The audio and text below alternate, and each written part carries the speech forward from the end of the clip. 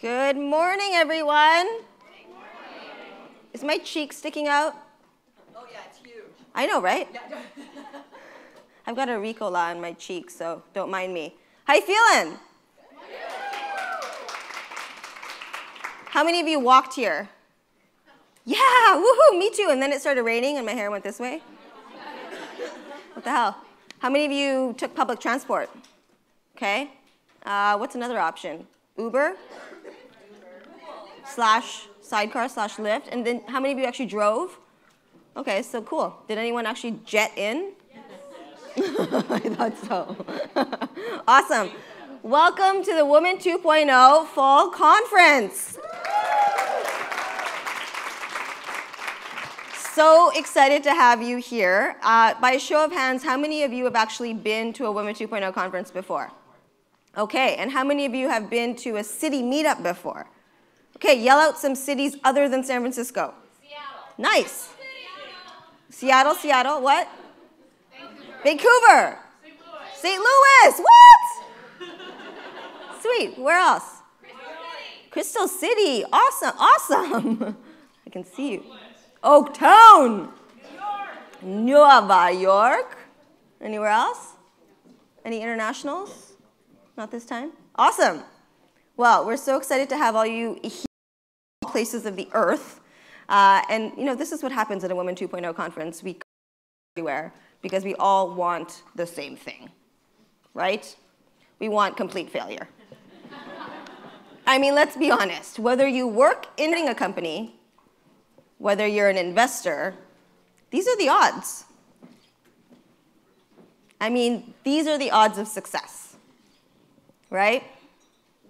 So the question is, would you do this? Do such a thing? Yeah, right? Because you're here. So that kind of makes you certifiably crazy, but in a good way, right? These people said yes, right? They had 2% or less of success. Would you agree? So when you look behind the people that said yes, and you think, wow, I want to be like them. Some of you may have seen this slide before, and you would know that it's not very exciting because behind that is this. Right? But that's okay. That's really okay because things are about to change. That even though it's a huge disconnect to think that the people that said yes don't look like us, it doesn't mean that it's not going to be us. So let's take it back. Let's roll back to 2006, shall we? Does anyone remember 2006? It was weird, right? Just so you know, Facebook was only open to college students. Twitter did not even exist, nor did the iPhone, for that matter, or the iPad, or the iAnything. It was a weird time. It was a dark hole, I think. I mean, I don't know how we got by, let's be honest. But it was an interesting time. And it was a time where I had just moved here from Canada and realized, wow, I'm here in a really interesting place where those people who said yes are just getting started. That feels very interesting to me. However, everyone doing these yeses don't look like me.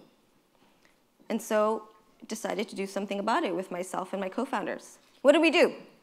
Again, there was no Facebook, there was no Twitter, there was no smartphones, but there was email, and there was the internet, which is a pretty good starting point.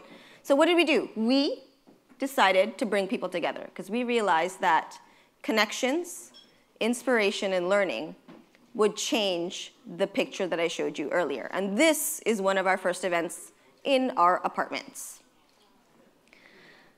I'm surprised we even had the brains to take a photo because that would have been like some sort of actual camera, not a DSLR, whatever those things are called.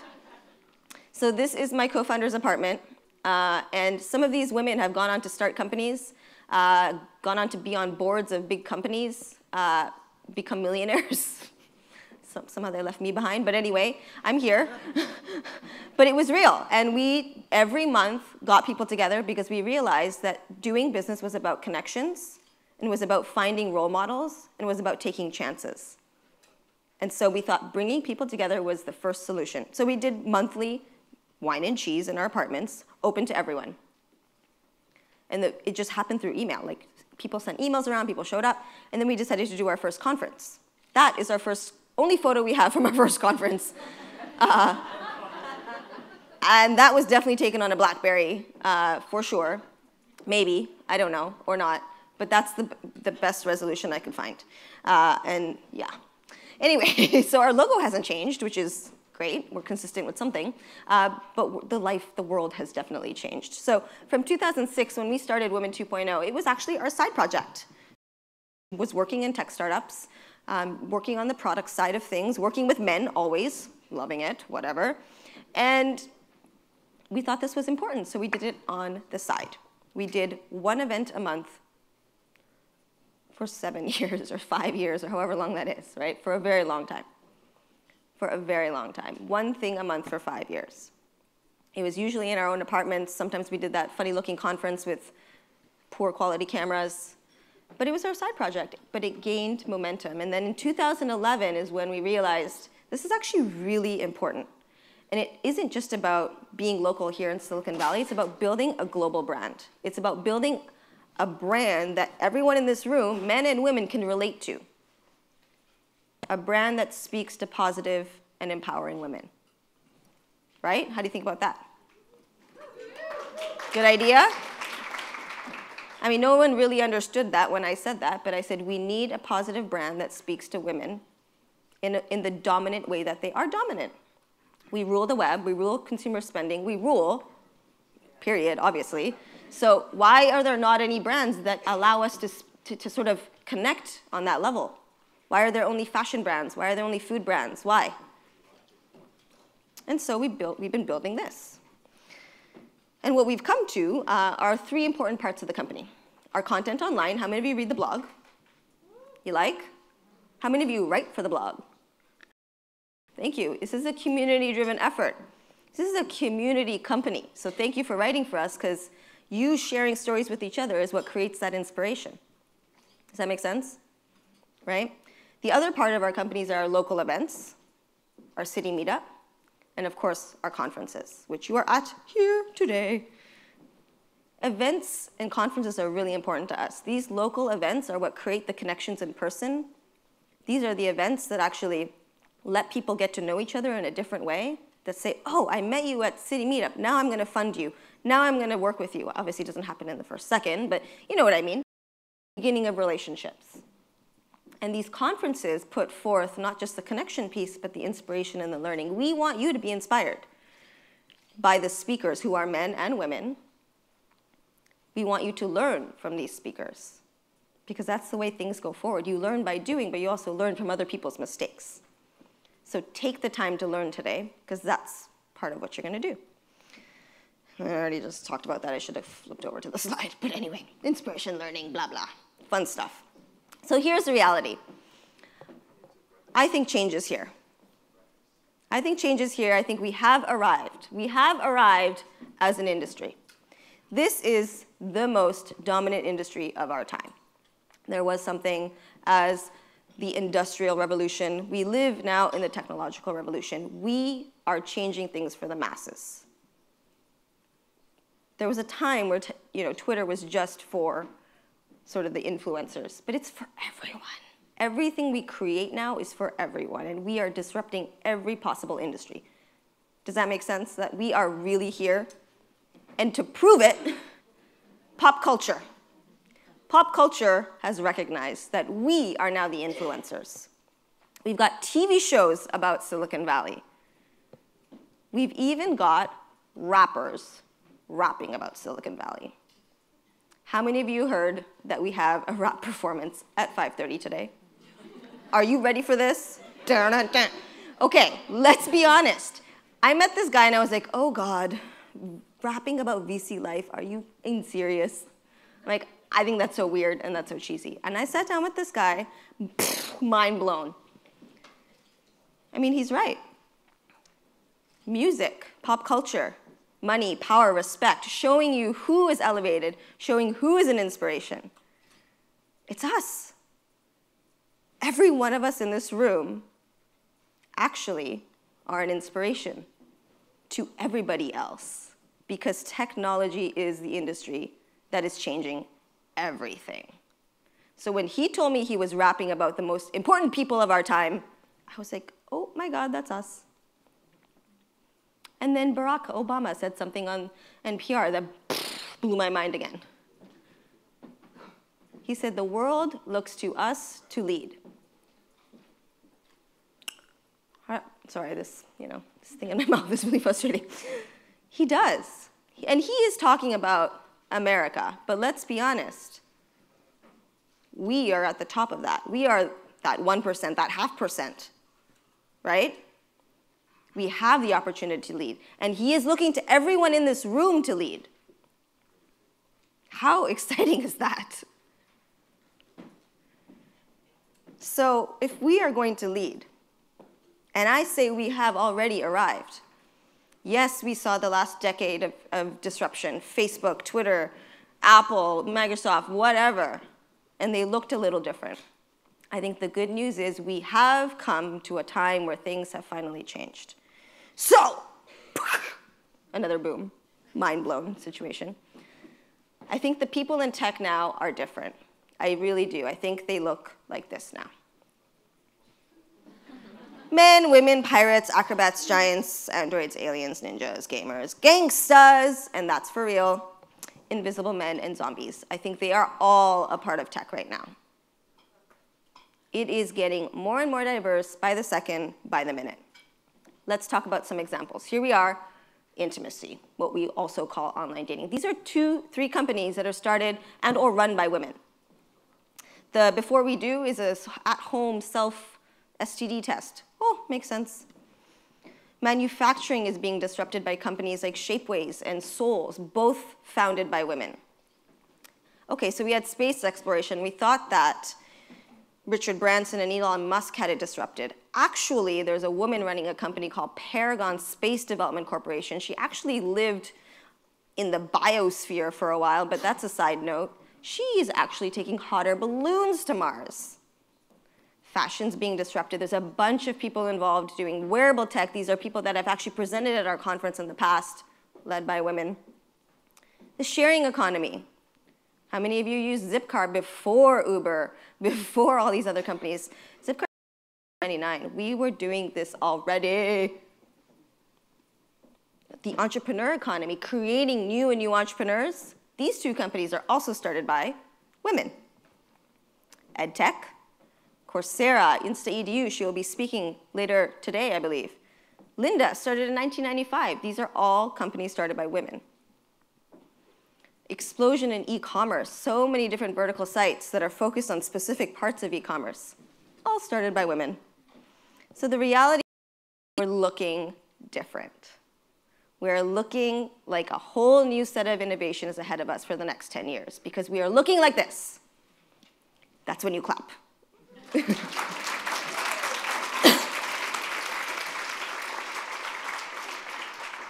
So would you agree? Have we arrived? Yes. That was pretty weak. Do you not think we've arrived? Or do you think we've arrived? Yes. That's what I want to hear, because the reality is we are in the Mecca of change. We live in it. This is the Mecca of innovation. This is the Mecca of disruption. This is the Mecca of the future here in this room or elsewhere inspired by here. Right? Those of you who've come from outside Silicon Valley, you're going to take this back. But this place is creating the change again, like it did in many of its ups and its downs, but it is here and it is different. And I think that the most important thing we realize that we are this revolution right now because we're not just disrupting for ourselves. We're not just disrupting for tech. We're disrupting for all sorts of industries for the masses. So I ask you now, what is next for Women 2.0? Because I don't know anymore. I thought I figured it all out. But we've arrived. So I want you to take out your phones, like right now, and tweet. Oh my God, this is killing me. Oh, thank you. So what is next for Women 2.0? Tell me. Use our handle, use our hashtag, because not just me, I think we all want to know. And we will retweet so we can learn. So while you're doing that, let's talk about some conference highlights, shall we? And I have 30 seconds apparently to do this, so yeah, right. First of all, we are saving trees, so we are not printing agendas. But if you point your browser to wtwo.co, not com, .co, you will see the agenda. Good? Say yes. Yes. Awesome. Keynotes and panels. We have one coming up right after this, and then one at the end of the day, again tomorrow, and then again at the end of the day. So exciting. We have a bunch of panels. Again, look at the agenda. After every session, I'm going to ask you to rate. So when you go to the agenda, there'll be some stars, and you can pick from 1 to 5. Does that sound good? Will you do that for me, please? Because I want to know, right? We put this work together for you, but we want to know if it actually excites you, inspires you, and you learn from it. Lunch signed up. Okay, are you excited? Good, right? This is like the of Women 2.0. So lunch mentorship is going to be sponsored by our wonderful friends at MasterCard. The exciting thing here is you get to meet people you don't always get to meet in a very intimate lunch setting. I'm flying through this, people. 1:15, we're going to be back for pitch. How many of you know what pitch is? Yeah, startups. So many of the startups that have come on to pitch have gone on to raise funding, more than $1 million. Some of them are on their 2 and 3 million raises. We've got companies that have gone to 500 startups. Y Combinator, we've had 2 companies acquired by Yahoo. I think we got a good streak going. And then 5:30, who's coming back to get down with me? We are going to throw it down with the rapper. He's actually on the plane right now, and he messaged me this morning in some sort of language I'm still trying to understand, but so exciting to have him here. And how many of you understand, like, he's not just here to rap about tech, he's also here to really share his story. And I think you'll get inspired by it, so I'm excited to share that with you. Then we'll walk over to Festa, which is, I don't know where we are, so like, I'll just pretend it's this way or that way, across the street for some cocktails. Does that sound good? Yeah. So let me tell you, who does all this? Obviously, it's not just me, right? Because I'm the talking head. We have a huge team behind us, and I want to point them out as much as I can. So Justin is upstairs, our COO. Jin is also, I think, upstairs, if I'm not mistaken. She runs all our city meetups. Betsy, where are you? Wave your hand, our editor. Woo! Jessica Stillman, our editor-at-large, is in Greece. Don't worry. Jessica Shim, put your hand up. Our digital audience engagement lead. Julie, manager. She's right there. Sherry, where are you at? Somewhere upstairs. And Aisha, not here. Anyway, we love our people. These people make this happen. We couldn't do it without them. So one huge thank you to the team.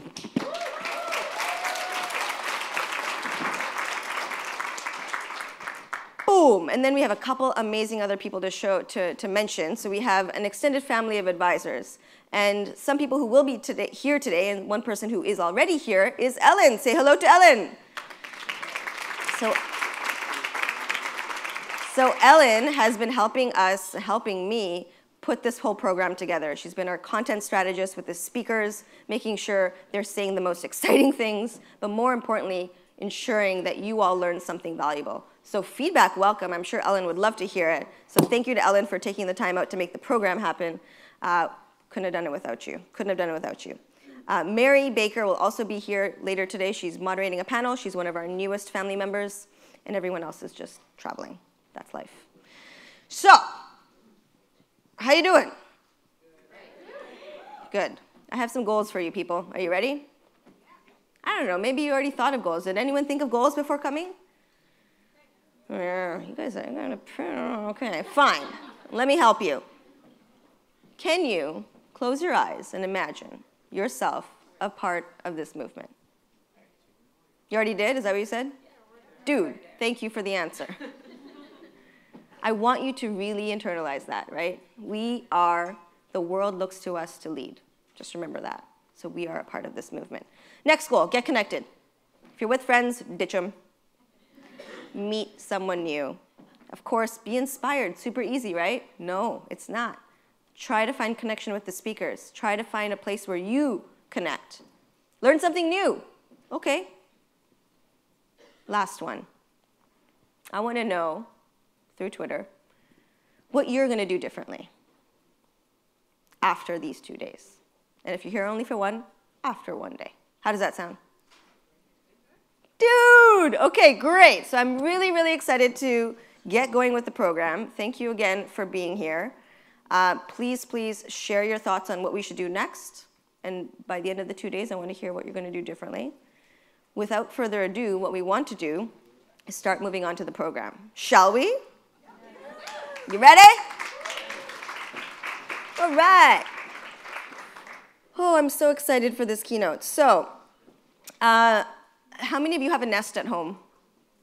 Okay, some of you, great. How many of you don't know what Nest is? Good, because I would ask you to leave the room.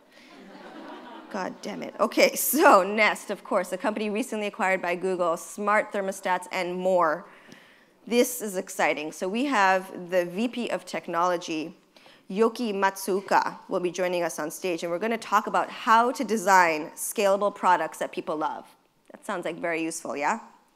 So the question is, here in this talk, how do you take all that you've learned and all that you want to see in the future to create winning products that harness the talents that you already have, the experiences that you've already made?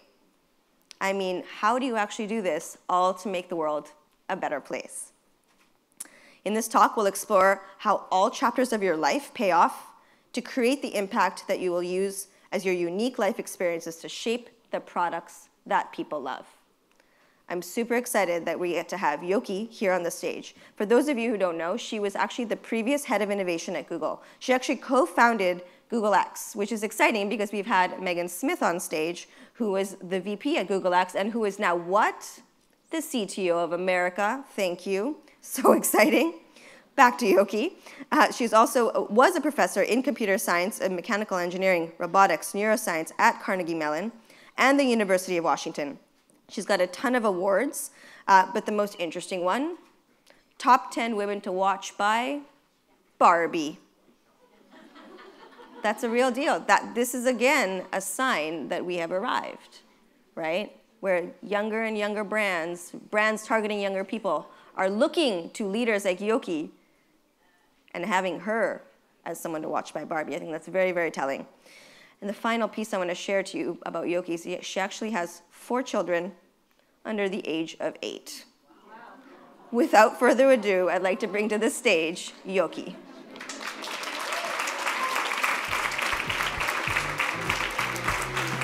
Oh, you're amazing.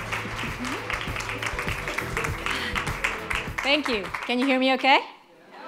Great. Wow. What a beautiful audience. This is amazing. Well, thanks for letting me be here. I'm incredibly honored to be here. And I'll kind of tell you about product as well as a little bit about sort of how chaotic my life is a little bit. So starting from there, so I saw little hands with ownership of Nest and little hands with people who don't own Nest. Hopefully you'll learn everything about it. And then while you're tweeting, you're also buying some Nest products on the side afterwards. So today, I really want to talk about the technology for everyday life, and specifically want to talk about products that people just can't help because they love it, to buy because it's beautiful, intuitive to use, and enriches your life. So that's really what this is about. But in order to actually explain why it's so good, I have to sort of tell you a little bit about me. Sort of everything is so intertwined. So being a woman and in technology and in having 4 kids, life is a total mess. If I come across like kind of good today, it's just putting the show. I'm a giant mess. But I sort of tried to make sense of it by putting my life in sort of a book form. And this is how I even think about my life in general anyway. So I think of my life as a book, and it has multiple chapters. Many of the chapters are sequential, and many of the chapters like sort of intertwine with each other. So the first chapter, let's just get started. The first chapter, I started off, actually, first chapter is written by parents, and then your first chapter is written by your parents too. And, I was born in Japan. My dad worked for a giant company, but in heart was an entrepreneur. My mom did the girls thing where she went to college to look for a mate, and then she got married out of college and never worked. And she, of course, resented that all her life. So, those things are kind of somewhere in me because it's my chapter 1. But as my chapter 1 was being written, I wanted to write my own chapter 2. and I tried to figure out what my real first chapter that I'm going to start writing with my parents was all about. And it was this, ta-da, best tennis player in the world. This is what I decided wanted to be, and I wanted my book chapter to be best tennis player in the world. So that's what I started writing, and that's what brought me to the US. I came to the US, I moved to Florida to become a professional tennis player. I was doing really well, my ranking was high, I was beating up all the tennis players older than me, and I went to state championships, and I went to Wimbledon Junior, all those things, so I did lots of tennis. But by the time I got to college, I was wrapped around in mummy-style things, like if you see this, it's not my socks, it's actually bandages and things that's supporting muscles because my muscles weren't working, so I had to get external things to support me as I was playing tennis. Every time I had injury, my ranking would go down, so it was like a sawtooth. And actually, it's not like it's going up, it's kind of like up, down, up, down, up, down. And eventually, I said, maybe I'm not going to be the best player in the world. Maybe I'm just not going to make it. What does that mean in my life? Because here actually I'm doing homework as I'm getting treated next to the tennis court.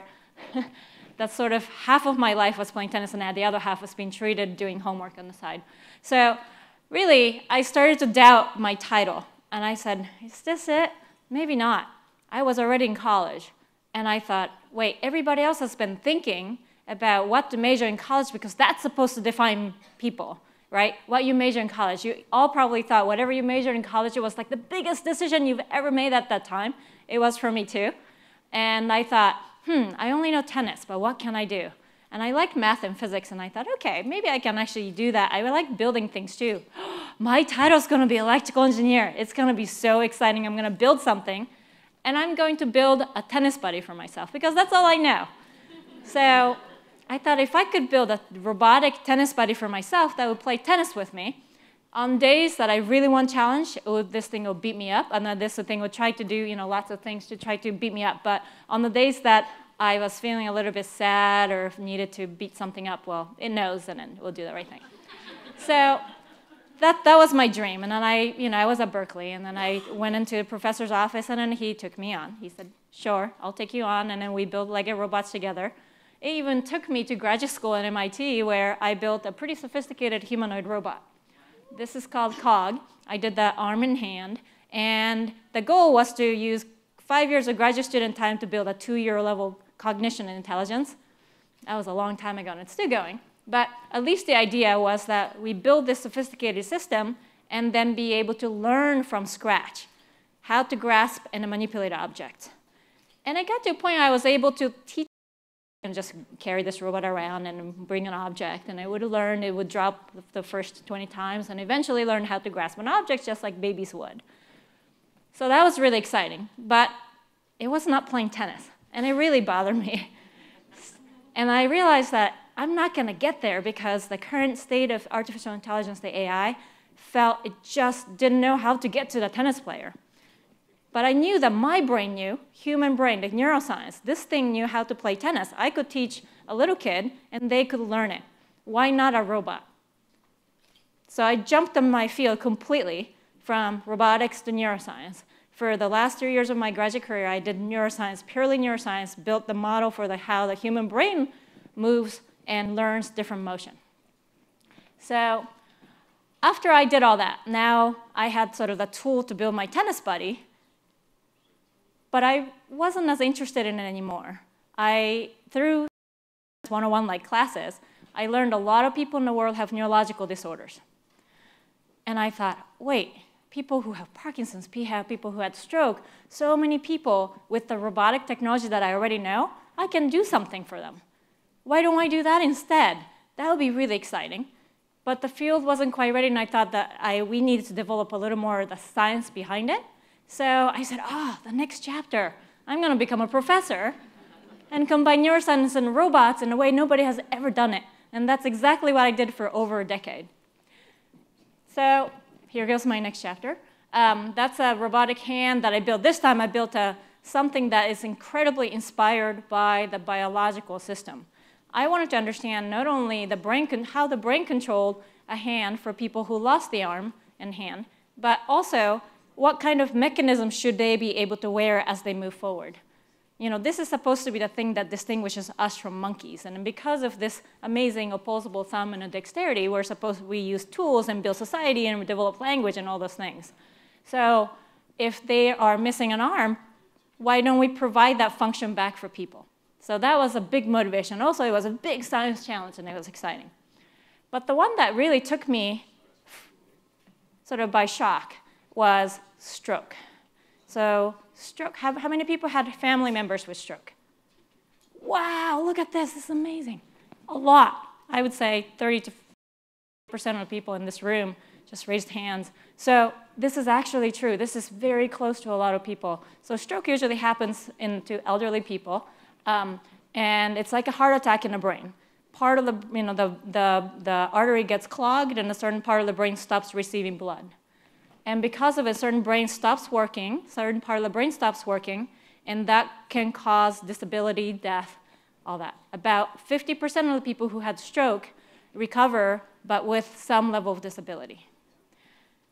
By studying this, we actually learned that those people who recover could have recovered a lot more, but the rehabilitation program was difficult to work with, whether it was because of the insurance, because of the distance to the hospital, because just people are too busy to accommodate them, or maybe the program itself wasn't really taking them far enough.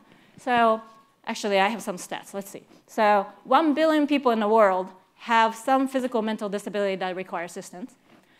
50 million people in the US alone has mobility-related disability that requires $500 billion in the US to take care of them per year.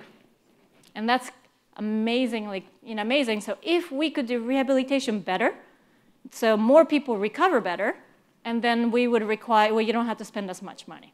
So I developed this robot. So the guy on the right is the guy who had a stroke, and he can actually hold on to the robot. And the moment the robot and the human make a contact, the robot can start to actually decode some brain information, just a touch. So is this person making an effort today? Is this person tired? Is this person recovering? Is this person achieving their full potential? Which muscles are being engaged right now? How well did they do against yesterday? So all those things that human therapists can do a lot of, but robots are even better at. Can we actually mass produce this and then trying to understand exactly what the human potential and then let them achieve that? So this was an exciting chapter for me, to really try to get to the point where we can understand what that full potential is and then get people to get there. But you know what? It was bigger than me. It required neuroscience and robotics and engineering and biology. And it was so big that I started a center with over 100 faculty called the Center for Sensory Motor Neuroengineering to build all these efforts together, bring people together so that we can get more funding and then more effort, and even spin off some companies to do this. Was sort of on the other side of this effort. The whole reason I got into this field was because I was so excited about helping people. But all of this was in the research world. I wasn't really helping mass audience. YokiWorks was a nonprofit I started on the side, which really stemmed off from emails that I was getting just by being a professor and being visible in this field, that people say, hey, my son just got in a car accident, and would like you to build something for my son. My daughter has had cerebral palsy. She had a stroke at age 17 months old, and she has been paralyzed since. Is there anything we can do? So we would, one-off cases, go over with a group of volunteers, primarily women, and then trying to find out what we could actually do. And every case, as we found that, yes, this is something that we can take on, we would try to come up with a technological solution. This is still ongoing. I love more volunteers, so let me know if you're interested. One example, let's see if I have time. Why not? So one example is called Project Maria. Maria was a 7-year-old girl who had cerebral palsy, like a stroke, and then part of the body was paralyzed. She had difficulty communicating. She couldn't talk. She could make motion, but motions are very gross. And gross is like yuck. It's just sort of a large motion only. Sorry, that was a technical term. So what she had was sitting on a wheelchair, unable to talk, And then whenever she wanted to say something, there were 4 corners on the table that said bathroom, hungry, in pain. And then she would really try her hardest to reach to that corner and point. But she had only 4 things that she could say. So I met with her, and then she was actually sitting, and as parents are describing about her, and then she got bored as the typical 7-year-old, and she was clearly intelligent. I could just even see from just sitting with her. And as she started sitting in the back and then borrowed her dad's phone, she was somebody who could only point to 4 corners. She was flipping pictures like this on the iPhone. And I was like, wait a second. We were talking about building something else, but let's utilize this ability. So we built this like a flipping button thing for her wheelchair, which, again, initially just 1 corner bump was going to the bathroom, 1 was pain, but we could actually start to build a vocabulary. Bump, bump was letter A, bump, bump, bump was letter B, and so forth, and suddenly we could actually get her to communicate, suddenly can open up so much more, and that was so exciting. So this is the kind of thing that we were trying to do. Sorry for the diversion. So that got excited so much that I said, I can actually do this as a company. And instead of one-off thing, why don't I do the stroke rehabilitation I told you about, but bring it to home? So I found the huge obstacles of people why they don't get rehabilitated is because they're older, they have to bother their kids who have a job to take them to the hospital, and then they say, not today, and it's all over for them. They have finite amount of time insurance covers, and they don't get to work. So why don't we bring it to home? We started building a robot that can stay at home, that's connected by internet, you can communicate with the therapist offline, and so forth. But it kind of didn't go very well. Partly because I didn't know how to build a company at that point yet. And also I was doing it on the side being a professor, but also the home, sort of the adoption for things like this wasn't quite there yet. So, okay, maybe not.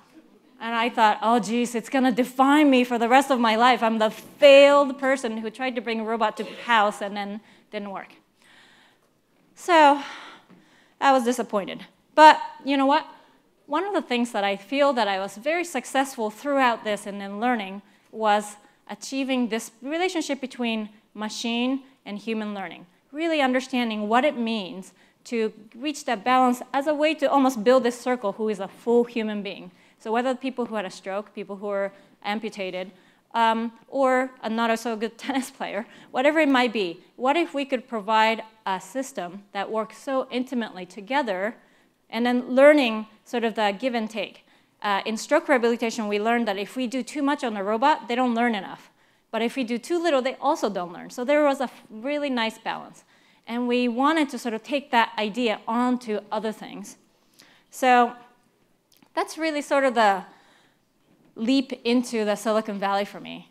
I moved here because of Google X, but soon enough, I ran into an old student of mine named Matt Rogers, who's founder of Nest. And we started talking about thermostat, and the rest is history in this current chapter.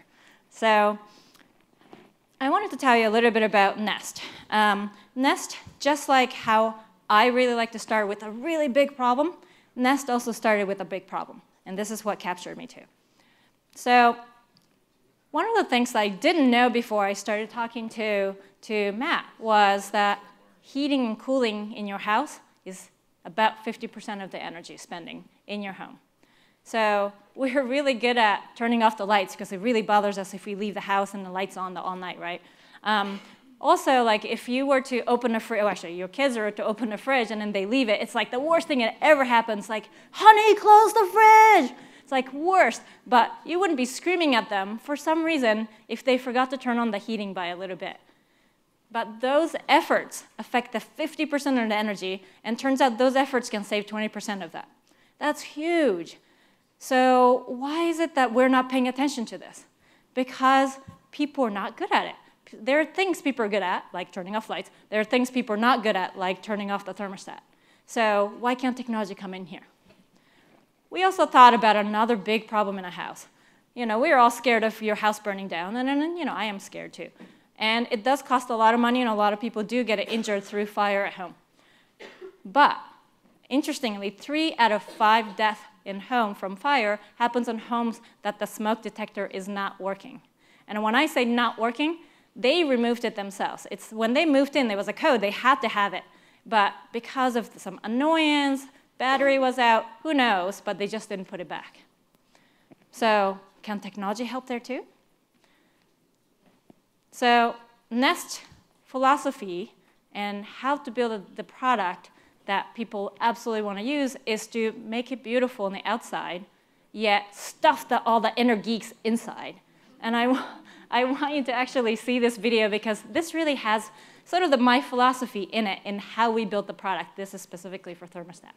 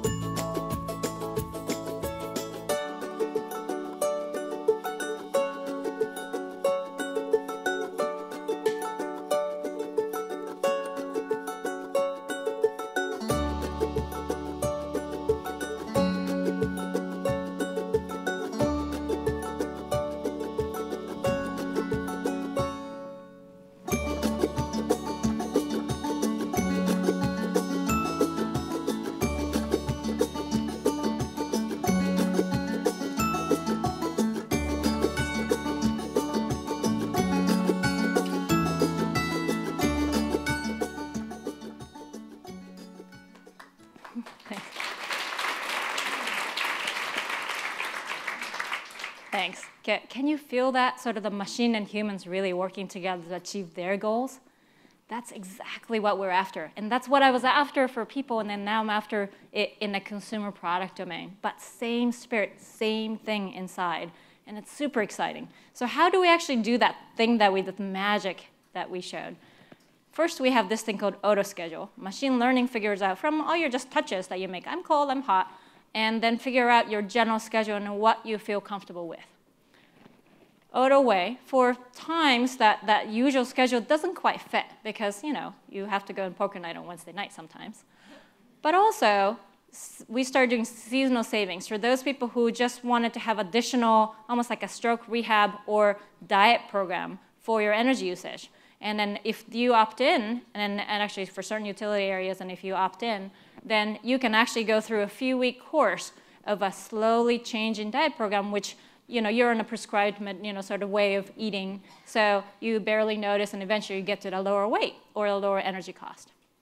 All of this together turns out, this is an energy report that we sent to everybody, and then we just sent this one in July, says that we saved 2.5 billion kilowatt hours together since October 21st, October 2011.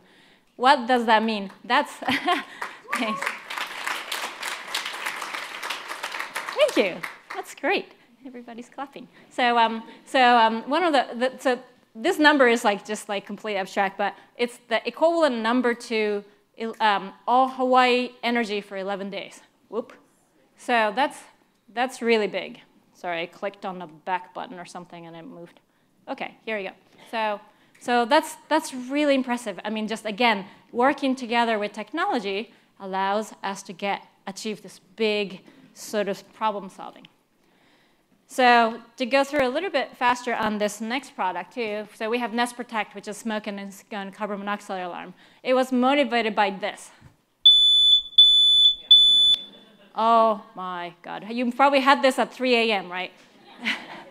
We actually found out because of the battery level fluctuation, it happens in the middle of the night at the cold point. Isn't that funny? Anyway, but it's really, really frustrating because you don't know where it's coming from. You wake up in the middle of the night with the pajamas, and then you sit here and say, okay, which one is it? And then as it beeps, you're like, okay, this way, right? You've all been there. So once you find it, what you do is you remove it because it's irritating. You remove the batteries, and you say, I'm going to do something about it, but you never do anything about it, right? That's really dangerous. Also, when it's actually going off, or it suddenly goes off, you weren't expecting, you were just happily cooking with your friends, and it's really annoying. It didn't tell you that it would suddenly kill your ears.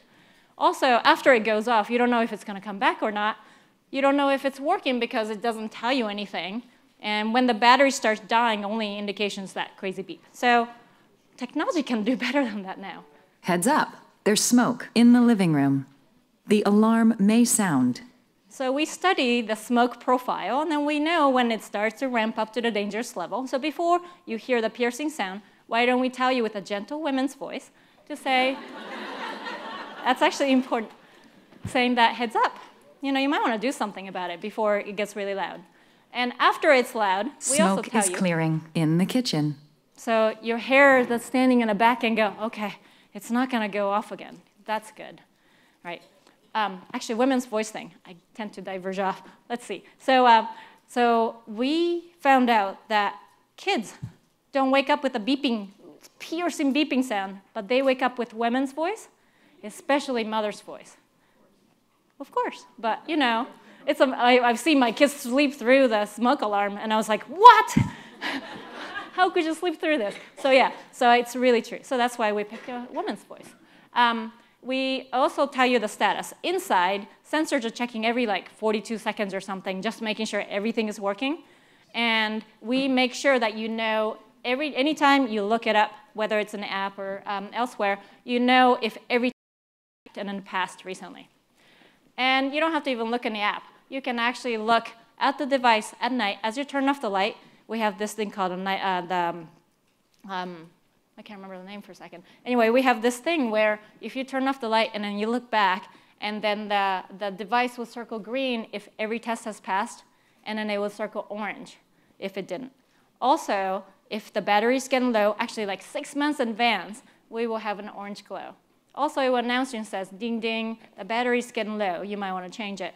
And then you are going to get that announcement gently, women's voice, until the last beep happens. So again, removing the annoyance.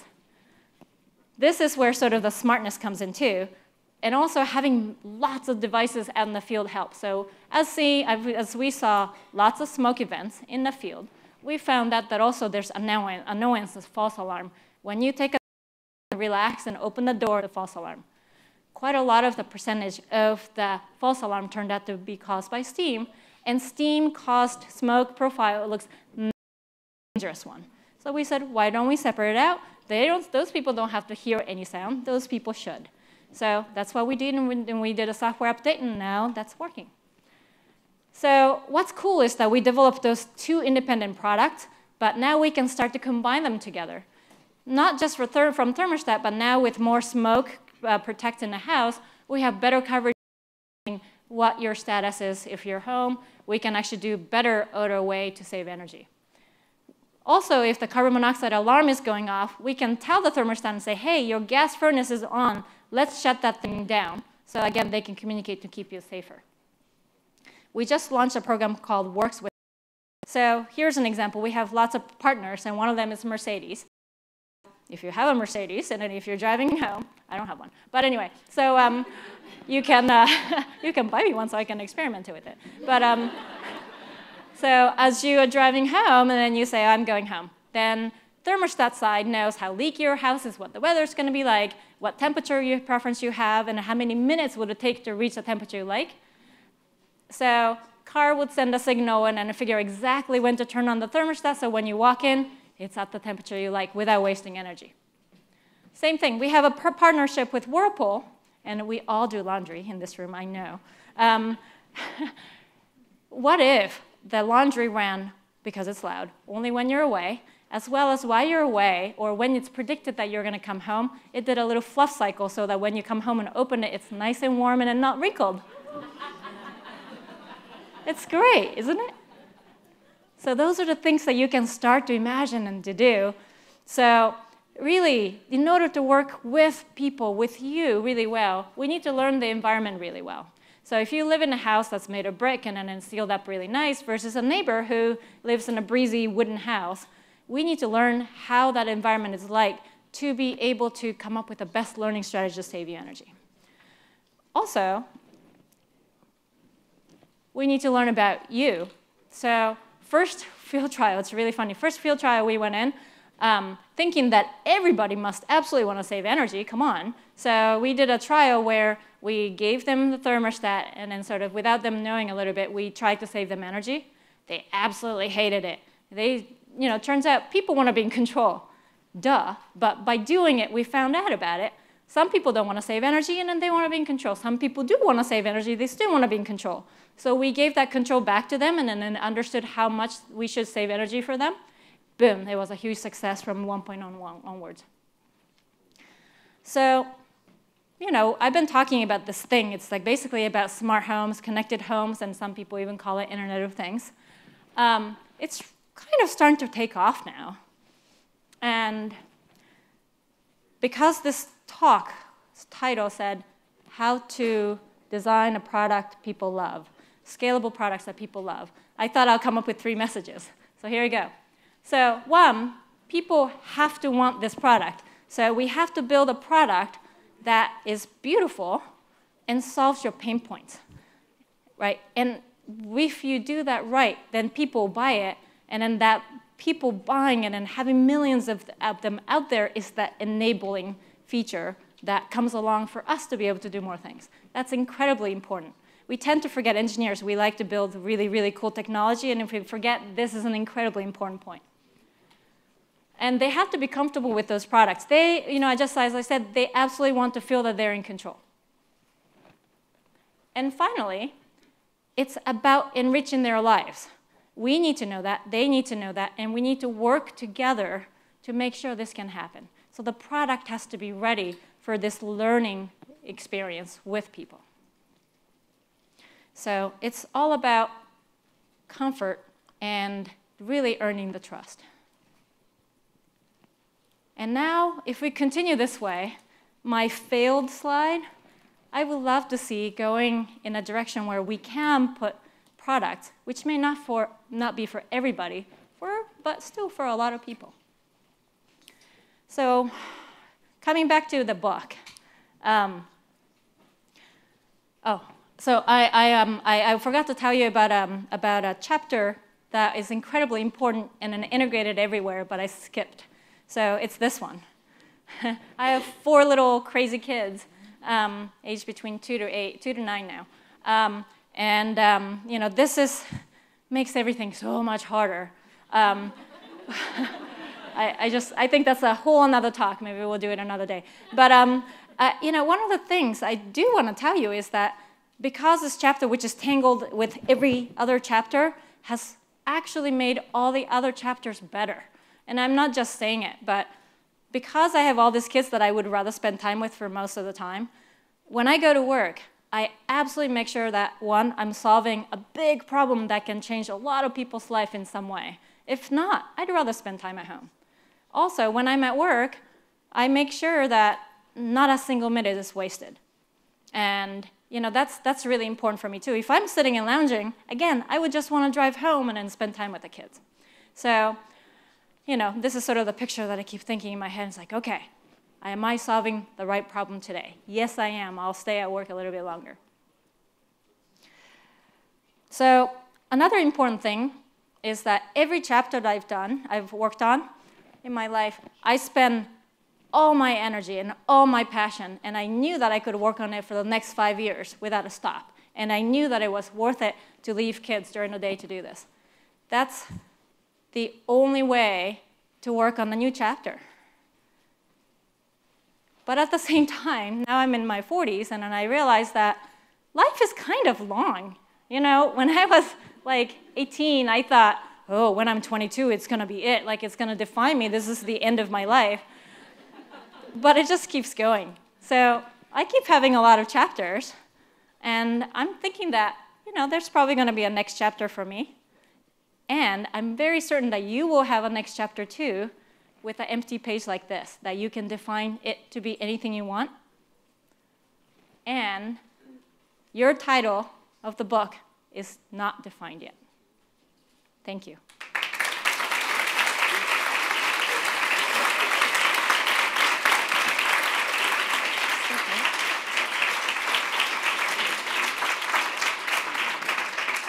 All right, we'll take a few questions from the audience. Da-da-da, right there in the back.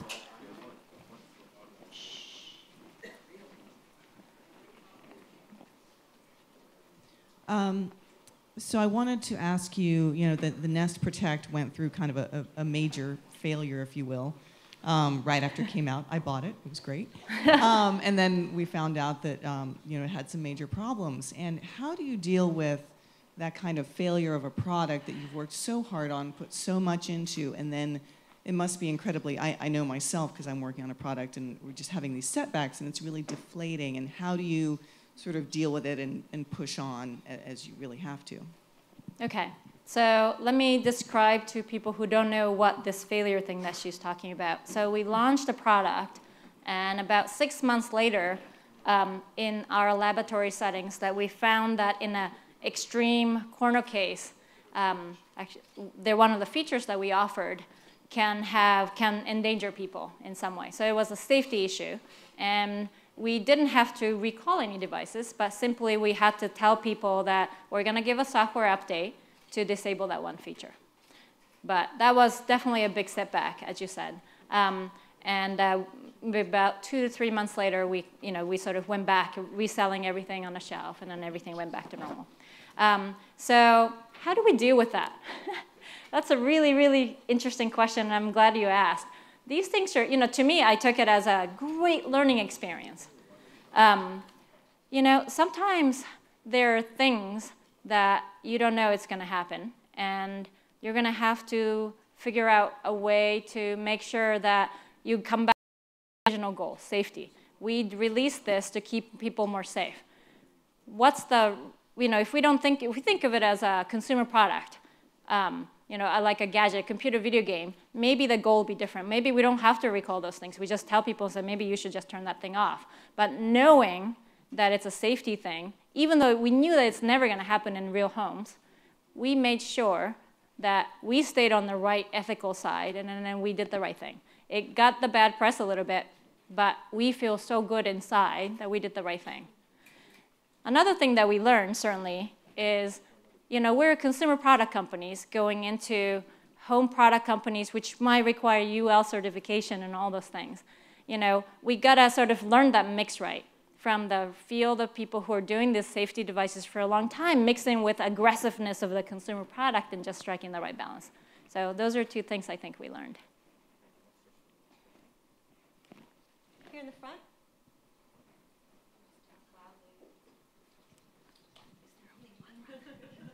Hi, so thank you for that. It was super exciting. I guess my question revolves around the number of different chapters you've had in your book and how you felt or gave yourself the freedom to jump from one thing to something so drastically different. I think I've met a lot of people who think they need to incrementally go from thing to thing, and you've sort of just jumped full in to the deep end. And how did you get the confidence to do that? And what advice would you give to other people who are maybe less willing to do that? I think I'm scared as hell too. In many ways, while it's a big jump, so I maybe made it sound like, in many ways, there's a core that remained very strong and then the same for me. But also, I think one of the things I have to say is that image, the reason why I gave this talk with the book and everything is because I absolutely truly believe that it's okay to change to something different. It's never too late, to pick up something new. And we are all afraid. We're all afraid to especially do it while we have kids and then life is busy. But so far, every time I felt has made a big difference was when I took that leap and I made a change and then found a new passion, new way to change life in different ways. So I've sort of highlighted those. There are a lot of attempts as well of more incremental or badly done chapters, which I didn't talk about as much. Next time you're going to talk about all the bad chapters. Oh yeah, and all the things that happen with kids. Yeah. I like the sound of that. Do we have any more questions? We have right in the back. Hi, I have a follow-up question, actually to the last question. So when talking about chapters in your life, how do you know when one chapter should end and another should begin? With all the crazy things going on and maybe you have a lot of negative feedback coming back to you from whatever you have going on in that chapter of your life, that doesn't necessarily mean that it's time to quit, But how do you know when one chapter is ending and one chapter is starting? Yeah, and actually, thanks for asking that question. It's very nice. When the chapter switches, it's not necessarily the low point, and sometimes it's the highest point. So my general philosophy is that I really ask myself, and it says, am I, if I have, we all have one life to live, and we want to make this contribution in a way that I'm the only person that I feel that I can make this contribution because of the way I'm standing here and whatever it might be. So if I felt that my effect, even though perceptually maybe I'm going very strong, if my effect is not in the way that I want to spend my life doing, in the way that makes sense to be leaving my kids every day, then it's something to start questioning about. Also, passion, right? So again, maybe it's all related, but I have to feel like if I look 2 years from now and it says, am I still going to be really passionate about this thing? And sometimes you're working on it because it sort of pays the money and it's just kind of comfortable and it fits with my schedule, with the kids and all those things. Then if I find myself comfortable in that, then I try to pull myself out and says, no, wait, let's reset. Life is long but short too, and then I gotta do something really cool, and then what's the next thing? And I'll start searching for that too. In the back, the last question, right there with the beige on. Runner. 1 sec, we'll wait for the mic. It's called a workout for the runners.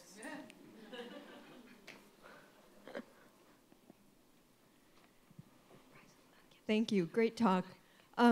I was wondering if you have any feeling about privacy concerns about consumer products when you started Nest versus now, if there's been any change in consumers' feeling about privacy issues on data collection and what you may be doing to address those issues with consumers?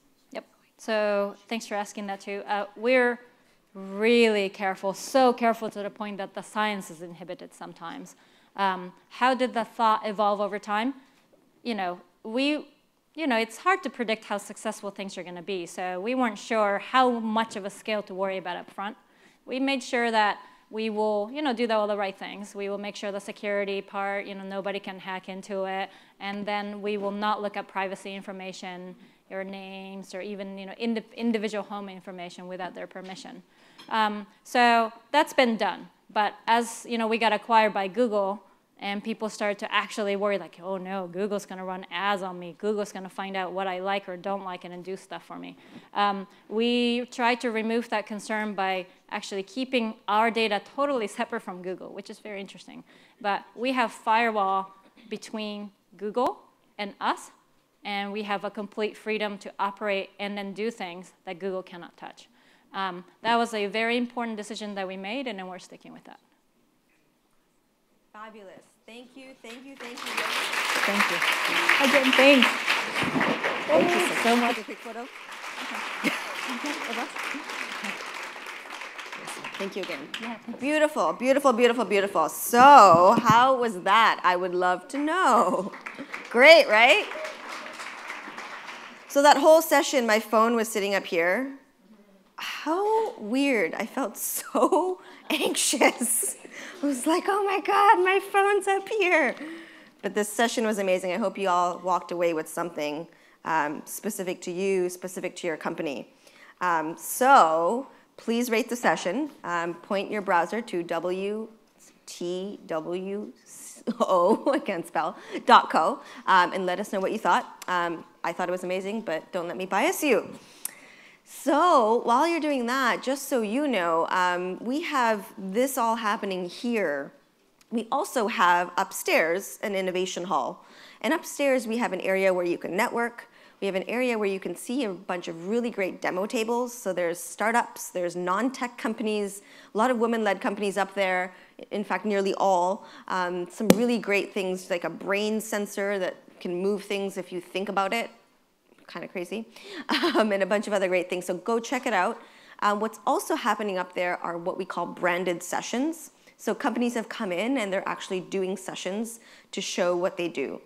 And right now, there's actually a really great session that's going to start at 11 o'clock by the executive director of a company or a nonprofit called Good World Solutions. And I'm actually on the board of Good World Solutions. It's a nonprofit that is all about building technologies that are used on the ground floor of different manufacturing facilities in places like India and China. And if you think of those facilities, a good majority of the workers there are actually women. And they work in very difficult sort of work environments, as you can imagine. And the point of Good World Solutions is to act as a sort of check with the companies. So, you know, it's the manufacturers of Apple products using them to really hear from the ground floor, how are the workers feeling? Are they feeling safe? You know, are they feeling they're getting enough breaks? A really different world, obviously, but a really interesting problem to solve with technology. And so we have the executive director doing a session, and it's actually called How to Leverage Technology for Social Impact. And I know a lot of us are very interested in social impact, so if you're interested, that session starts at 11, and the Innovation Hall will open at 11 as well. So take your time to go up there at some point. But yeah, so how many people had friends that wanted to come but didn't come? Did you tell them they were losers? Right? Well, okay, what you can do is tell them we're actually doing a live stream. So if you go to the conference website, sf.women2.com, we're doing a live stream, which you might find yourself on. So pay attention. So that's another thing. So other than that, we also will be doing a couple other branded sessions throughout the day. So if you go to the website again and look at the schedule, and you click on Innovation Hall, and you think there's another session you want to be at, check it out. Head upstairs. We have companies like Salesforce doing a session, HP is doing a session, and a couple more. So check it out. All right, are you ready for the next session, people? Yes. Holla. Okay, so this theme of this conference is really how to. We wanted it to be as practical as possible. We wanted you to walk away with things that you could do in your day-to-day life. And so we brought people on to bring these types of stories. Yoki was a great example of that. What we're going to do is bring on 2 more people to the stage to talk really about how to think differently, how to challenge assumptions, and how to see new ideas. I think sometimes when you want to maybe join a company or start a company, you kind of wonder, are we thinking differently enough, right? Are there too many people doing this idea already? And I think that's sort of what's exciting about the people that are coming on this panel is one of them represents the travel space, and the other one sort of represents, I would say, fashion in many ways, but I'll let her explain it when she comes on stage. But 2 probably what seem to be crowded areas, but these women are kind of killing it. And you have to sort of think differently to kill it, in my opinion. And so we'll talk about how to look at markets and find new opportunities, explore the roles of actual passion, preparedness, and creativity, and courage, and learn from these 2 women in a way that takes their idea not just from good enough, but to actually a whole new level of impact. So I'm very excited to bring to the stage, first of all, Rezwana Bashir. She's the co-founder and CEO of a company called Peak. She's a travel junkie, having navigated over 40 countries. How many of you have traveled to more than 40 countries? I want to see. Rezwana, you have people in the crowd that are challenging you. I'm impressed. So other than that, she's previously worked at companies like Gilt Group. I don't think I'm wearing any Gilt clothes today. Artsy, the Blackstone Group, and Goldman Sachs. So she's come definitely from a background of finance. She did get her MBA at Harvard, and she was a Fulbright scholar and has a BA in economics from Oxford University, which you will notice because she has a lovely accent. And so with that, I'd like to bring Rezwana to the stage. Yay!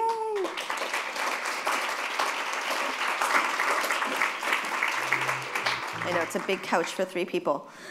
Welcome, Rezwana. Next, we have Tracy Sun. She's the co-founder and VP of merchandising at a company called Poshmark. How many of you have used Poshmark? Okay, we've got a few in the audience. Awesome. So Tracy, it's just so you know, Poshmark is a mobile marketplace for fashion and dramatically simplifies how fashion is bought and sold today. Basically, you sell and buy from people's closets, like really. And for those of you who have been to my apartment, understand that my closet needs some selling. There's a lot going on in my closet. In her current role, she's responsible for driving engagement and monetization, very important for the company. Prior to that, she had her own social commerce startup called Established Today. And she was also the VP of merchandising at Brooklyn Industries, which is a lifestyle apparel in New York City. She's got a BA from Barnard College, Columbia University, and an MBA from the Tuck School of Business. Yeah, I was going to say Tuck School of Dartmouth, but that makes no sense. Tuck School of Business at Dartmouth. With that, please bring Tracy to the stage.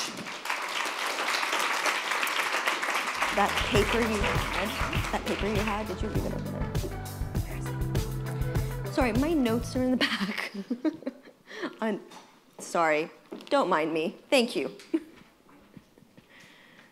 Excellent. All right, interlude. Yes, so you guys, y'all can sit there. I'm going to sit right here.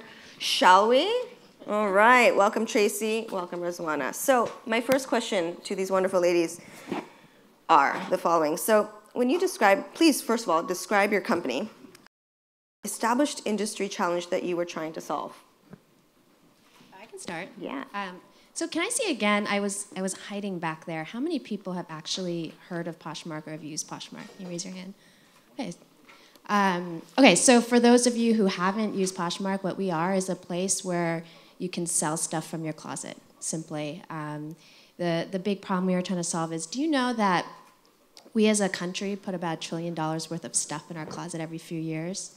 Like, I don't even know how many zeros are in trillion. That's a lot of zeros, right? And that's just every few years. And that stuff just adds up and adds up and adds up. So in the startup world, we have a phrase that we call your exit strategy. What's the exit strategy for your startup? What are you going to do at the end of it? How are you going to get out of it? And what I like to say is Poshmark is the exit strategy for your closet. Nice. Right? Well done. Awesome. Okay, Rizwana, tell us.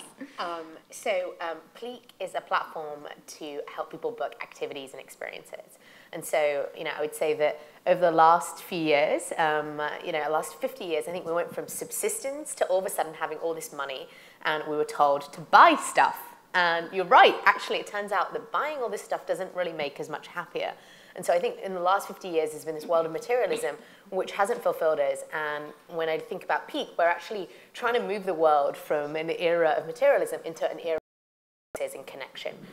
That's what fulfills us. Experiences make us 50% happier than products. And so really what we're doing is enabling that to happen so that as a consumer, you can go out and find really fun things to do that might be under your nose in your own neighborhood, all the way through to you going skydiving for the first time, or going on an incredible kind of sailing experience, or doing anything that you might want to do abroad. And so, we essentially make that easy to do, and then we also work with small businesses like a kayak tour operator or a wine company that might be doing tours, and we give them software to help them run their business. So rather like OpenTable, we give them all the tools that they need.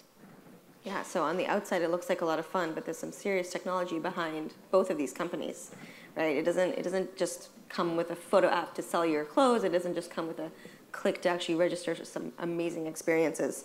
So tell me about the starting of this company for each of you, and we can start with Rizwana. Sort of, tell the story. How did it get started?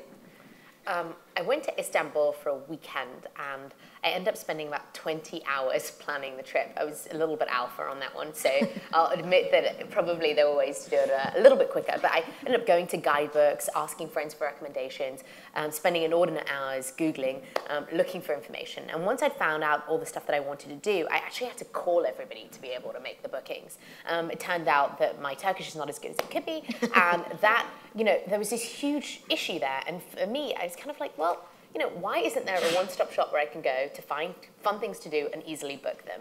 And there really wasn't anything out there. And so that's kind of what helped me decide to start Peak. And once I started getting into it, I realized that a lot of the problems actually lay with the fact that these are small businesses that often are on the go, so they hadn't adopted any technology. And so part of what made it hard was that 80% of consumers are looking for activities online or on their phone, but hardly any of these are online. And so a lot of it was around us building infrastructure to bring the whole industry online. Wow, so were you working at a company at the time and you decided to quit your job, or what's the story? Yeah, so actually I was working at the time at Blackstone, and I was working in private equity. And I was about to go to business school. And so I wanted to work in startups. And, I think one of the things that often you'll hear from a lot of people is that I wanted to get some experience first. Right. So I had this idea in the back of my head, and then I ended up working at a couple of startups. So I worked at Guilt Group and Artsy. And, in the end, you realize that you'll never have enough experience. And probably there is a point at which it kind of can be limiting, because you know exactly what kind of crazy, stupid stuff you're about to do when you're founding a company. Right. And so I ended up then, after that, starting to work on the idea for Peak. Awesome.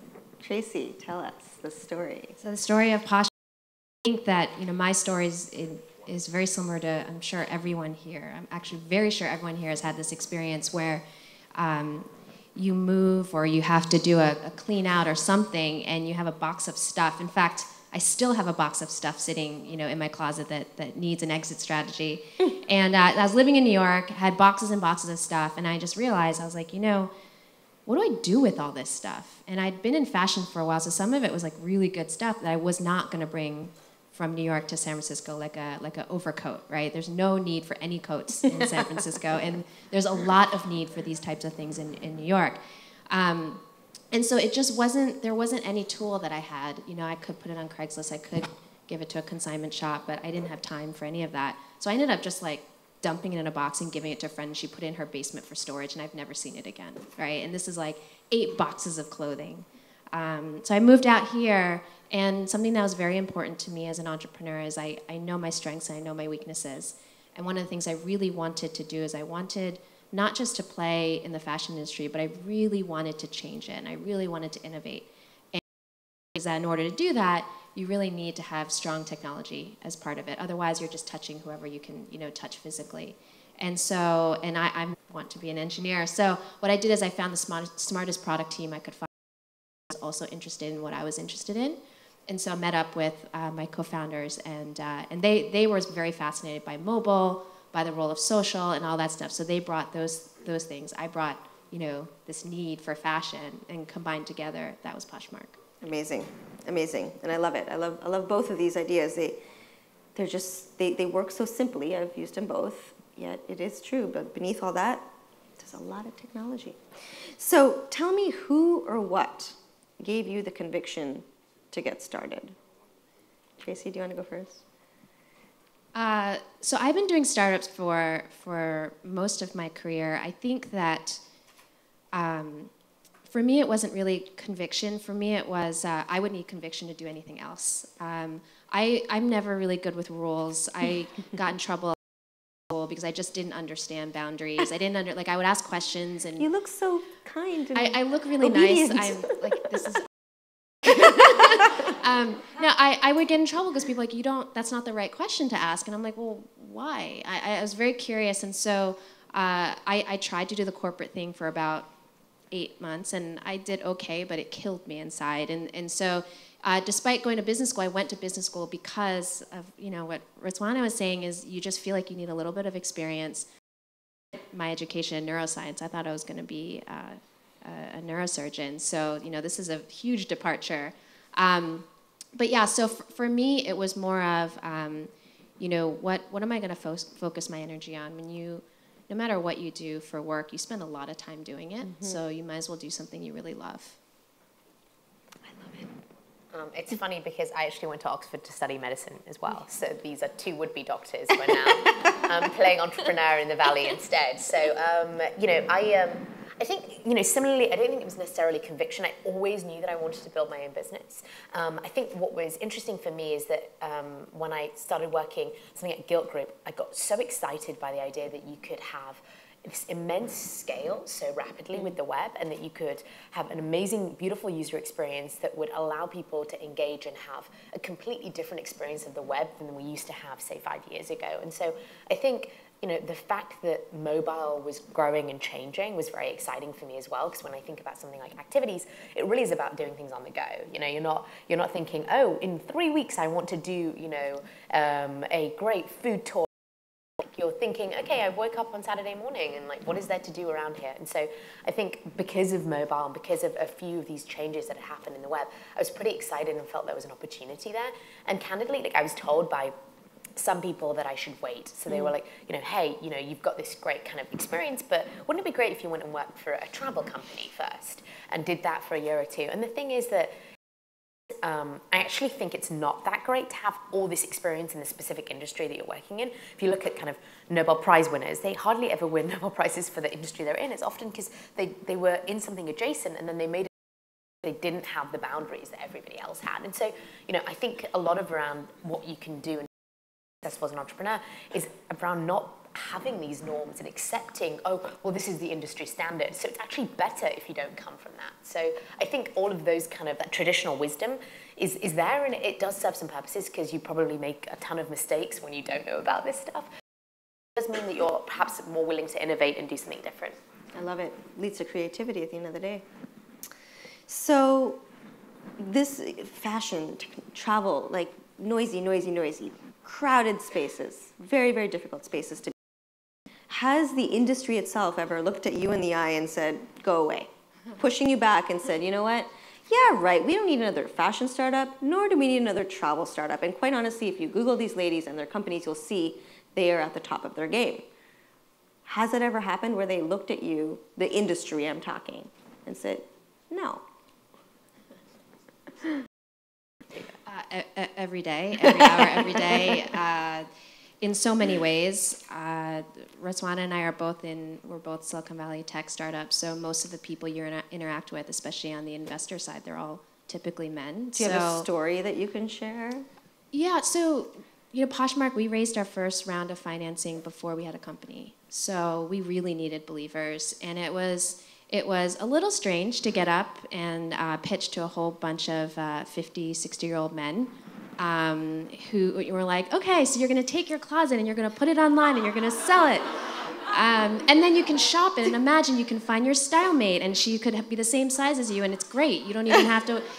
So that doesn't really work. But I think that, that's okay, right? You're going to have people who say no all the time, and you just have to find the belief. And just by nature of the fact that you're doing something new, most of the world is going to say no, right? People don't like change. And we at Poshmark, we're very fortunate to find a lot of early believers in the Silicon Valley community. So our investors they backed us from the beginning, even though they don't wear women's clothing. They backed us. The whole community's been very supportive. But, I get this question a lot as an entrepreneur, and I find I've done it before. Really, the people that hold you back the most in your day-to-day is probably just yourself. So you're the one who has to get up every day and say, okay, this feels impossible. I've got all these people saying no. Am I going to believe them, or am I going to get up and do what I have to do? And you're right. The more knowledge you have sometimes, the more scared you can get. The more you're afraid to make mistakes, things like that. So you're the one who has to get up and be like, I'm going to do this today. Yeah, I agree. I think, we operate in a $100 billion global industry, but it's incredibly fragmented. So one of the things is, hey, you're never going to reach all these small businesses. They're not going to want to use this technology. The fact is that it's too hard. And I think that whether it's too hard or this is too challenging because of other reasons, I think that is something that you hear a lot. And I think that's normal. If it was really easy to start a new business and make it, succeed and make it really large, then everybody would be doing it. And I think there is some risk associated with that. I think that for me, what makes it a lot easier is that, often when you have a vision of a company, you can, if you find great people to work with you, in your case, some of your early investors, for us, our investors and our team. And each day I get to go to work with a group of the most impressive people I've ever met in my entire life. And I'm still kind of surprised that here they are working with me on this idea. And that I think is also very powerful. So even if you might have some kind of concerns or worries, as all of us do. There's a huge roller coaster associated with this. There are days when you're on top of the world, and there are days where you're like, it's all over. There's one big thing that happened, and it's not going to work. And I think that having great people around you who are pushing you to innovate and be better as well is really powerful.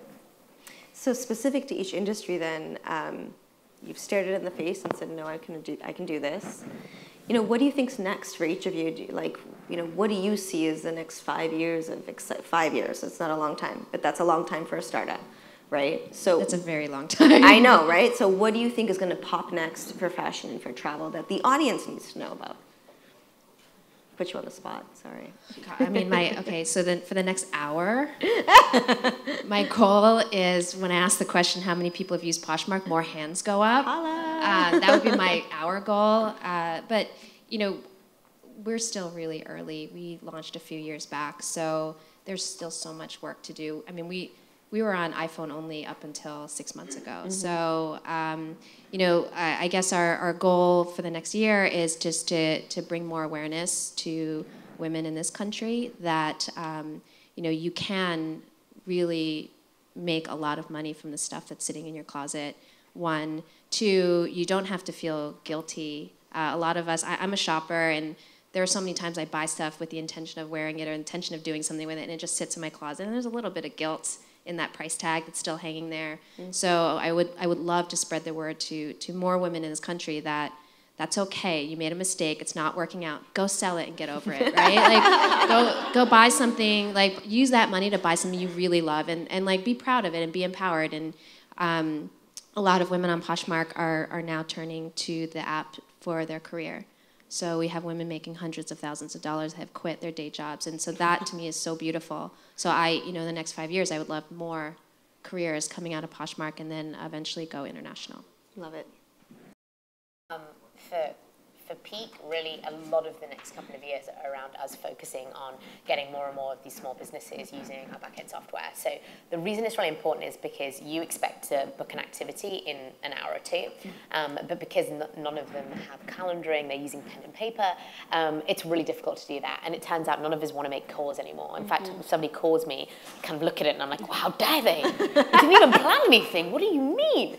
I never take a call that hasn't been prepared. I know, and so even if it's from friends, What's sad. up with that? I don't know. I think we've all just been conditioned to not like actually making telephone calls, and so that means that we don't want to call 5 people and wait for somebody to call us back in order to confirm a booking. And so what we really want to do is make sure that all of these small businesses can come online, because as a user, what I want to do is be able to say, look, I've got a couple of hours, I want to find something fun to do around me, and I want it to be personalized. I don't want to get a recommendation that's not based upon my personal preferences. And so in order to get that, the first step is really bringing everybody online. And so what we're working on is providing as many businesses as possible with the software and calendaring. And so we're already doing that in the US, but also in Mexico, and we're starting to do that internationally. So we have merchants in kind of London and Paris. And so we just need to continue with that and be very focused on getting that as the first step. And then from that, we can really make sure that we kind of ensure that the user experience continues to get better and better. Amazing. So I have two questions in one question. You ready for this? Down. Describe 2 things. First, a world without your company, so where the established, way of business continues on, is never challenged.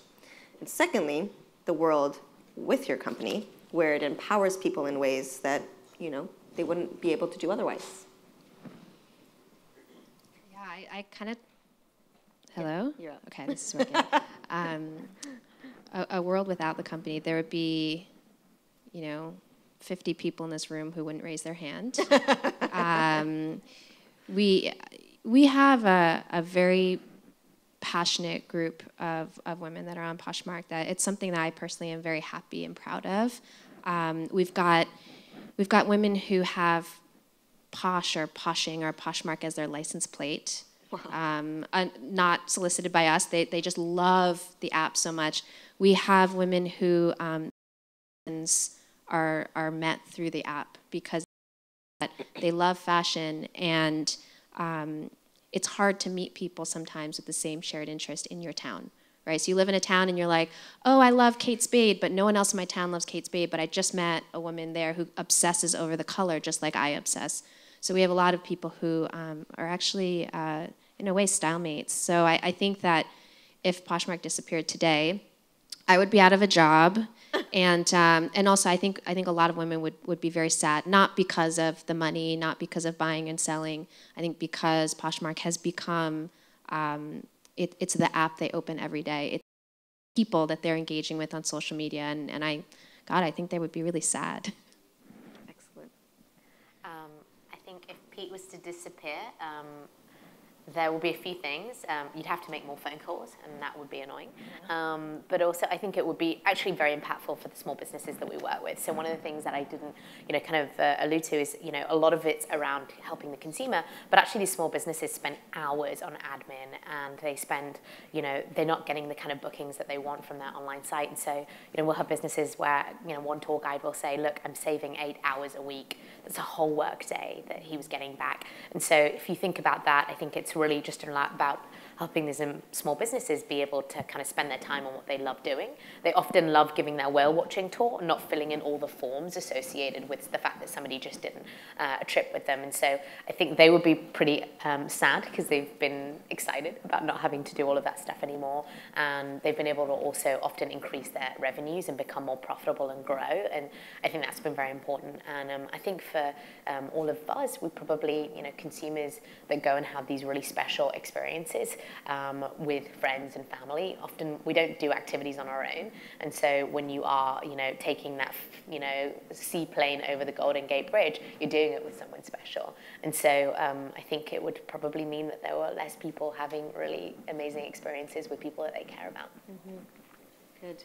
Last question is one piece of advice you would give your former self 5 years ago, right? Regarding this, again, back to the fact that you decided to step into an extremely crowded space, and both of you are reigning it, and just, you're there.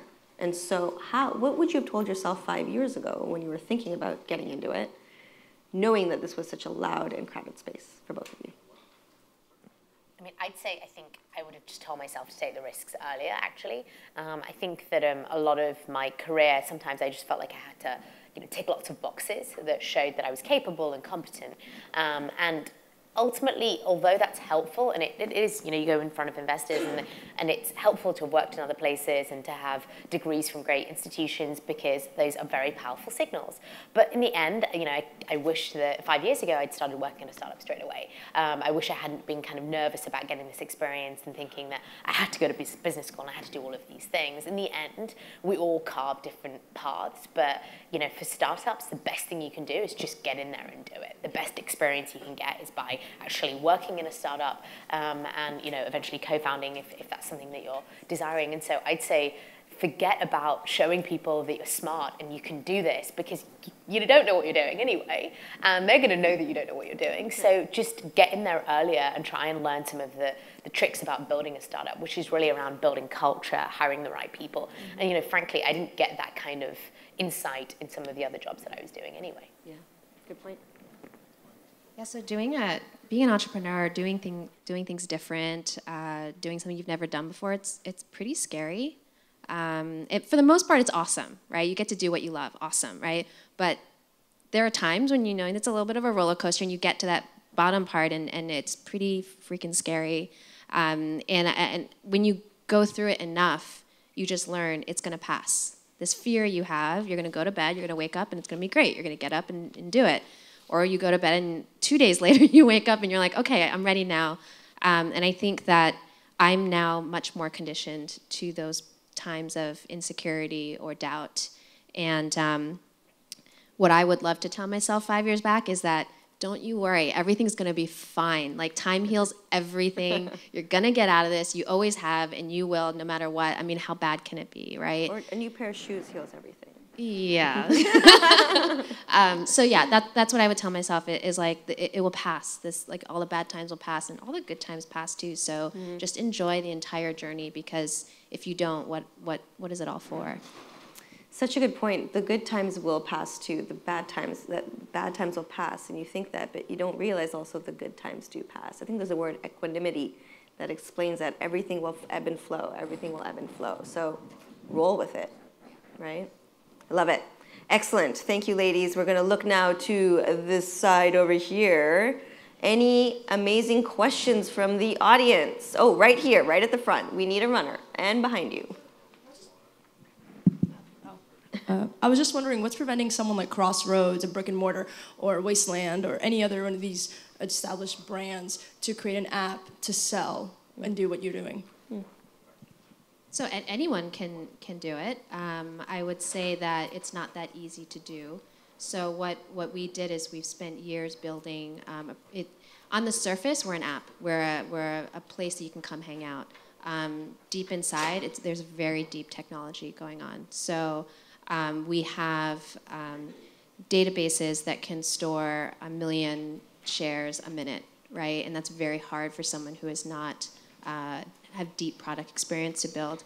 We have Posh parties where the load that's on our servers at 7 p.m. when our Posh party starts and everyone in the country wants to get in the app at the same time is a nightmare for most people.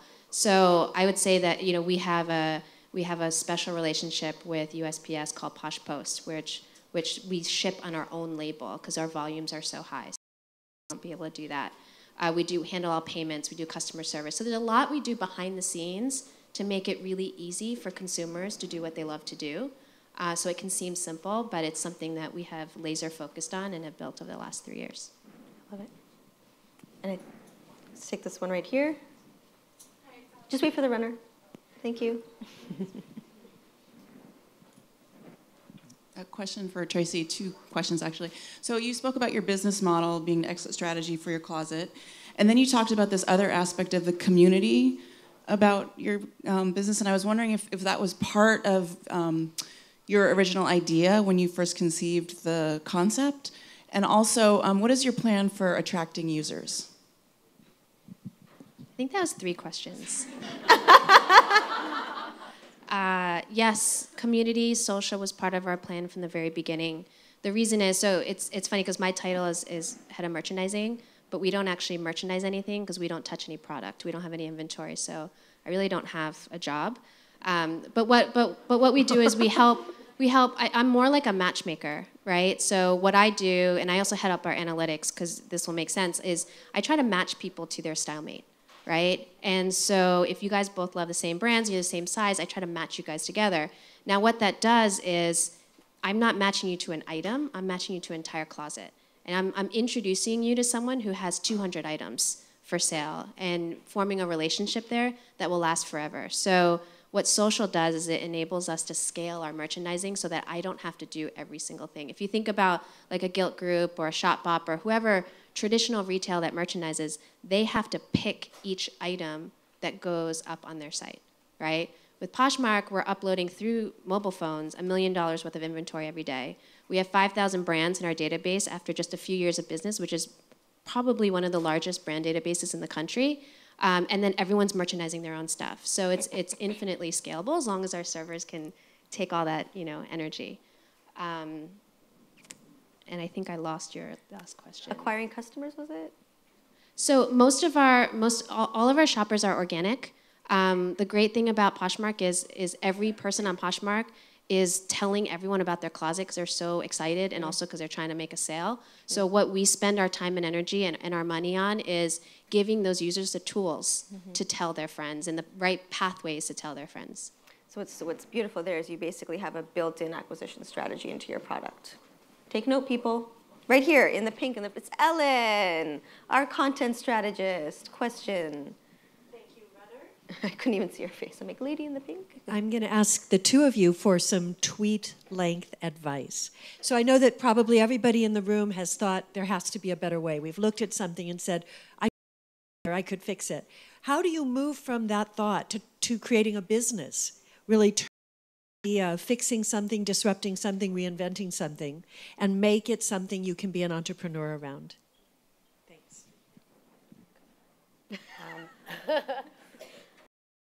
I mean, I think I might rip off Nike. Just do it. I think I already coined them. Yeah, I think there's a couple of pieces, which is try it.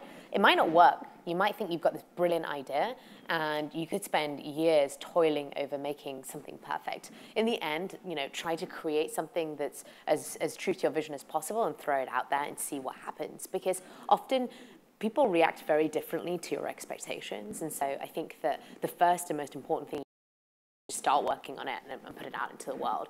Then the second is being persistent when it's necessary, because you are going to get a lot of knockbacks and challenges and naysayers, but also being willing to take, you know, the writing on the wall when it's there as well. I think a lot of entrepreneurs will stick with things, and we give, we have this thing in our society where we say, oh, that person that stuck with this, you know, problem or issue for many years and stuck it through and eventually was able to create something magnificent, you know, isn't that incredible? Well, actually, I think there's also something really powerful about the people who say, look, you know, I tried something and this doesn't work, I'm going to try something different, and I'm iterate, and I'm going to be willing to change my initial vision based on the feedback that I get. And so I think that you have to be both persistent and adaptable, which is, you know, an equal spades. And if you do both of those things, you can probably get to where you need to be. That's really well said. I would echo that. Just do it. And then the second thing, which I think is what Retswana was also saying, is fail fast and fail often. I meet a lot of people who say, I'm going to do this idea, and they've defined it, and then when that doesn't work out, they lose their confidence. And what I would say is, you don't know where you're going to end up, right? So start your journey there, just do it, and be willing to change your path based on feedback, based on learnings, based on things. Like you're on a journey, right? You're not trying to do just one thing. As you know, we're the ones that typically hold ourselves back the most. Excellent, lovely. Okay, I only have time for one last question, so we'll go to this side of the room because we haven't been. Right here in the black sweater and the glasses. Thanks for taking me last. So to kind of follow on something that you talked about earlier, it's really a question about boundaries and how you break through them. You both talked a little bit about you walk into a situation where you're leading an initiative or running a company with an idea, and you may not have all that experience, right? You're leading an engineering team, but you've never been an engineer. And you talked about your own internal conversation you have with yourself, but what do you say to the investors to get past that boundary? How do you put that together so that they are confident in you? I kind of see it like, you know, when a duck is swimming, they look so like serene on the water, but underneath they're like furiously paddling their feet. Like that's what my day is every single day, right? And so I hope no one from my team is here. And I'll admit that you fake it till you make it, right? And what people really want to hear is they want to hear confidence. They want to hear support. They want to hear leadership. And a leader doesn't always know exactly what to do, but the team believes that no matter what path you take, the leader will get you there. So I don't know what specifically to say, but you just keep that in mind and let the situation dictate. What about to an investor, though? To an investor, what are you saying? They're often harder critics. Absolutely. And I think with investors, probably more of this confidence. I think one of the things that we do see is that often women don't end up projecting quite as much confidence around a venture. You know, we'll be more cautious about what we think we can achieve. We'll make sure that we've already got the skills or numbers before we're willing to kind of share them. And I think that is something that, you know, given the fact that we're in an environment where most people don't do that, we need to actually up our game and have a bit more confidence. And I think in that case, we have situations where you don't necessarily have experience, and I think that's, you have to kind of show how you're. So you might say, look, I don't have experience, but I've made sure that I've brought this other person into my team that has 20 years of experience in this. Or, frankly, I'm working with X in order to be able to do this. And this is the plan that I have in mind and my strategy. And in that way, you're showing that you actually have a plan, that you're demonstrating your own knowledge, and you're demonstrating that you might recognize that you have a weakness here and that you're willing to complement your strengths, your weaknesses with somebody else's strengths. And so I think that's really important. And as long as the investor feels that you are somebody who can be a great leader and who can tremendously, engaging talent that want to go and work on the problem that you have, then you're able to get the money that you need. As long as the idea is powerful, the market's large enough, and you have an incredibly talented team, it doesn't matter that you necessarily have the experience that's necessary, because you'll always be able to find someone to work with you who does. Beautiful. These two ladies are beyond impressive, and I'm so excited to have you both on the stage today. We've also had the opportunity to do video and blog interviews with the both of them, so if you want to learn more about Tracy and Retswana, please read up. But of course, also find them. They're going to be around here, get to know them, tweet at them, all that fun stuff. With that, ladies, amazing. Thank you. Thank you.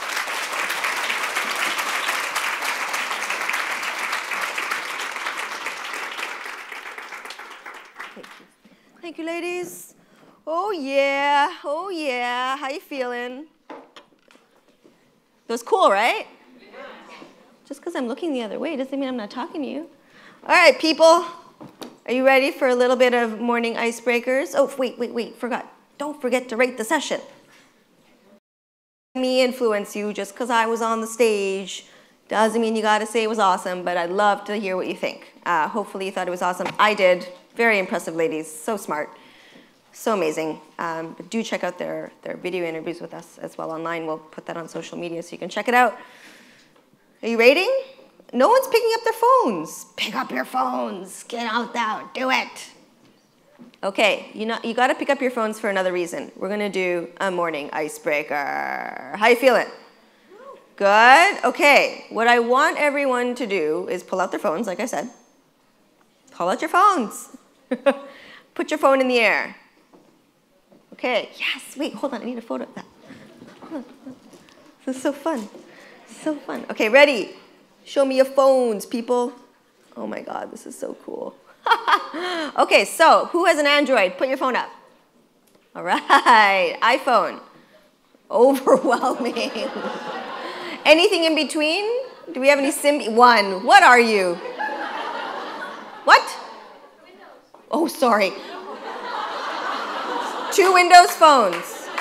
BlackBerry. 2 Blackberries. 3 Blackberries. 1 Windows phone. Sprinkling of Android. And Steve Jobs takes us home. Wow. Okay, that was exciting. That wasn't what... Last time it was 50-50, just so you know. So here's what we're going to do.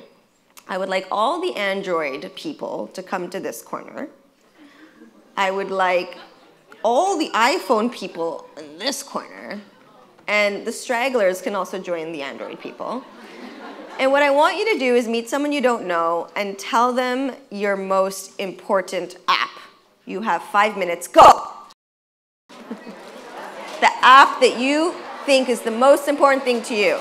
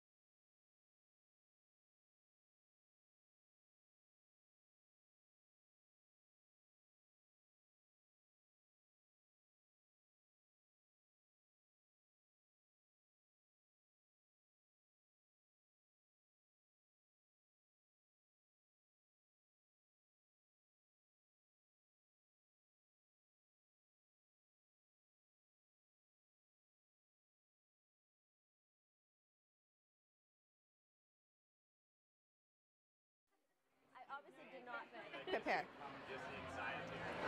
Ready, steady.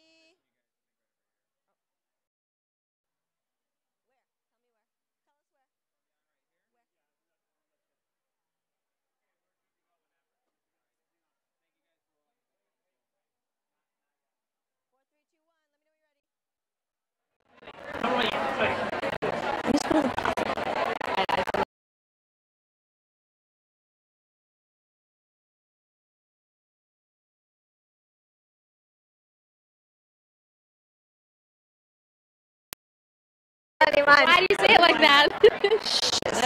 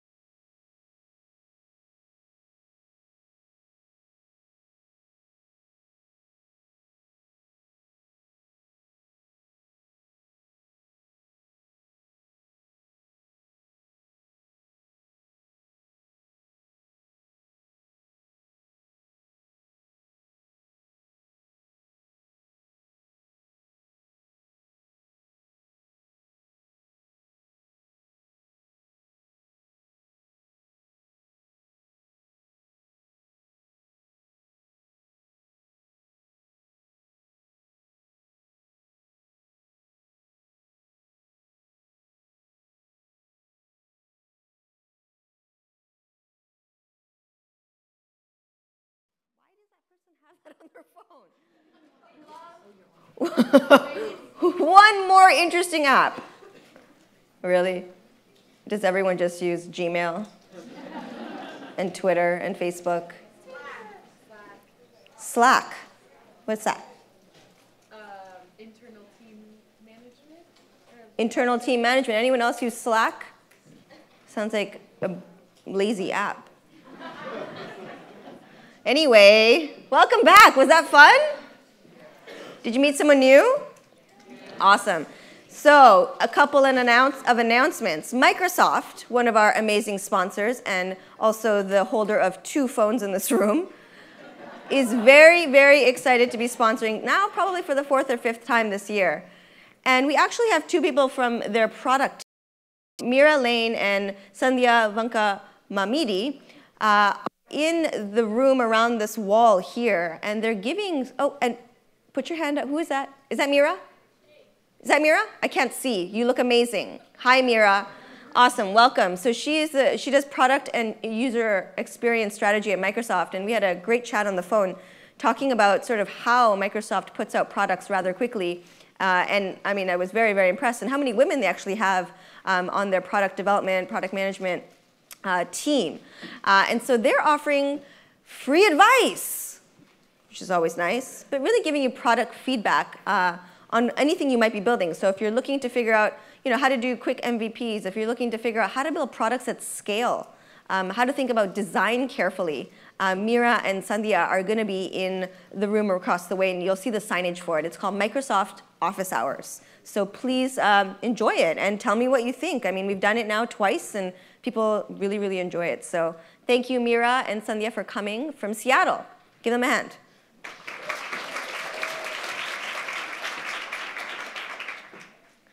So, how many of you have got the chance to go upstairs?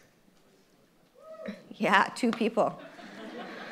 So don't forget to go upstairs. So upstairs, like I mentioned, is the Innovation Hall. There'll be a couple sessions going on. One starts at 11 about social impacts, how to run a social impact company, and other sessions that you can see on your agenda, but also a bunch of tables, a place to network, and whatnot. But obviously, you're not going to leave now because we're starting a session. So this next session is called How to Create Value with the Right Business Model. I know a lot of us have great ideas, but actually thinking about how to make money and scaling the opportunity to make money can be challenging with just an idea. And so we're going to talk about how we envision, drive, and build value with a business model that creates success by design. Just like how I mentioned earlier with Tracy's app, that customer acquisition was built into the design. Many times you want your product, your business model to be built into the product. So, what metrics, what goals demonstrate progress towards creating a successful business, and hear how these wonderful entrepreneurs that we're going to bring on the stage and our investor have looked at so many different business models and how to actually lead to results. So our moderator for this panel is my dear friend, Charles, and you may have seen Charles at a couple other conferences. He's been a panel, a judge, an amazing person on stage for us, and we're really excited to bring him back to the stage. So Charles, actually, he's a partner at a venture firm called SoftTech VC, who we've also worked with and had the great chance to work with some of his partners. But prior to that, Charles has been an entrepreneur. He ran a company called Bionic Panda Games, which is a mobile gaming company, early on before people were really thinking about it. And I remember him telling me about it, and I'm thinking, I don't use games, but he was in a very, very hot and very growing market. He was also the VP of Business Development at Serious Business, which was also a gaming company that acquired by Zynga. And he's also sort of done a lot of the work that we do here, which is to create community, create learning, and create excitement through conferences. So he ran a couple conferences that are focused on gaming and social media, the Virtual Goods Summit, which some of you may have been to, the Social Gaming Summit as well. So prior to all that, he was actually still in games, I believe. It was called a company, he was a director of business development at Gaia Online. And then he was also in new business development at Google early on. So he's also worked at a bunch of other companies, but I won't get into that other than that he's an amazing individual. I'm so honored to have him back onto the stage. Please welcome Charles, our moderator. Thanks so much, Charles. Thanks so much for having me. You're welcome. I'm going to bring onto the stage the rest of your people. Allison Johnston-Rue, the CEO and co-founder of InstaEDU, a company that got acquired by Chegg for 30 million in cold, hard cash. Give her a round of applause. Rebecca Rosenfeld, product manager at Airbnb. Hello, who's a user? Hello, we use Airbnb, right? Okay. Laura Burns-Wu, the founder and CEO of Shippo. Wave your hand in the air, please. And Lynn Perkins, the CEO and co-founder of Urban Sitter. Did I get everyone? I think I did. With that, I will exit the stage. Have a wonderful panel. Well, this should be really fun. I'm really excited to have such a great group of here to share their experiences with all of you. As a VC, I spend a lot of time thinking about business models before we look to invest. I'm lucky enough to be an investor in Laura's company and unlucky enough to not be an investor in Lynn or Rebecca's companies. So I think the way we'll kick this panel off is I'm going to ask each of our panelists to give a little bit of their own background and talk about their own journey in discovering the right business model for their business. I think we'll start here with Lynn and work our way down. Great. Hi, my name is Lynn Perkins, and I'm one of the co-founders of Urban Sitter. This is actually my third startup company in the past 20 years. And Urban Sitter got started because I found myself as a parent having a hard time finding childcare providers. And once I found them, finding ones that were available at the date and time that I needed them. So with my co-founders, we've built a platform that has over 100,000 users on it now across 60 cities. And for us, really finding the business model has been both a little bit of planning and a little bit of trial and error. And we're in an interesting space where parents are used to having subscriptions. And so when you think about marketplace businesses and you think about taking a cut off of the transaction, it actually, in our business, it's actually more lucrative for us to have a subscription-based business. And we've run the numbers many different ways. And I think we're a little bit unique in that sense, in that our business model for our category is quite different than what you'd see with other marketplace businesses.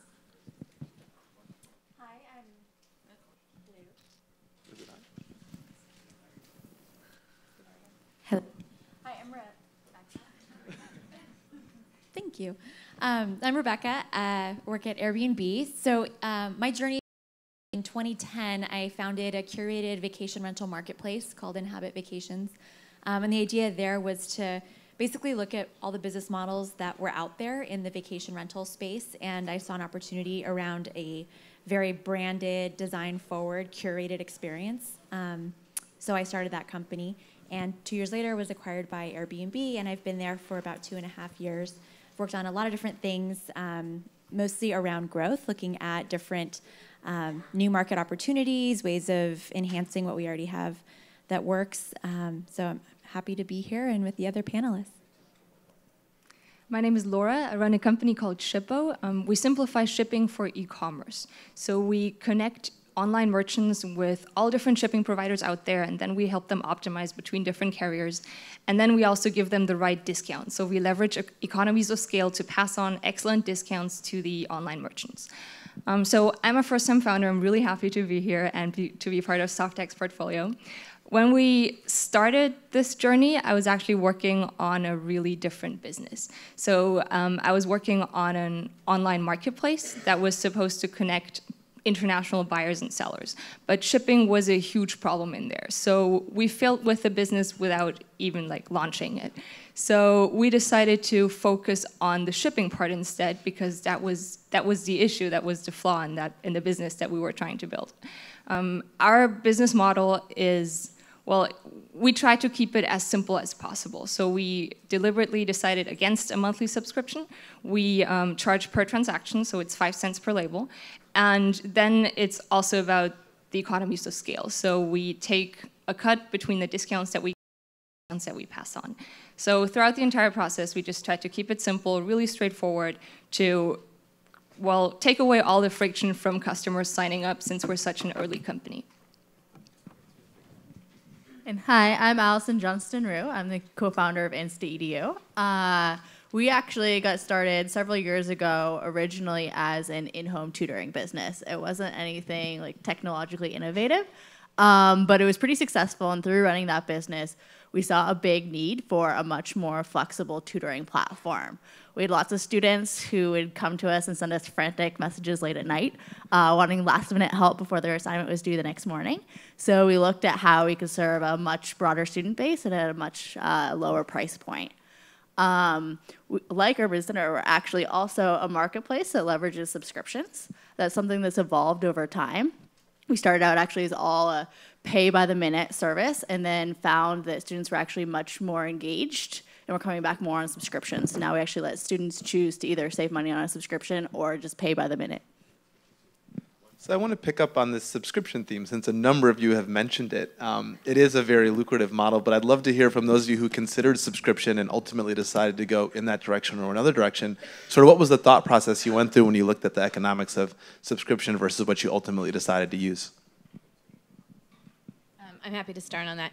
In our space, one of the things that we found is that parents are booking sitters multiple times per month. And to take the friction out of them thinking about the payment every time they did a transaction, we found that subscription, number one, increased use and kept the engagement through the platform very high. And we also found that parents, when we talked to them and looked at what they were doing in their day-to-day lives when they had young children, they were getting subscriptions for music classes or subscriptions for the play space that they belonged to or the mother's group that they were part of. And so for us, digging into our ideal customer, we found that subscription was something that they were very comfortable with. And even though we actually make more on them per month with that, for some reason psychologically, they felt like us taking a cut off the back end was detrimental to their experience. And so we've tried both ways, and subscription has ended up not only being more lucrative for us to be able to recoup the cost of acquiring that customer quickly, but it's also, our churn is very low, and so we're keeping that person on the platform for quite a while, and our lifetime value of that customer is quite high. Yeah, so like I mentioned, we actually just experimented with both. We didn't come in saying there is a right answer. We said, let's give people both options and see what they choose. So we actually initially launched a paywall where we said you can either subscribe and pay X rate per minute, or you don't have to subscribe and pay Y rate per minute. We saw many more users choosing the subscription, and again, like I mentioned, over time, actually staying more engaged with the platform. We then actually, after that, tested a paywall with only subscription and saw our conversion rate go up. So we now offer both, and after you sign up, you can choose. But it was really just looking at the user data, looking at how they were interacting with us, looking at what they were doing over time, and seeing that users actually preferred and were more valuable on a subscription. And I want to ask Rebecca a question, because one of the interesting things about marketplaces is your business model tends to impact both sides. It impacts the consumer who's ultimately acquiring the service and the person providing the service. So how do you think about balancing the needs of sort of the consumer and sort of the host at Airbnb when it comes to the business model? Yeah, good question. It's always a balance, you know, especially as you think about your fee structure. Like, yeah, who's your real customer? Is it the host or is it the guest? And how do you set up your fees accordingly? So we consider hosts our business partners. They are, you know, they basically are providing the product, which is a beautiful home to stay in when you travel. So we charge them a 3% fee that covers essentially credit card processing fees, and the bulk of the transaction fee falls to the guest. And so that's a line item when they check out. So we've those numbers a little bit over time. We actually haven't played with it that much. It seems to work as is. So yeah, that's kind of how we've thought about it. And do any of you have any interesting or enlightening stories about something you tried on the business model side that was kind of an epic disaster and something that the audience could learn from?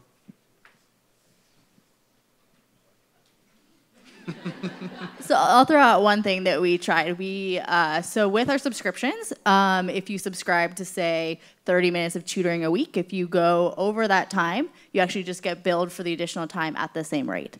When we first launched that subscription, we thought we want to charge you for your week of tutoring all at once. So we're actually going to charge you at the end of the week instead of the beginning of the week. And what we saw happen was that people would maybe not use all their time and get a charge at the end of the week and say, oh, wait, I didn't realize it, and now I've got charged, and I can't even go back and use the time. So we took that feedback and actually switched the model to make sure that people were getting charged at the beginning. We actually remind people when they're on a subscription so that people are going through and really actively engaging with it, not getting charged after the fact. Okay. I've got there's one other topic I want to touch on. Since so many of you are in marketplaces, I think this kind of applies to all of you. I think when people think about business model, they tend to focus just on the economics, the take rate, what are you going to get? But there's all these other things wrapped around it, trust and safety, commitment to the customer. How did you all think holistically about what you wanted the service to your services represent to your consumers, and factoring in things that maybe don't have an immediate ROI, like trust and safety, but it's making those part of your model as well? I'd say for us, when we look at the business and we prioritize whether it's something we're doing in the product or what we're focusing on marketing, for us, trust is number one. So parents want to have a trusted experience where they find trusted care providers. Number two would be the efficiencies, like the booking and the payment. And so for us, trust is sort of foremost in our mind at all times. And what we do, we require parents and sitters to use Facebook to log in, and now we're actually introducing LinkedIn as well. But that, number one, helps us verify your identity as somebody on the platform. And the other things that we do, we really bake into our algorithm how often you are responding to jobs as a sitter. On the parent side, we're also showing sitters how frequently I as a parent book, because you're more likely to take a job to come to my house if you can see that other sitters have not only felt comfortable working for me one time, but actually multiple times. And so we always think about in our algorithm, how does both a sitter's performance and a parent's performance weigh into the calculation, and the more connected you are to me, the more likely you are to show up in my rankings as well. And we hear over and over again from sitters that they feel more comfortable going to families' homes when they meet them on Urban Sitter. And likewise, on the parent side, people say, wow, I can't believe I can find a sitter that somebody else at my kid's school is booked. And so we're having a brainstorming session for this quarter actually this week, and one of our topics is going to be trust. Like, how can we ongoing get better and better at providing a trusted experience? So I guess one thing that at least I think about a lot, both in my previous company and at Airbnb, is kind of creating the magic of it all. There's this saying going around Silicon Valley, it's better to have 100 people love you than 1,000 people kind of like you. And it's sort of become a cliche, but it's actually really true. Figuring out what's going to make people not just use your product, but evangelize it is basically the most powerful thing you can do. For example, one thing that Airbnb did from the very early days was offer free photography for hosts. So you could list your home and then sign up, and Airbnb would send a photographer to your home for free and take beautiful photos. And it's one of those things that you can't exactly prove the incremental business value of that, and yeah, it definitely costs some money. But it delighted people so much, and it also made the product look much better. So it's just like it gave hosts something to tell their friends about. It's not just, oh yeah, I'm using Airbnb. It's I'm using Airbnb, and then they sent this photographer, and they can talk about the person. They've already had this whole experience even before hosting someone. And I think that kind of stuff is so powerful. It's hard to value it, but it's important to invest in it. It later has really served us. I work now on the growth team, and one of the things that makes our job a little easier is people naturally want to tell people about their experiences and about Airbnb. And so our job is basically to give them tools to do that. We're not trying to sell them anything. We're just, hey, here's a way for you to tell your friends even more easily. And they do. So it has certainly helped drive growth and a lot of business value, even while not being directly tied to a transaction. So we're very much focused on delivering an outstanding customer service. So since we're such an early stage startup, at the beginning, unfortunately, the product is not perfect, but we really want the customer service to be perfect. So in my opinion, customers are only, obviously customers are only willing to pay for it if the product adds actual value. So instead of, we try to have a personal component to it, to be very, proactive in terms of customer outreach when people sign up, to answer every question immediately, to admit that our product is not perfect yet, and to receive customer feedback, to act on it. So in my opinion, that was one of the most important things for us as an early stage startup, just to deliver on outstanding customer service all the time. And as we grow, it becomes more and more difficult to do that because our customer base is growing. But it's something that we try to keep in the culture. Yeah, I'd echo that. Customer service is so important. A bad customer service experience won't just fire one user, it'll fire all their friends who they'll tell about how horrible it was.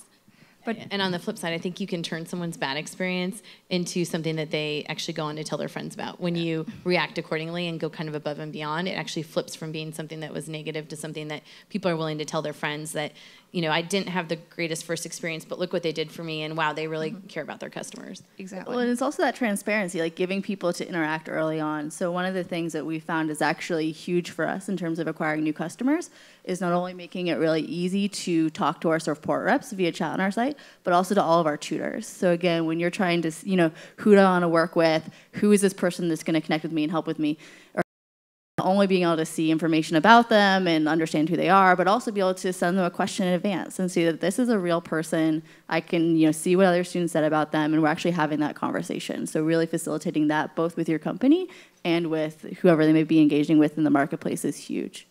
So unfortunately, you cannot always make every customer happy, and that's just silly to try. So we have the 80-20 rule to try to keep 80% of all of our customers as happy as possible, and the other 20%, well, to admit that unfortunately we cannot serve their use case, and we're not even trying because we cannot make everybody happy. We just can't. But to be very friendly, upfront, and apologize, and maybe recommend them another service, a competitor, just to keep them happy. So one question I have for all of you is, as an investor, I find it's a lot easier as a startup to figure out how you're going to make money than to figure out all the cost components that go into your business model. So I'm really curious to hear how each of you got a handle on sort of the cost structure and building that bottoms-up business model for your business. Any tips or advice for folks who are out there who are trying to get started with that side of the ledger? Always double what you think it's going to take. You know, I would say that one area that we are pretty good at is actually estimating costs, and part of that is just creating a data-driven culture from day one. So even from the very beginning, we looked at our data every week, both in terms of what it was costing us to acquire customers, which channels we thought we could optimize on more. Every hire we make, even when we take in funding, we're very calculated on who we hire and what we think the value is that they're going to bring both to the revenue structure as well as to the organization. And I think just being very disciplined on visiting it over and over again and looking at if a marketing channel isn't working for you, it doesn't mean it won't always, but maybe you need to pull back your spending on that and put it into another channel for a while until you can figure out how to come back and revisit that other one. And I think having that, every hire you make, having them think about the data in whatever department that they're in and kind of drilling that in as part of the company culture helps you control costs. Any other thoughts? Yeah, I mean, I would say that early on, just starting off, actually the most important thing we did was build our business model before raising a dime, before acquiring a single customer, basically saying, what are our assumptions? How much is it going to cost to acquire people? How long are they going to stick around? How much money are they going to spend? How many customers can we actually acquire? And does this math even work? Could this be a big company? Now, we look back at the original model, and it's a little bit laughable. We made a lot of bad assumptions. But as it's evolved, we've really become super, super stringent at looking at what is the value of each customer? How can we acquire customers at a cost that's below that? And how can we create experimental buckets where we can spend more money? I think the easiest place to lose is having a business where it costs more to acquire a customer than they're worth. So we are very, very strict in terms of looking at those numbers and just making aside budget to learn and to overspend on some categories, but then as we learn things that work and things that don't work, shifting those around and making sure that we keep that balance. Something I'd recommend for early stage companies, I know it's always hard when you kind of don't have historical data. You're sort of like, well, how do I project lifetime value? How do I know what it'll cost? Talking to other companies and getting benchmarks is great. It's amazing how open other companies are. I mean, other early stage companies, other later stage companies are generally pretty happy to help. And then also kind of building a model and kind of backing into kind of what you were saying, like what do I have to believe is true in order for that to be the number? And like, do I believe that this could be true? So you don't really know the answer, but you know that the assumptions sort of add up to something that seems reasonable can be a good way to start. I would say putting a lot of thought into the business model is important, but later on just focus on simplicity. It has to make sense from the customer perspective. And having 20 different, prices on a single page is just confusing for the customer. Even though maybe the model says it makes more sense to have 20 different tiers, just put yourself into the customer's shoes, and what will the customer think if she sees all these different prices? Will like looking at these prices make her want to sign up? So in the end, we just decided to go with one single rate to, well, eliminate all the friction and to acquire users faster, even though it might not be the very best price out of our calculations. Very interesting. And I want one more question actually for a number of you. We'll start with Laura, though. A lot of you have business models that have network effects as a pretty strong component, is what makes them work. And I'd be curious to just understand sort of when in the life cycle of building the business did you have that sort of light bulb aha, and talk a little bit about what network effects mean for each of your business. But we'll start with Laura and then work our way down. Yeah, that's actually a really interesting question, because we do have network effects, but we take a cut between the discounts that we get and the discounts that we pass on. But then we also have a customer-facing pricing model, which is just a flat fee per shipping label. So the customer-facing pricing model is really transparent, but what we keep for ourselves is not communicated at all. So our margins, they change over time depending on how many customers sign up, depending on how high of a cut we keep for ourselves and what kinds of discounts we want to pass on. So we do have really complicated models for that, but right now we're just giving away most of it at cost, because if we hit certain thresholds, we are in a totally different game. We get different discounts and we can keep other margins for us. But right now we're just patient, 5 cents per label, that's covering it.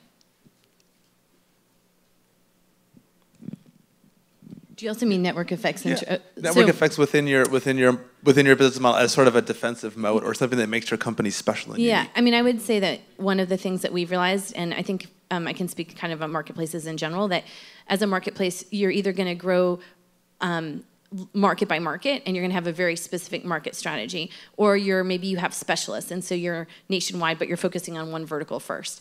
And what we found is that the network effects for us really work. We are better off to spend, let's say that we've amassed a certain user population in San Francisco. We're better to double down here than to go spend money on a new market, because what we found is that as brand recognition grows, our cost to acquire a user drops, and also the word of mouth piece increases to the point where now the majority of our customers in the Bay Area come via word of mouth. And so what we found is that it's actually better for us to invest more in one market and hit that tipping point before we go to another market. And so even though we're in 60 cities nationwide, we focus the bulk of our marketing dollars on 5 markets right now. And next year we'll add on to that. But what has happened is that in those markets we're now, and we have been for a while, we're profitable on the users that we acquire. And so the network effect for us is hugely important, and it's incredibly important as we keep growing the business. And we're really lucky on the supply side. It's incredibly viral. The word of mouth on the supply side is huge. And what we found is that adding a little incentive to the supply side actually carries a lot of weight, and they're willing to bring the demand side to us, and that's where we're spending most of our money to acquire customers. So I think kind of playing around and figuring out what are your users' motivations, and then can you actually tap into those to have them actually become your marketing army. Anything else you would like to add? Yeah, I mean, I would say that, like you hinted at, you can never overestimate the value of network effects on the supply side. So, especially in a marketplace business, having the best quality supply is a huge strategic advantage. So, for instance, for us, when we started recruiting our tutors, our first efforts were at top-tier universities. And as a result, we were able to acquire a large base of tutors who were really great students and had previous teaching experiences. And they're in very confined communities. So as a result, that base has grown extremely virally, as you said. We get the vast majority of our tutors in organically now through word of mouth. And we just are able to have a base of tutors that's a much higher quality than anyone else really on the market because of those communities. And I guess last before we go to audience Q&A is, I think most really good business models end up producing a relatively small number of metrics that give you a sense for whether the business is healthy. And I'd be curious to hear from each of you, when you wake up in the morning and you're checking the dashboards and thinking about, is the business healthy, what are the 2 or 3 key performance indicators that give you a sense as to whether your business is working? Since we run a business that's all about economies of scale, I just look at the amount of packages shipped every day, every hour, actually, to make sure that people are still shipping. Yeah, that's important. new customers, less in time, and then revenue, obviously. Yeah, I'm a big believer in picking one primary, and before ours was bookings, and now that we've done a good job of keeping our existing, it's all about new booking parents. Yeah, and I can speak for my team at least. We also look at basically first-time bookers. Okay, I think we've got some time for audience Q&A, I believe. So I can sort of see people here. I think I see a hand over here. So I'm going to do my best to try to distribute airtime in the order in which I see it. Also, if it's for a specific panelist, can you just let us know to whom the question's addressed? Also, let us know who you are, just so we can get to know the room better. Thanks, Charles. I'm Ellen. And my question is really for the Airbnb spokesperson. It's about the intangible parts of the business model that create value. You know, we're talking a lot about revenue, but there's also stuff in the brand that's really priceless in a way. I'd love to hear your thoughts on how that contributes to growth and how you measure that when you monitor success. Thanks. Yeah, definitely. So there's, the kind of the additional services like the free photography, but also, I think the founders very early on invested heavily in design. You look at the other competitors out there, people offering vacation rentals, and design is clearly not a priority. And it's sort of, you can have a very functional website that completely works and is defensible, that doesn't have that beautiful design, but it's a really important differentiator. In the company that I founded before Airbnb, that was also a big focus, was design and branding. And those kinds of intangibles are just so important. You launch a beautiful website and all of a sudden people, like you're saying, quality supply, people who belong, they just know it and they come to you. It was kind of shocking. Within days of launching my site, I had hosts knocking on my door saying, hey, I don't really know what this is, but I need to be a part of it. So things like that it's just, again, like really hard to quantify, but so important to invest in, like the quality and the experience of it. I'd say a little bit for us, it's been a lot of focus on the sitter community, and we do a lot of events locally for sitters, and same thing for parents. We actually do speed sitting where parents and sitters can meet each other, and I think putting the face-to-face activity together is still really important, and we've really modeled after Yelp's community manager program, where we have people in each market that are our advocates, and they are the person I would go to if I was moving to a new city and needed to find out about parent activities in that area, and we give them budgets to spend that we can't always quantify it to the bottom line of how it's impacting us, but we know that it really helps our brand awareness, and our sitter community has given people a chance to connect and discuss interesting sitter topics with each other that maybe they wouldn't have had the ability to do so otherwise. I think there's a question here in the middle.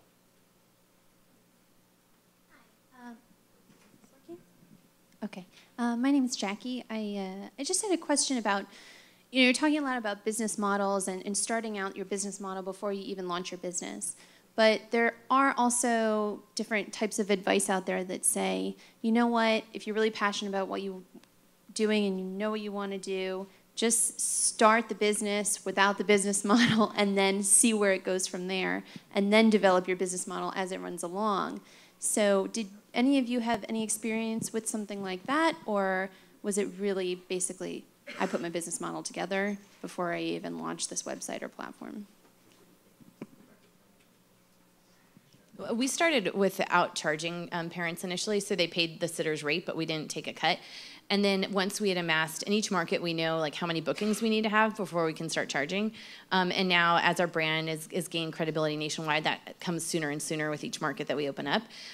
But we knew that through user surveys that parents would pay either for subscription or transaction, and so we played around with it, but we knew what numbers we had to hit in either of those categories to make it work. So I wouldn't say that we stuck it out there for a long period of time before we started charging, but we amassed enough interest in each market so that we were able to then charge, because we had a high quality of supply on the site. I think it's perfectly fine to start without charging money, because you're getting feedback from your early customers, which is very valuable, more valuable than like the $5 that they'd be probably paying you.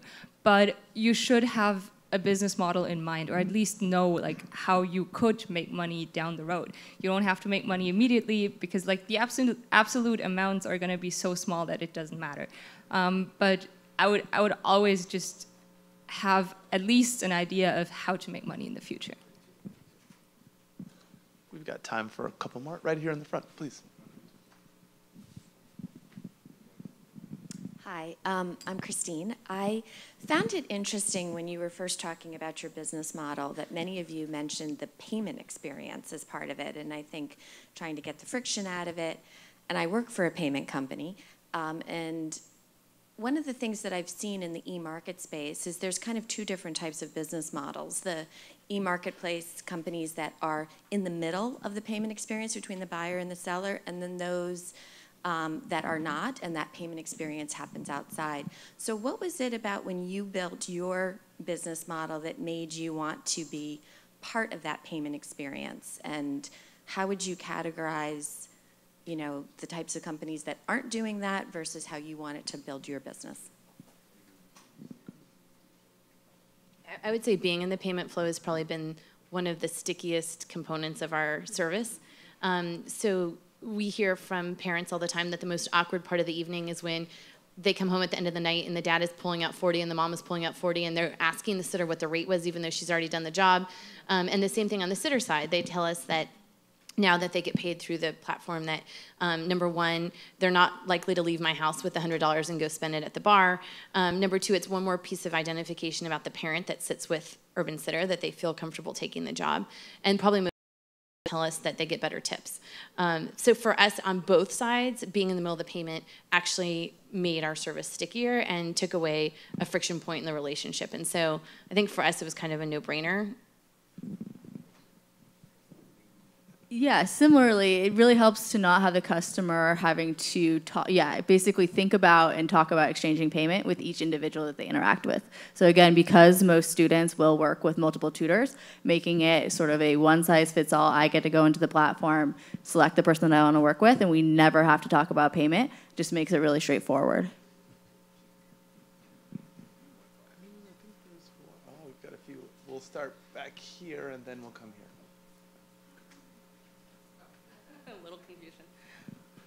Hi, thank you guys so much. My name is Angela, and I'm starting a company in the commercial real estate space.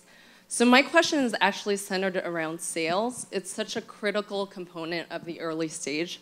What are some stories that you guys can share in terms of tactics that were effective in getting those critical early users, especially once you exhausted your friends and family?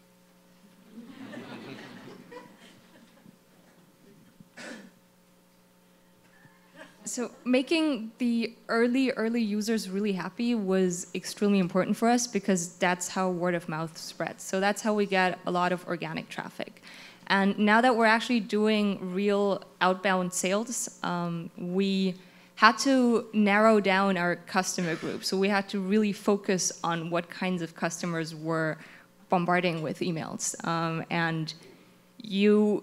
It hurts to not be able to send out these emails to everybody because there are so many customer groups that we'd like to target, but you just have to focus. So I guess at the beginning, I'd say make customers super happy to spread word of mouth, and then later on focus on specific customer groups, get the messaging right for that customer group, be sure that the value that you're adding is actually valuable for that particular group, and then go after them one by one.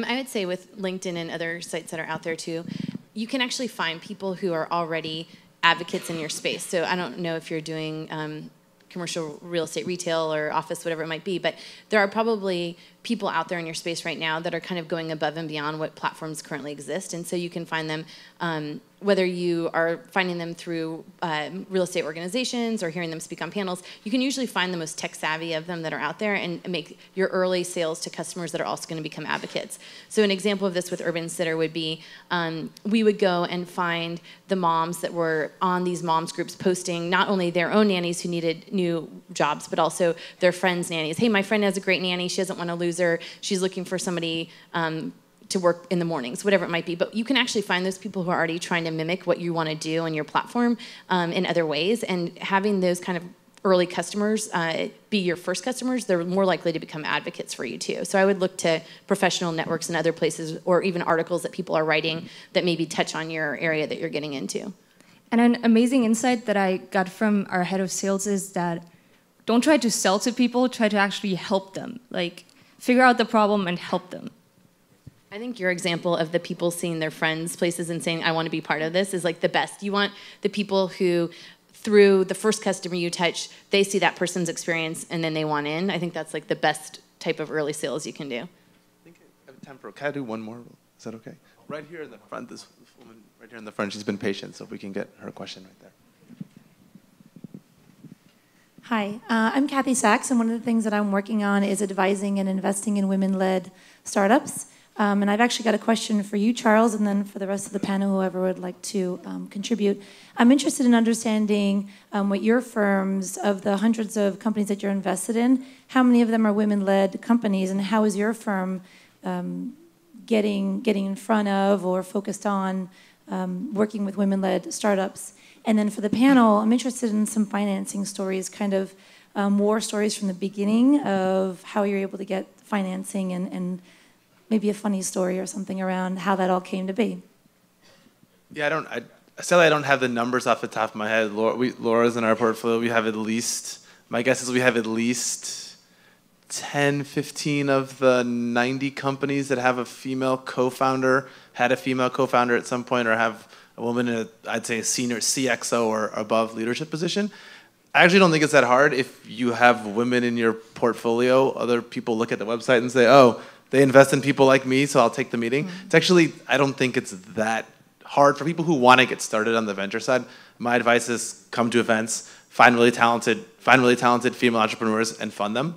And I don't actually think it's much more complicated than that. So as a fund, we're very focused on finding more high quality female entrepreneurs to back. It's not something we sort of track explicitly, but we're always looking for really talented teams. I hope that there's no, I don't know what the women on the panel will say about sort of horror stories. That there are many of them that I've heard of in the venture community, but I'll let them say whatever they want to say on that just topic. To help you out with a couple of stats, like I'm part of the SoftTech portfolio for 2 months now, and within the last 2 months, you guys have funded 3 more female founders. Jeff just tweeted about it today, so I know. Yeah, I would add from my personal experience, so I know I've heard some crazy horror stories of other female founders, but I never experienced any kind of discrimination in fundraising. I always felt like VCs were looking for good companies that were going to make them lots of money. So as female founders, definitely I would not feel discouraged. Go out there, raise money just like every other entrepreneur. VCs want to make money. And if you have a great business, they're going to invest. So. I couldn't agree more. It's about making money. It's not about your gender. Just be confident. You're building an amazing business. They should want to invest in you, and that's it. Have the confidence to go out there, raise money, do whatever you want. Well, thank you so much. I appreciate Shiro's giving us a little extra time to answer our last question, and thanks to the panelists for sharing their great insights.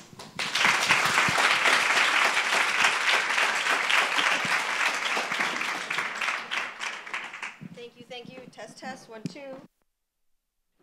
Thank you, Charles, Allison, Rebecca, Lauren, thank you. Oh, Lord, blanking. Who did I miss? I missed Laura. There was Laura and a Lynn. I missed that all up. Anyway, amazing panel, right? Yeah. Time for you to tell me what you think. So pull out your phones, all of your phones. And please go to our URL and tell us what you think of the session. I would really love to hear your feedback. And again, really excited to bring some really smart brains on stage. That was 5 big brains. I think this stage was a little bit tilting, which was kind of awesome. While you do that, we're going to get ready for the next exciting thing. How many of you have a tiny bit of hunger? Poquito, a little bit. Good. Well, we're ready to have lunch in a bit. But before we do that, I'm going to be bringing onto the stage I'd like to say a friend of mine. Her name is Andrea Soto, and she's actually the Chief of Staff to the President of Operations and Technology at Swipe Your Cards, people, MasterCard. And we're very, very excited to bring MasterCard onto the Women 2.0 family as a sponsor. And what's exciting about this relationship is, quite honestly, it's probably just a very authentic connection. Very much like our past sponsorship relationships with companies like Google, continuing on with Microsoft, and many others that actually really want to make a difference. And it's really exciting that this relationship comes from the top. The CEO of MasterCard, the CIO of MasterCard are all excited to make change in this industry. At the end of the day, they realize what we realize, that we need diversity in technology, that we need more people working in technology. Otherwise, we're just not going to have enough, right? We just need more people in technology. And the support that we're getting from MasterCard is coming in the form of this lunch mentorship here, and also comes in the form of city meetups. So I know there's some people here from St. Louis. Show me your hands. Oh my God, there's a lot of you. Welcome. Fabulous. So as you know, we do city meetups monthly now in St. Louis, which is super exciting. And I was at the first one, which is great. And Jin, our city team lead, was there last week prepping for the next one. We're also here doing them here in San Francisco, New York, and this month we're going to be going to Dublin. Is anyone going to be there or from there? New York. New York, okay, fine. Good, so that's exciting. And beyond that, Toronto, hello, Canadians. Can I hear you? Yeah, okay, so we went into my hometown, Vancouver, and now we're gonna go to Toronto. So hang tight and join us. I'll be there in November as well. So very, very excited. Thanks to MasterCard, we're able to grow and take the Women 2.0 magic everywhere. So to tell you a little bit about Andrea, she will join the stage shortly, but in her role, she does a lot of things, including talking to me, which I appreciate. But she does things that are required to achieve the vision, goals, and the strategic direction across the entire organization in partnership with the executive leadership team, which is no small order. She delivers operational dashboards, tracks and measures success, and all sorts of amazing things. But she's also the lead on the Women in Tech initiative, which is inside MasterCard. And that, again, includes Women 2.0 and much more. So without further ado, I want her to tell you all about that, but also all about her. Without further ado, Andrea, please join us on the stage. You get me. You get me. Thank you so much. Thanks, everyone. Hi, good to see you. I'm so excited to be here. I am going to start off with just a little video. Those of you who, hopefully everyone here knows MasterCard, we are a technology company. We do not extend credit. We don't manage your interest rate. We are enabling payments through technology. So I just want to show you a little bit about what we're about, and then I'll speak. So you want to kick off the video?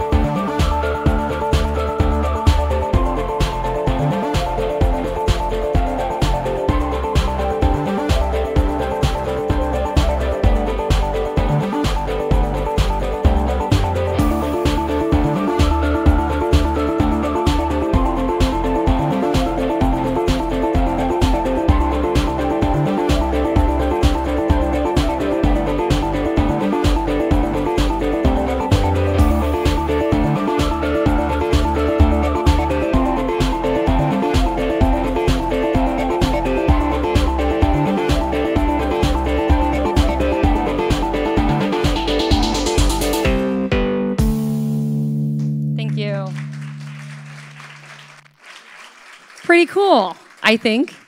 Hopefully you do too. So all of that to say, we're a technology company and we're competitive. And there are a couple of themes that have resonated over the past couple of years with our global strategy. And it's really about what are we doing to push the needle? How are we pushing ourselves forward and outside of our comfort zone from an innovation perspective? At the same time, what are we doing to focus on being a force for good globally and worldwide?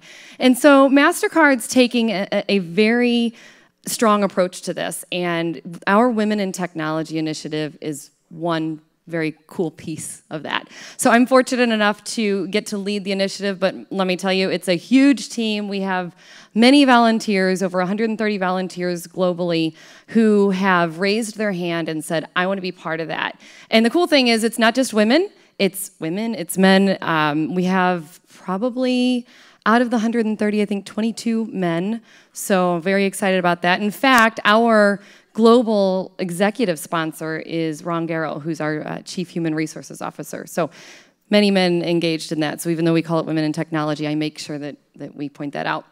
What we've done is really looked at what does it take to be the best? What does it take to build the best product? How do we have the strongest go-to-market strategy? How are we ensuring that we're developing products that are easy to use, intuitive, and whatnot?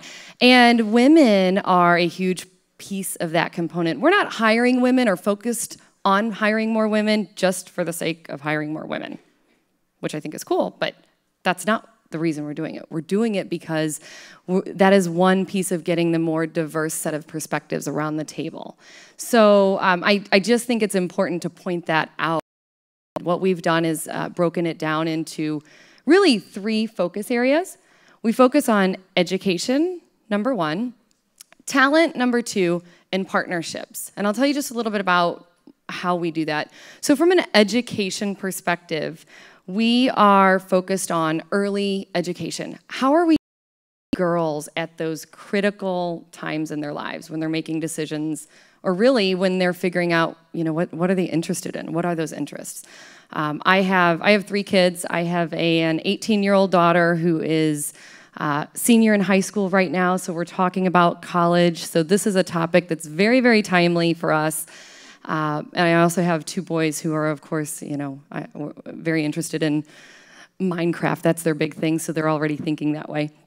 But from an education perspective, when we look at girls who are going from elementary school to junior high, and then again from junior high to high school, they're starting to make decisions on their curriculum. They get to choose courses. And we've seen that they're opting out of the technology type classes.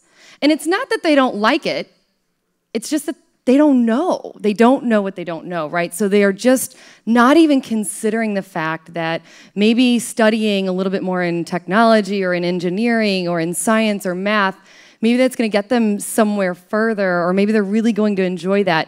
They're not considering it. So what MasterCard's doing is partnering with organizations globally where we can reach the students and show them what technology might look like.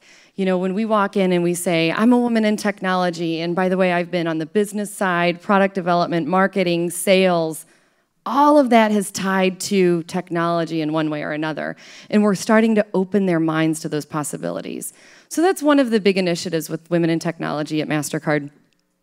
The other piece of it is the women who are also interested in learning. So under the education realm, we are teaching ladies to code. We are taking moms who maybe left the workforce at one time and helping them brush off their learning and their talents and feeling confident to come back into the workforce. We're focusing on veterans who are leaving the military and coming, looking for jobs, and maybe they have some technology background. So overall, that's really the big drive, one of the big drivers of our Women in Technology initiative. Secondly is talent. So it's one thing to help educate and to just open minds and open eyes.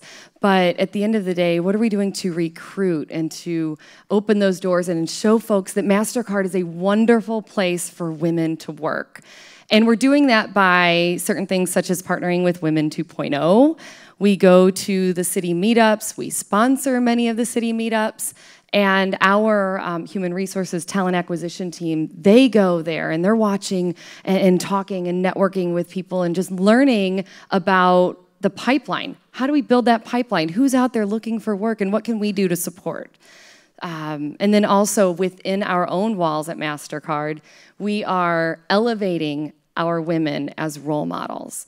So one of the things, a personality perspective that we've seen is we have a lot of strong women at MasterCard. Really, really smart ladies doing excellent things kind of quietly.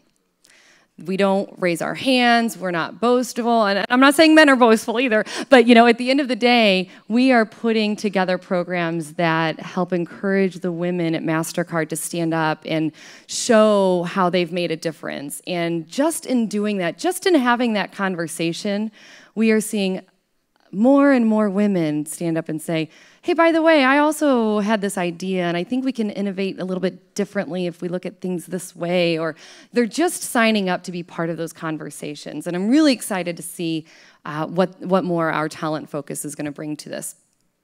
And the third thing is our partnerships. So we are focused on education, we're focused on talent development and talent and recruiting. But how do we do that? We can't just do it alone.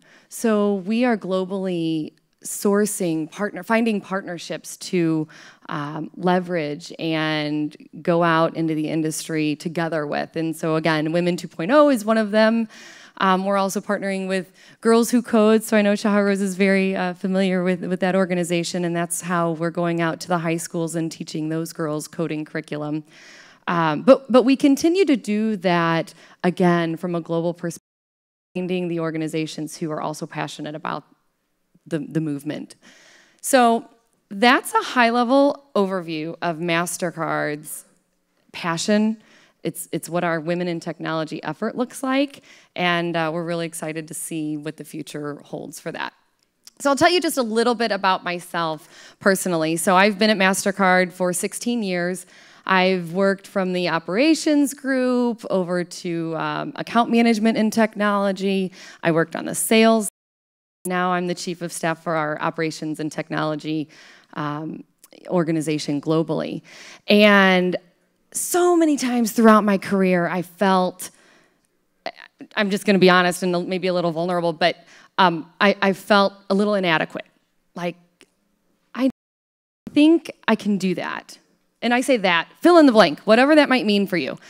I think I can do that, but I don't really know. I'm not 100%, so I'm just gonna keep doing my job because I'm happy here and it's fine and it's good and no complaints. And I don't really know that I have what it takes to do something different. And that was something that I realized throughout my career was a facade. It was a lie. I was this because I thought everything had to be perfect. I thought we had to have 100% of the information before we made it. But I'm finding my peers to the left and my peers to the right weren't necessarily held back by those same constraints. And they might say, I don't know if I can do it, but I'm gonna try, pick me. And I was seeing that. And I don't know if that was a me thing or if that was a woman thing, but the numbers just played out such that the men were continuing to progress, and I was seeing that myself and some of my peers were not. So it's just my perspective. It's not exactly, I'm not saying that this is the MasterCard message, but one thing that really, really struck home with me probably about 7 years ago was that my intuition and my gut doesn't lie. I'm a big Shakira fan, and you know, the song. So that song was out, and we're singing it, and I'm like, your gut doesn't lie. I mean, my gut doesn't lie. It tells me when I've eaten too much. Like, my gut does not lie. But so when I was having those doubts and saying, I don't know if I'm ready to go forward, that doubt started with the idea and my intuition that said, I think I can do that. So before I had the doubt, I had the idea that I think I want to do that.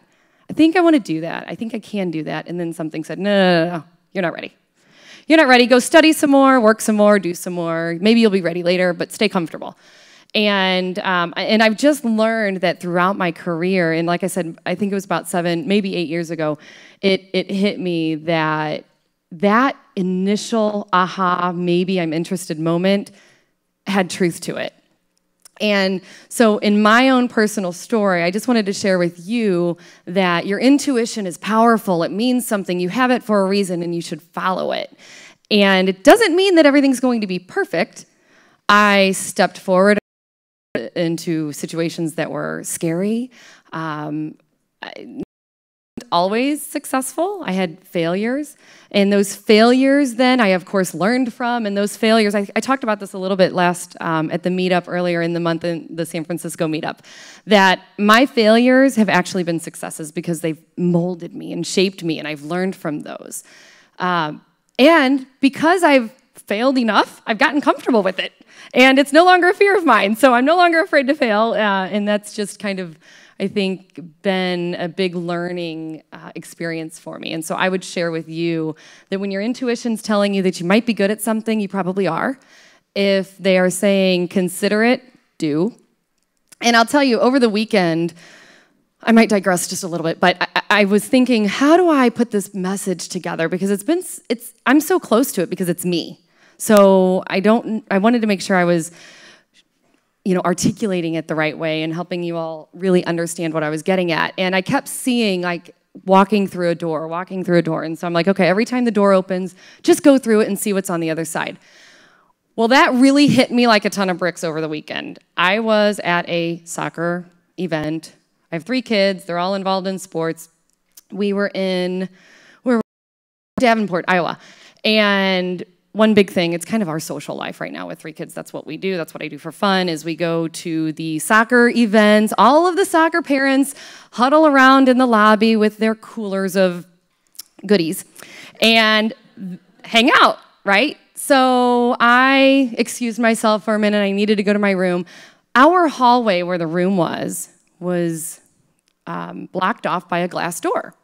And so I went through the glass door and I go to my room.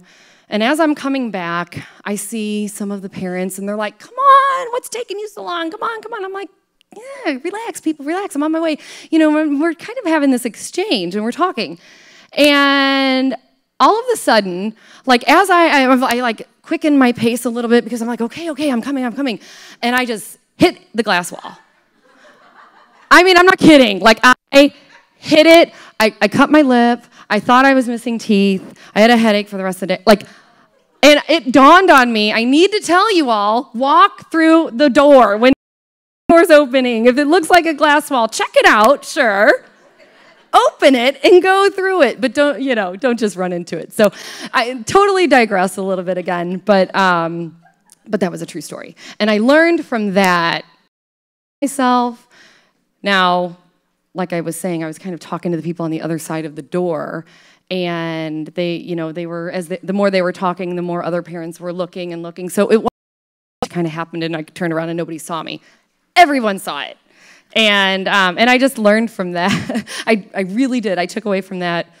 Now that once I confirmed I had all my teeth and everything was fine, and I wasn't going to have a black eye here today, just laugh at yourself. Don't take yourself too seriously. Find ways to go through the opportunity, find it, go after it. And at the end of all of that, everybody was my biggest supporter, and they kept asking me if there was anything they could do. And that was kind of another analogy for me, that leverage your friends, leverage your network, leverage who you're close to.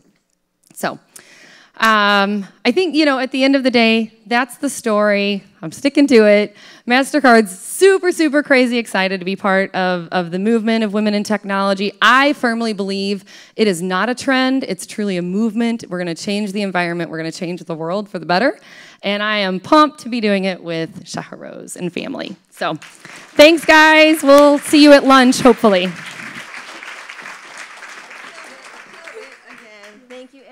So much. Amazing. So you get to keep that mic. Oh, fun story, right? Open the door first, people. Don't forget. But walking through doors is extremely important. Opportunity always is on the other side. And like she said, there's people there waiting to give you a hug if you fell over. Happens. So what's next? Well, first of all, we have a couple things happening. So we will break for lunch shortly, but let me explain a few things. So show of hands again, how many people have mentoring today? Okay, mentoring today? Okay, so you people, I will explain what's going on. For those of you who don't have mentoring today, that's fine, that's great. There's a lot going on. First of all, you can grab your lunch outside. When you are done, you have the opportunity to visit Microsoft next door-ish over this wall.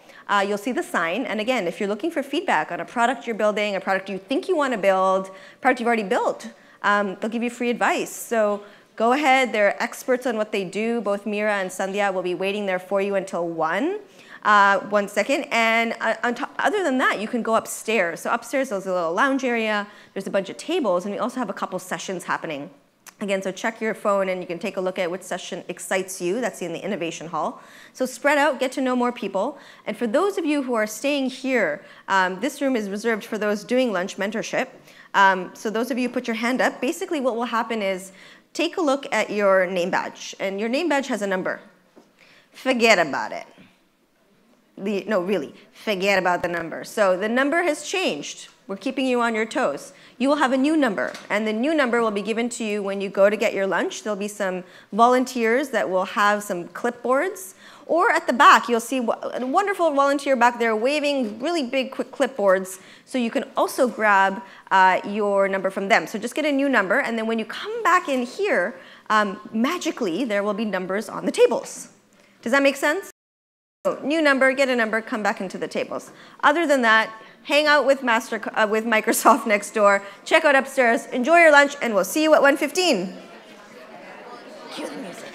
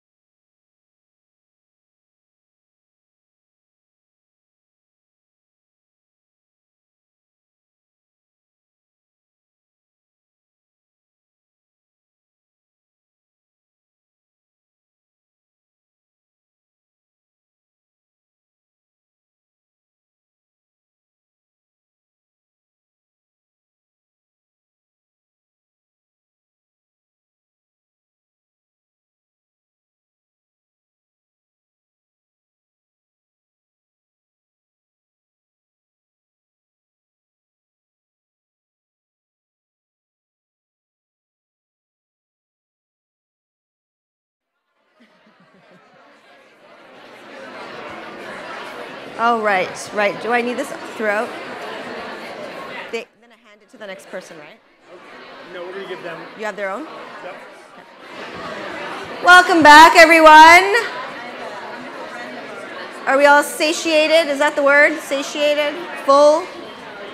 Awesome. Tell me one cool thing you learned at lunch mentorship. Quick, go. Oh my God, I'm floored.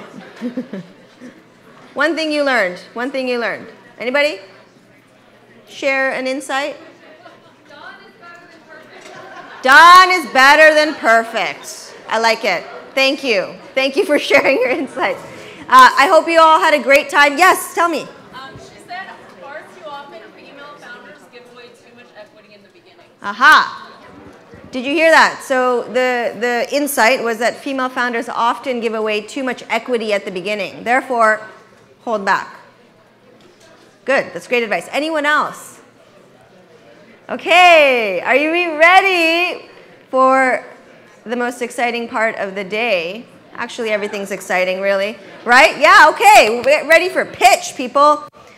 Oh, my slides aren't working. Oh, there we go. Yay! All right. So the pitch process. How many of you some of you may already know that this whole thing happens over the course of 3 to 6 months. We engage over 40 investors from the Bay Area, Silicon Alley, Silicon Valley, and beyond to give sort of our top 10. So every conference we do a pitch competition, and we get 100 to 200 applications from all over the world. Literally all over the world. And then we end up with 10 based on the sort of scores of the judges. And they're really looking for, is this a scalable, wildly scalable company, a wildly amazing idea, and a very incredible team. And all those different things come together to bring the scores that come to the top. And once you're at the top, you get to pitch. And so 5 companies will pitch today in front of 4 incredible investors. 5 companies will pitch tomorrow in front of 4 different incredible investors. And you all get to be involved by voting through your phone.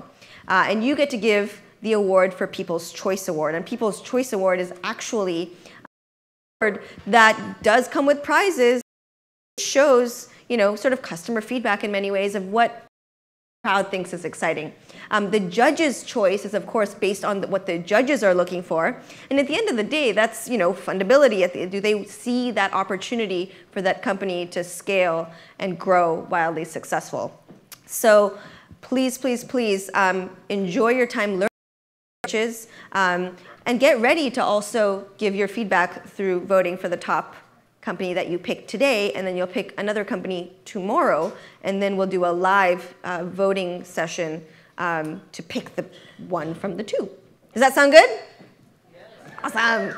We're really excited. So we will, to begin the process, of course, we need to bring some amazing investors onto the stage known as our judges. And so one by one, I'd like to bring onto the stage the first judge we have, David Wu. Please join us on the stage.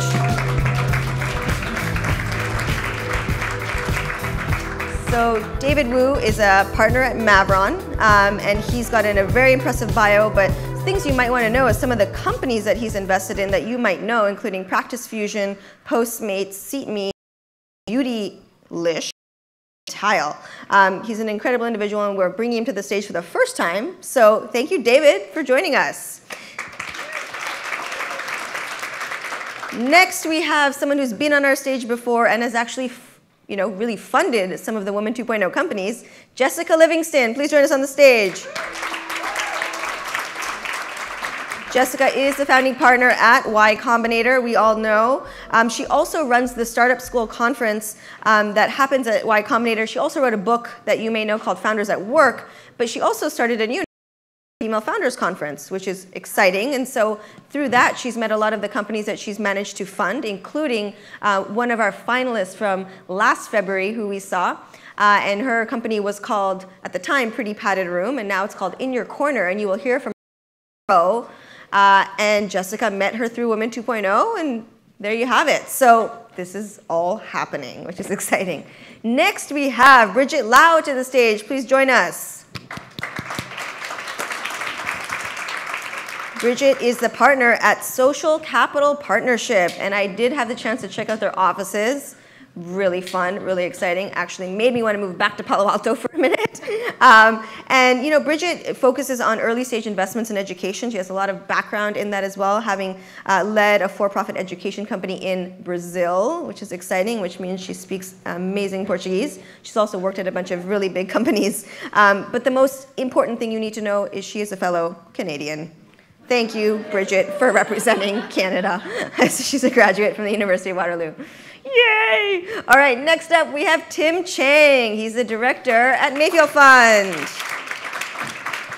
Tim Chang. Tim Chang, if I'm not mistaken, also is a musician. Yes, and I have seen Black Mahal.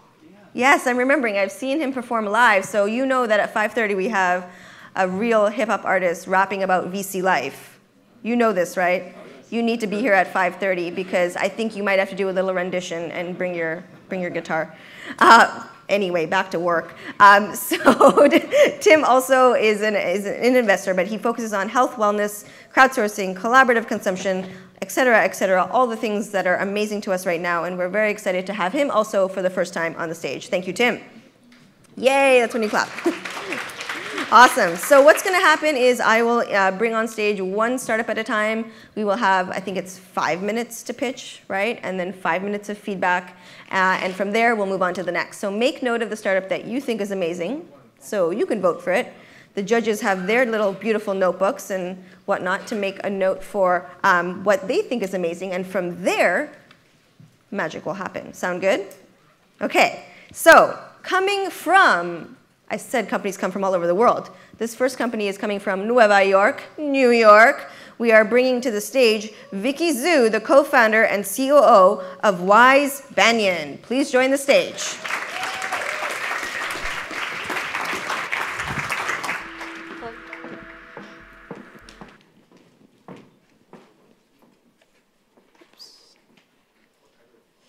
Hello, everyone. I am incredibly excited to be here today and really kick off this pitch. My name is Vicky, and I'm the co-founder of Wise Banyan. Wise Banyan is the world's first free financial advisor. We recommend, invest, and manage money for our clients for free and with no minimums to start. Our mission is to help everyone achieve their financial goals, which is why we built Wise Banyan on 2 pillars. No fees, and helping people start sooner rather than later. We bring the same level of transparency, ease of use, and integration that many of us have come to expect from consumer internet. And we leverage this to bring investing to everybody. We provide the same high quality level of financial expertise, but to investors of all levels, many of whom can now finally call themselves investors for the first time. The road to a strong financial future is now easier than ever. You can start today and sign up for a Wise Banyan account in just 10 minutes and start with $10. And we will take care of the rest. Whether it's a personal investment account or a retirement account, we'll create a customized portfolio of diversified ETFs or exchange-traded funds, and we'll manage everything for you. Our target clients are millennials, many of whom would not be able to start investing otherwise. Their accounts are just too small for financial advisors or brick-and-mortar institutions, and even for many of our direct competitors. And this cohort of millennials, they're a tough nut to crack. They still elude many traditional financial institutions, but our clients, many of these same millennials, are excited about Wise Banyan's mission. Not only are they sharing about what we are, what we do, or how to sign up for an account, they're also tremendously valuable clients. And we have the incredible opportunity to transform an entire generation, to empower 80 million millennials who currently have $2 trillion in investable assets. And this market is wide open. The industry is changing. We've taken an antiquated model with high barriers, such as fees and minimums. That's gotten better over time, but with Wise Banyan, we're really taking it to the next level. And this is because we fundamentally believe that investing should be a right and not just a privilege. We monetize through a freemium revenue model. And this benefits our clients because they pay for products and services that add demonstrable value to their portfolios and also their financial lives.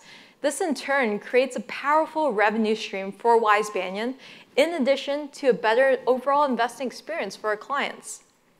Our incredible team is a strong hybrid of quantitative finance, consumer internet, and startup engineering. Herbert and I have both previously founded companies, and we've worked extensively together in both financial consulting and investment management prior to founding Wise Banyan. We bring deep financial expertise. Our CMO, he's a data-driven marketer, and he's worked with companies like ING Direct and New York Stock Exchange to run marketing campaigns.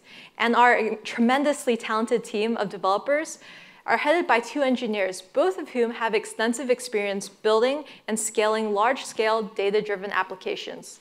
And our advisory board includes one of the co-founders of Bain & Company.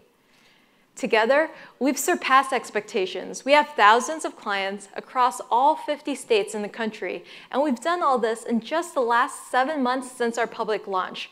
But what's even more exciting, though, is where we're going next. In the 4th quarter of 2014, we will be launching our client referral program, and this will be followed shortly by our first premium paid products. With this, we expect to grow our assets under management by 670% in the next 12 months. And during this time, we are confident that we will reach 10,000 clients. Thank you, and please join us at wisebanyan.com. As we say, help us invest in the present, and I promise you will love your future. Thank you.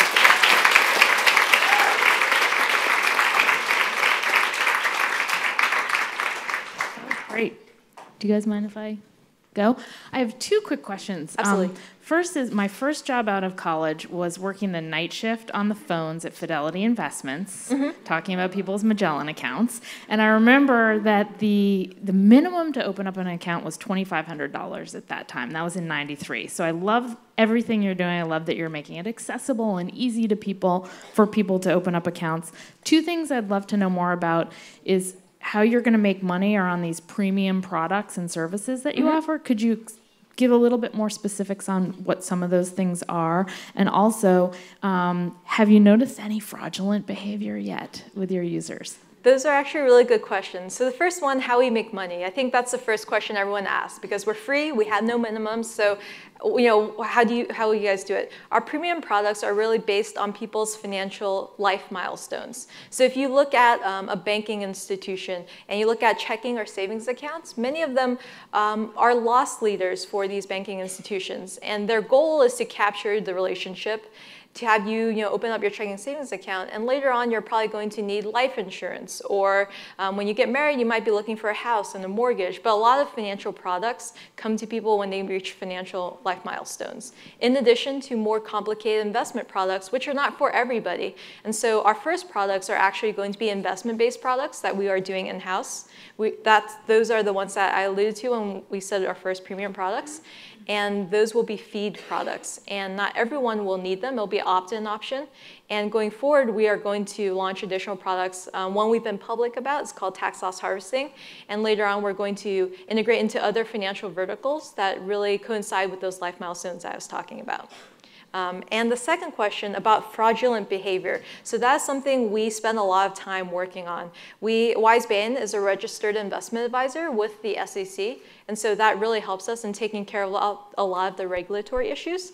Another great thing, if you're thinking about signing up for a Wise Banyan account, which I highly encourage you to do, is that when you open up an account, you do not send your money to Wise Banyan, because a lot of people have those concerns. Even though we are regulated and registered, we open a brokerage account in your name at a third-party broker-dealer who is also regulated. So between the two of us, we do a lot of due diligence and client verification. And so far, we have not seen any fraudulent behavior. Thank you. So have you figured out fractional shares or fractional ownerships? Because what will often happen with millennials, I agree it's a great market to go after, they're disenfranchised, but most will test with small amounts. And so they'll be doing amounts of even sub $100, and you can't even buy Apple stock with that. But if you can synthetically do fractional shares of ETFs or stock, stocks and things like that, you enable them to onboard quickly. Is that something you figured out how to do? Absolutely. That's a really smart choice and smart idea, and that is something we're doing. So the reason we're able to do no minimums, and we've seen accounts that you're talking about. I've seen 18-year-olds, 20-year-olds open up $10 accounts even. The reason we're able to do that is because we can do fractional shares right now. And when you do deposits, we also do direct deposits. So we have 20-year-olds, 30-year-olds with $100 a month, and we're able to allocate those deposits perfectly each time. Tell us a little bit more about that, your perfect end customer and this millennial crowd. What are their current barriers and what are they using right now? Sure. The short answer to that is a lot of these millennials are not investing right now. And what we're doing, Jessica referred to even the $250,000 minimum earlier.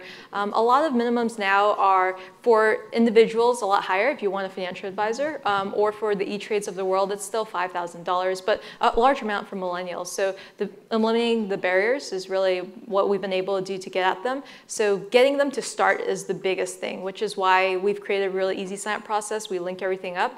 I think the biggest challenge going forward with millennials is the educational factor, because we need to get them started. Is there a risk that... Thank you, Vicki. Absolutely. Thank you, everybody.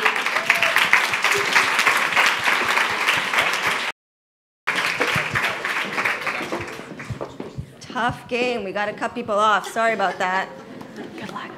I'm glad it wasn't me, but it will be me later on. Okay, next up, Job Bliss. We're going to bring to the stage Angie Kramer, founder and CEO from Canada. Yeah. Sorry, Canada. Hi, everybody. When we weren't looking, the way we worked together changed. It surprised me to find out that 42 million people are freelance right now in the US. But what shocked me even more was when I realized by 2020 that number is going to be more than 60 million and 2 billion globally. So clearly freelancing is on the rise. But if you are a freelancer, this isn't exactly good news. It sucks not knowing where your next job is coming from. There is no job security and no continuity. On the other hand, employers desperately need this nimble workforce to keep their costs down. So it's not going anywhere, it's the future. So how are we going to deal with it? What are the job posting sites that are available in the ecosystem right now? There are obviously quite a few, but they're all missing one fundamental element, and that's the ability to give these freelancers some visibility into the future. The only sites or companies that come close are local recruiters, and if you've ever worked with a local recruiter, it is as complicated as this slide makes it out to be, and I won't bore you with it. But it's time-consuming, it's costly, and worst of all, it's very restrictive. So that is why we built Jobless. We're going to bring both sides together and not only connect them, we're going to allow them to have job security through advanced planning. And we've done that by boiling it down to 4 simple steps. Match, connect, book, and most importantly, repeat. We're going to match vetted freelancers using skill tags. Employers post jobs exactly like calendar invites with a beginning and an end. If the skill tags match the freelancer, it will appear within their dashboard calendar. It seems like a no-brainer, but now the freelancers can have visibility of all the jobs that suit their skill sets months and even years in advance. They can browse through, see what suits their career goals and their schedule, and simply apply. We're going to connect the employers directly to the freelancers. As the applicants come in, the employer has the freedom to go through, contact, meet, and if they choose to work together, book them in. So that's very common, and I'm sure you're all used to seeing that type of thing.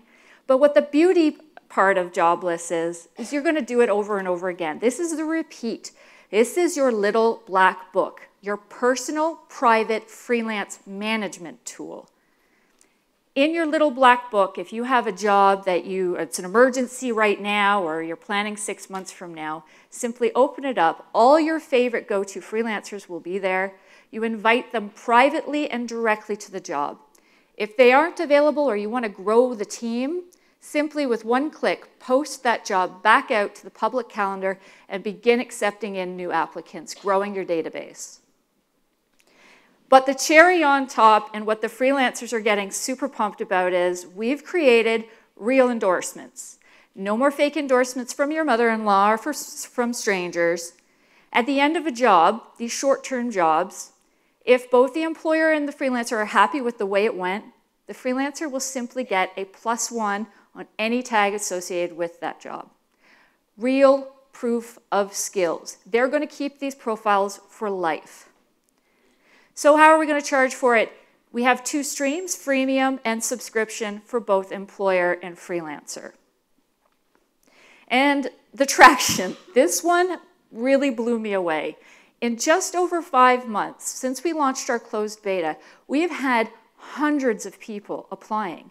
And the feedback has been phenomenal. And of those 500 people we've let in to test it, they are actively applying to the jobs being posted by more than 40 agencies. Actually, as of today, 48 agencies. A quarter of those agencies have already posted again and intend to do so repeatedly. The feedback is, keep it going, please, Angie. It's almost a desperation. So you can imagine, with the right investment, how this could really take off. The founding team, myself, Angie Kramer, I have 17 years digital, social, marketing experience, launching very big brands online and leading the teams that did it. Minda Sherman is our subject matter expert with HR experience for more than 25 years and a really kick-ass team of developers and advisors in Canada and the UK. And I'm running out of time. So our first niche market focus is advertising and marketing agencies, because that's where the skill set is, that's in high demand. But we're already seeing companies outside of this niche signing up. And the beauty is that this market, or this model, could easily be used across other verticals. So what does Jobless look like? Knowing you have the right skill set, or right people ready to get the job done, and knowing that you have the visibility into the future to go full-time freelance. Thank you. And that was, sorry, cut off a little bit too fast.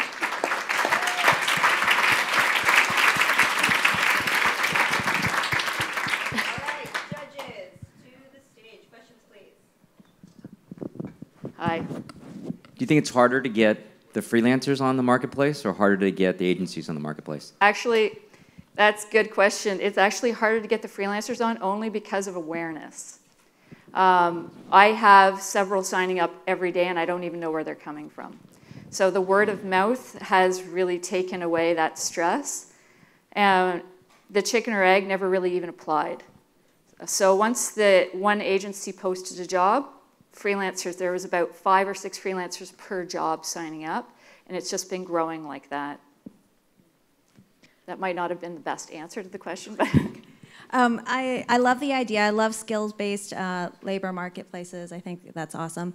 So my question would be, what's that freelancer's first experience? If I just join your system or the marketplace, how do I kind of get my first job, and based on my skills? Because I don't have a portfolio yet. Or how is that? Well, you'll add your LinkedIn content so that there's some history of you in there. When you open up your dashboard calendar, immediately jobs that suit you will start to show up. So your first experience is browsing through all the months in advance and seeing the different types, because none of them are exact, but they're all laid out there for you. And the point was to just show you what's out there, because everybody changes their career path. So they can browse through them, dismiss the ones that aren't interesting, and apply to the ones that are. So in a freelancer's point of view, it's a comfort to know that everything's there in front of them and they have the power to choose. I have a quick question about your team, actually, because I noticed on my sheet it says that you work with a firm for your technical stuff. If you got more funding, do you have do you want to bring on a team of in-house developers? Oh, yeah. Okay. Yeah. Oh, yeah. I mean, it was just because this is an MVP and it was quite self-funded. I've been building websites forever, so I work with a lot of developers at different companies. So I created a relationship with one where I got a very low cost but good quality. But absolutely, with the right funding, I want to bring everything in-house, and we already have one of the developers here today that would be spearheading that. Service marketplaces typically require heavy curation on the supply side first to ensure a high quality level. Are you actively engaged in making sure it's the best tier 1 freelancers on that supply side first? Great question. Yes. When the freelancers sign up, it's a manual process. We have a subject matter expert in HR. She's been working in digital HR for 25 years. Everything is vetted by an expert. Absolutely. We want to devote that time to each individual to make sure that they are quality. So that might, I don't know if that'll ever go away. I think it's necessary. And time. Thank you. Thank you.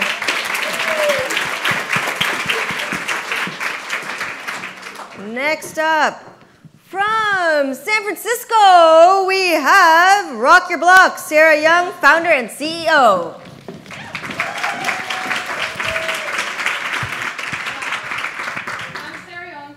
CEO of Rock Your Block, a career development platform for youth ages 13 to 24.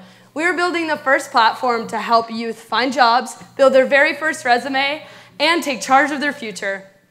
Youth unemployment is a global crisis in both the short term and the long term. By 2025, 50% of our workforce in the US will be replaced by the millennial generation. And the longer it takes for these youth to find work and gain those critical first job experiences today, the harder it will be for them to ever hope to catch up. There's a clear disconnect between where employers are promoting their job openings and where youth are finding jobs.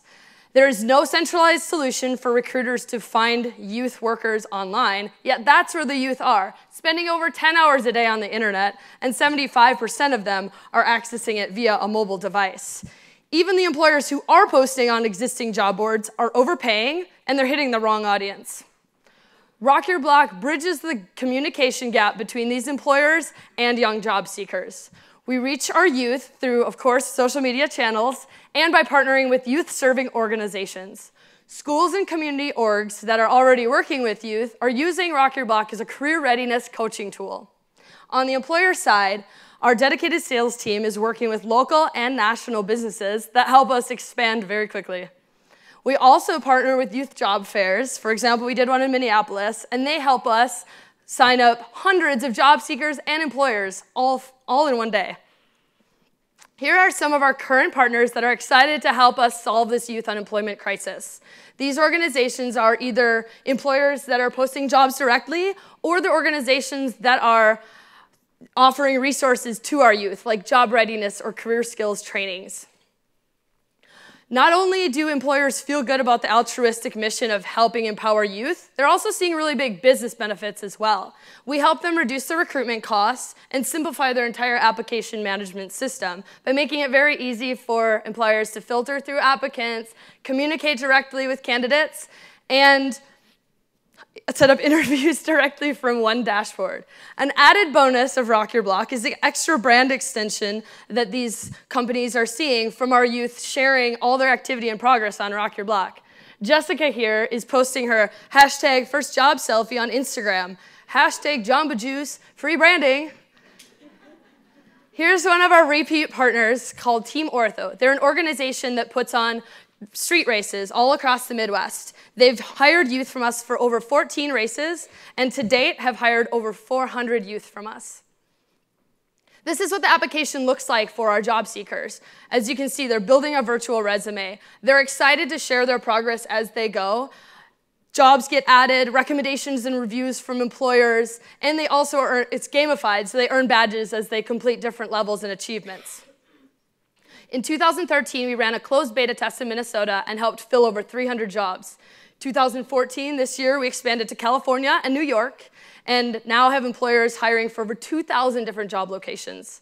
2015 marks our national launch and our release of our mobile app, where job seekers are able to subscribe to real-time job alerts based on their interests and their current location. Our revenue model is based off of two types of employers. We have individuals that are hiring for neighborhood jobs, odd jobs, dog walking, babysitting. They pay 10% transaction fee on top of the total payment. And then businesses are paying $50 a job post or $99 a month for unlimited postings. Meet the team. Being passionate about working with youth and growing up doing every sort of odd job imaginable, I wanted to build a service that could help youth easily find those critical first job experiences. John, our CTO, brings over 20 years of technical experience to the team and is leading our product development. Karen, an established educator and a mother of 2 teenagers herself, is our community liaison between our employers, our job seekers, and their parents. And finally, Haniel is a recent addition to the team. She runs our business development and our financial strategy. We also have a rockstar team of advisors. You may Google them if you wish. Not only is Rock Your Block creating a scalable solution for youth unemployment, we are helping build the future business leaders of tomorrow. Thank you. Awesome.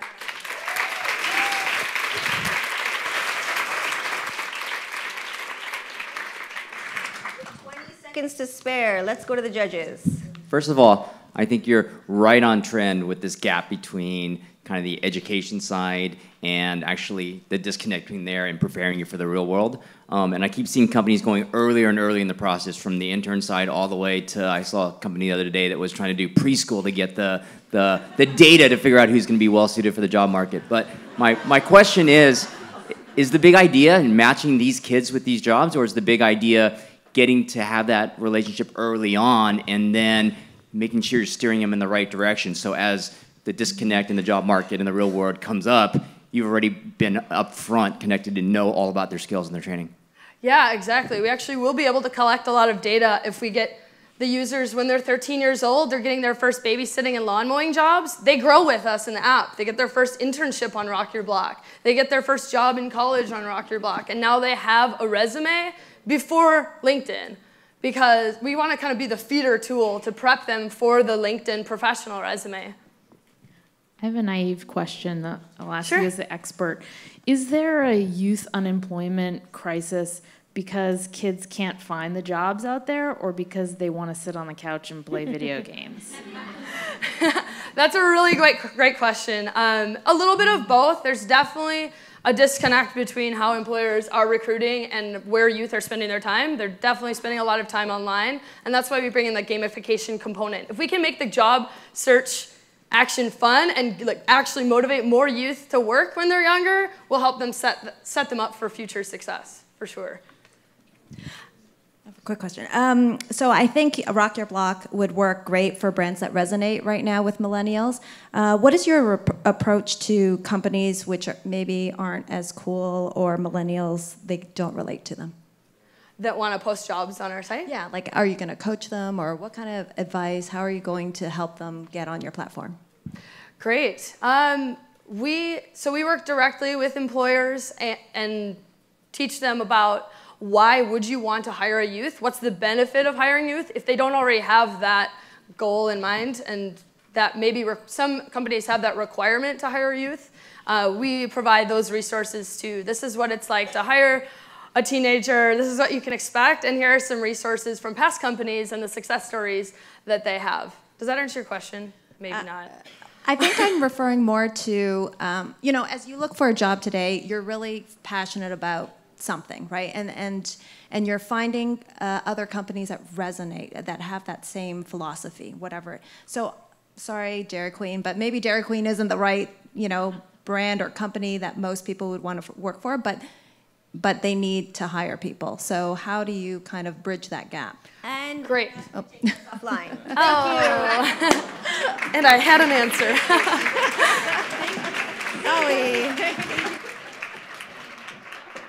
Only because I'm getting text messages to hurry up. All right, I am not in charge, people. I just listen to my tech. Next up, we have local data. Alicia Rault, founder and CEO from San Francisco.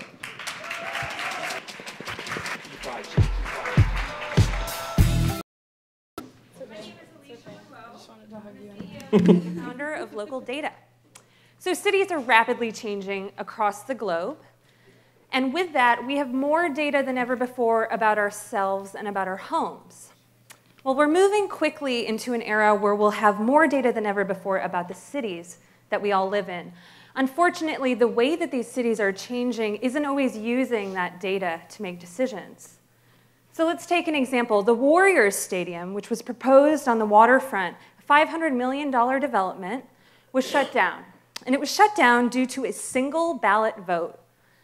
The reason why this happened was because bad assumptions were made without good information. We had on the one side residents that wanted to understand the impact on their neighborhood. And on the other side, we had real estate developers that were enthusiastic about the project but didn't have enough information to really understand the context. If we fast forward to today, they've purchased a new site at Mission Bay from Salesforce. The person responsible for solving the problem of calculating success to make sure that the mistakes of the past don't happen again is named Casey. And he's an analyst that works in a real estate and architecture firm. He needs to use data to understand the existing conditions and the way that people move around the site. And he does so with data. And so one of the ways is he sends out people to actually collect that information. And then here's the tricky part. He scours the web for hours upon hours in this massive data mining workflow, looking at places like the census, data.gov, proprietary data sets. It's a preparation nightmare. This is not just Casey's problem. 50 to 80% of time for all data analysts is actually spent on the mundane process of collecting and preparing the data before it can even be used. And that's just conventional data. There's a massive amount of extremely useful information being aggregated through our smartphones and sensor networks that will begin to dot the globe, but it's absolutely unreachable because people like Casey are just not technical programmers. So he has this messy raw government data, and the best available data is just simply inaccessible. So this introduces costly assumptions and risk, something that no real estate developer ever wants in their project. We created Local Data. It's a platform to aggregate diverse amounts of urban data, put it into a single place, allow professionals like Casey to explore it, package it, contextualize it, and use it for analysis. We begin by giving Casey a mobile app to collect data out in the field in real time. From there, he brings it into a single interface where he can draw the boundaries of his site that he cares about. He can bring in real-time data that's been collected through our app and see time series, add in contextual information like traffic congestion, and actually use that social media that's all around us to make informed decisions. He can see it in tabular view and export it. And so where does all that data get Casey? It brings him to a win. He has the best data possible, and he has the easiest workflow. And that brings everyone involved to a win-win, so that we have safe bets and a shared understanding. We've launched Local Data in over 25 cities in North and South America, and we've had some immense traction. We have $150K in revenue already in just 10 months, and we're experiencing 30% quarter-over-quarter growth. Currently, our customers purchase Local Data through an annual subscription model from 5 to 20K, and we've helped solve problems in supply chain management, economic development, assessing vacant property, and transportation infrastructure. That's just our beachhead. We're specialists in government and urban planning, and so we started in this $2.7 billion market. We're moving rapidly toward commercial real estate and business analytics, which we see as a $10 billion opportunity. That's just the beginning. We're a team that met at Code for America. We left jobs at MIT and Microsoft to pursue this noble challenge, which is to make better cities and support decision-making through data. Right now, we have this data dashboard and mobile collection tool. We're toward the fall, where we'll scale nationally and launch our seed round, and moving toward 2016, where we'll integrate with global sensor networks across the world. We're starting in 5 markets that are experiencing some of the highest real estate growth in the country. And we're excited about making better cities with better data. So find out more at localdata.com. Thank you. All right. 10 seconds to spare. I'm impressed. All right, let's go to the judges. Thank you. There's definitely a strong need here, and I love the mission-based origin. I'm wondering, though, do you get more revenue more quickly by flipping around and serving the B2B data sales first while doing more mission-based on as sort of an incremental revenue? Does that make sense? Where you're offering to those with much bigger budgets who can pay a lot more versus selling into muni and government and et cetera? Totally, and I'm not sure if I made that clear, but our initial market, the one that we know, is urban planning and government, right? And that's a significant beachhead, and we're having some success. the thing that we're moving toward is commercial real estate, so focusing more on the private sector beyond that smart city spending, which is huge, $265 billion spend just this year. And how much of the data collection can be done via crowdsourcing versus sort of individual agents? Yeah, so again, the platform is about contextualizing data. Our MVP was about data collection, so we built an app that helps people collect data in real time. We use something called flock sourcing, which is essentially organized groups of individuals that aren't just leaving it up to the crowd, but actually producing useful data because they've already self-organized and know what they're collecting. I have a team question for you guys. Yeah. The product looks really, really cool, and it looks like you have great tech chops and great data viz chops. Yeah. It seems like whether you keep going down the urban area, whether you go probably to a more profitable commercial real estate model, that a lot of this is going to tie back to kind of an classic enterprise sales world. Do you have that DNA in your team, or is this product just so different and so great it just kind of sells itself? So, I mean, it's enterprise sales, but we're kind of hacking the process. We come from the GovTech space. We're part of the Code for America network, and that entire group of people focuses around selling enterprise products to government. And so we have this fantastic network that has helped us and advised us. What we've done is we've hacked the procurement process. So we've taken an enterprise product and we've priced it at a level that falls under procurement thresholds. So we've made it pretty out of the box. Our sales cycle is 2 to 8 weeks, so it's made enterprise sales kind of easy. Does that hack work when you move to the private sector? Yeah, I think it translates a little bit more seamlessly, for sure. Sorry, I'm so jaded, because I love the idea, but I'll just say I'm jaded. I'm a little bit worried that that there's this like optimistic view of the world that you say, well, people should be using this data to make their decisions. I know you came from this world, but are you sure that this is something that like city planners are like desperate to get and pay a lot of money for? Yeah. Well, as an urban planner, I am one myself. I was a data analyst. I would say absolutely yes. There is a demand to modernize, and they are hungry for new kinds of data.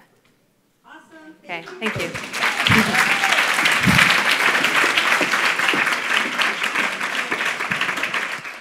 All right, now Denver, we have the founder of Cheddar Up, Nicole Montoya, founder and CEO. Come take the stage.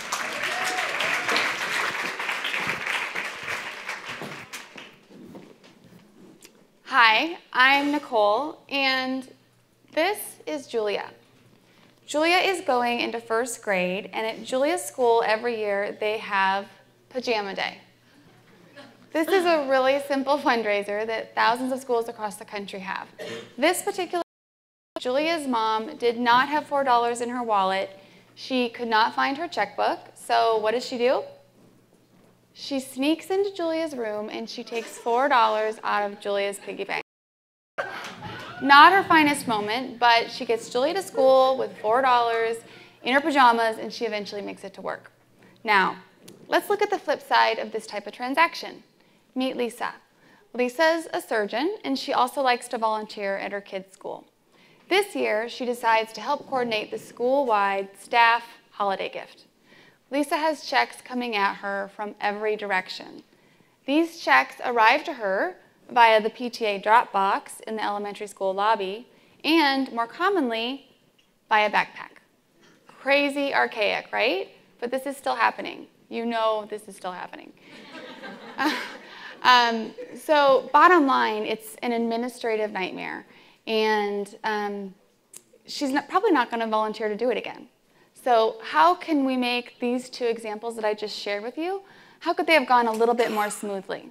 Well, that's what I'm here to talk to you about today. Cheddar Up is the easiest way to track and collect group payments. So a great way to think about it is like this. What Evite has done for paper invitations, Cheddar Up is doing for checks and paper forms. It's really that simple. We're creating a new norm for these types of transactions. And guess what? This is the reaction we're getting. This is Kat. Kat lives in LA. She's a stand-up comedian. She's a mom. She also loves telling her friends about new products and services, as you can see right here. Cat is our demographic. But Cat's not alone. We also have thousands of other users who feel the same way. Our traction to date is primarily from word of mouth and approximately 3 small PTA events. Our business is viral by nature, and we're seeing a network effect very early on.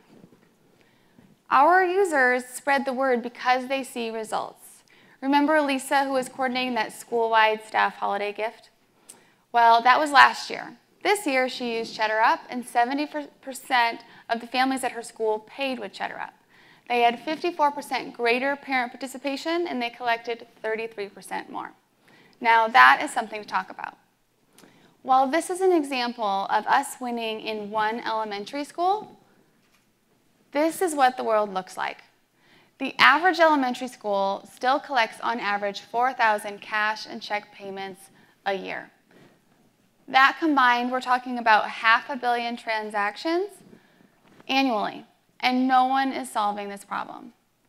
We intend to capture these transactions because we understand a demographic that is up for grabs, and that's moms. We're hyper-focused on moms because we know how valuable they are, and we have the perspective to reach them in a way that others have not been able to, and we intend to win at it. Now, even if we just focused on schools and we just focused on moms, we would have a successful company. But there are also dozens of other demographics that are also making these same types of group transactions that we will ultimately target. But in the meantime, we're focused and we really know what we're doing. CheddarUp is not only an easy way to pay online, it's also a wildly simple tool to collect, track, and manage these online payments. Our users can create a tab in a matter of seconds. The output is an instant custom online payment page that people can pay in as few as 3 clicks.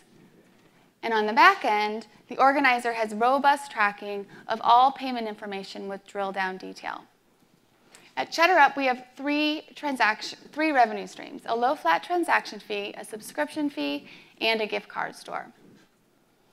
Now, for a business like ours to be successful, I can guarantee you that the team needs to look like this. We are led by 2 smart, experienced women who know how to get a thing done and know this demographic like the back of our hand. And we're supported by a team of people who can help make that happen. How will we acquire users? We're most excited about our Big Cheese referral program, which provides moms with flexibility and attractive side income. We'll also leverage marketing strategies that have been tested to grow our user base. That means we're not guessing with your capital, we're executing with your capital. This business is a no-brainer, and moms are waiting for it, and we're the team to do it. Thanks for your time.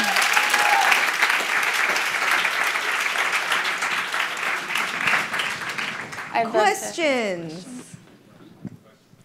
Is this connected to my bank account, or how does it work? Oh, currently our payment processor is PayPal as the back end. So immediately upon collecting funds, it's deposited into your PayPal account.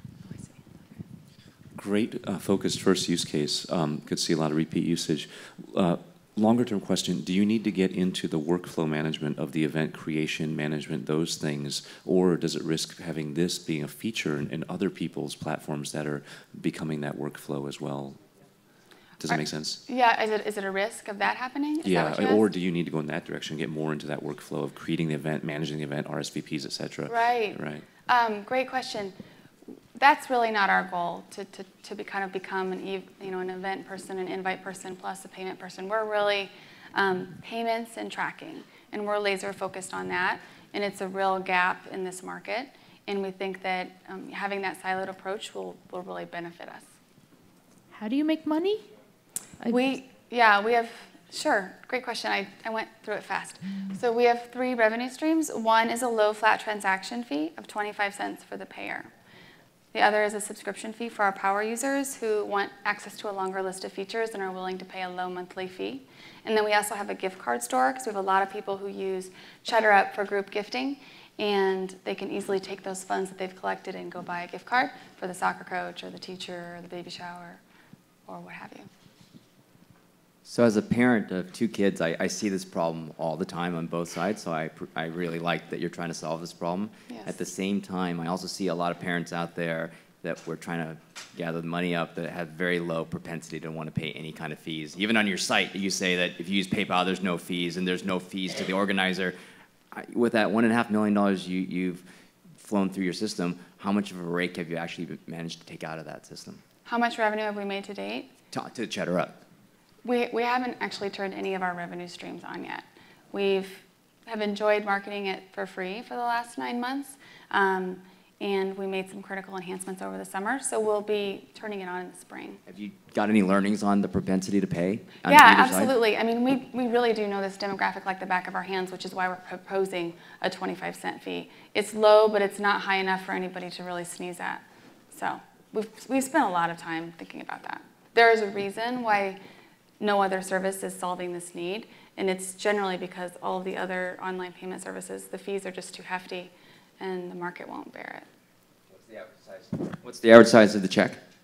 The average size of the transaction, is what's gone through our system to date is like around $100. We think that's a little high. We're estimating right around $25 for the average transaction. All right, thank you. Thank you. Thank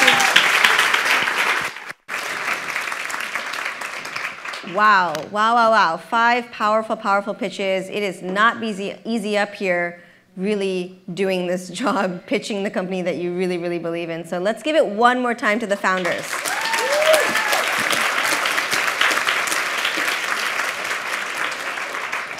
Thank you, Jessica, David, Bridget, Tim, for being here, for judging. Now I know it's time for them to whisk off into this private room and to do the real judging work behind doors. So thank you guys again, and enjoy your period. All right. So a couple things are going to happen. It is getting close to 2:30. At 2:30, again, next door, we are restarting office hours with Microsoft. So please feel free to go over next door, over the door there, the sign will be there, and get some feedback. Again, pitch a product, get feedback on an existing product, whatever you want to do is great. So do me a favor, please rate the session. Thank you. I appreciate that. Would love to hear what you thought of pitch. We've generally done this over and over and over. And what I wanted to click over is to one of the. So just to tell you quickly about pitch finalists, this is a very hard to see slide, but there's a lot of companies in those 3 boxes.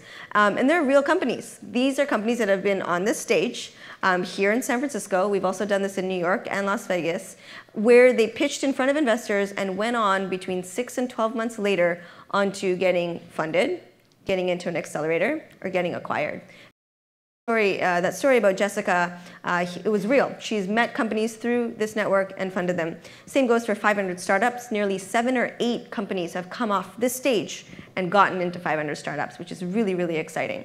And the companies in the left corner getting funded, it's nearly, companies that have gotten funded by Google Ventures, Sequoia, you name it, $1 million to $2 million in funding. And so this is a place to really create the right connections, to really learn how to perfect your pitch, because at the end of the day, as an entrepreneur, as a founder, you are pitching every day. And this is a great opportunity for them.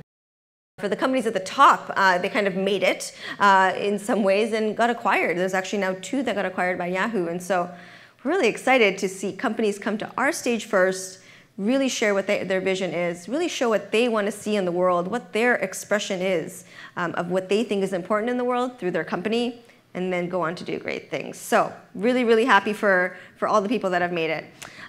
So we rated this session. What we want to do also is to do people's choice. So when you go to this link here, you can start to pick which ones you think are amazing, whether you think they're amazing because you want to actually use them, or you pretend you're an investor and you want to invest in them. Whatever makes sense to you, go ahead, follow that link and give the vote, because they'll actually win some prizes. So we're here to sort of get people to move forward, and what you can do is really show support for a startup that you think is kick ass. Sound good? Oh my God, yeah? Yeah, okay, good. So big deal. Not here right now because we're in the back, but we want to give a huge thank you to two people who run the pitch competition. That would be Donna Rosenberg, she's in the back with the judges, and Dave Kochbeck, which is also in the back with the judges. But they volunteer their time to prepare these people to get to the stage of pitching, work with the judges, and really make this whole thing happen. So let's give it up for Dave and Donna.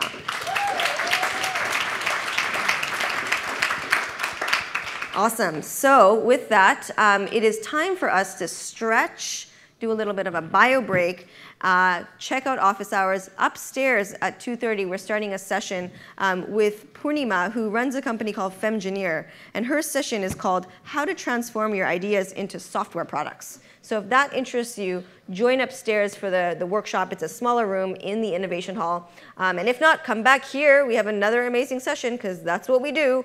2:30, be back. Thank you.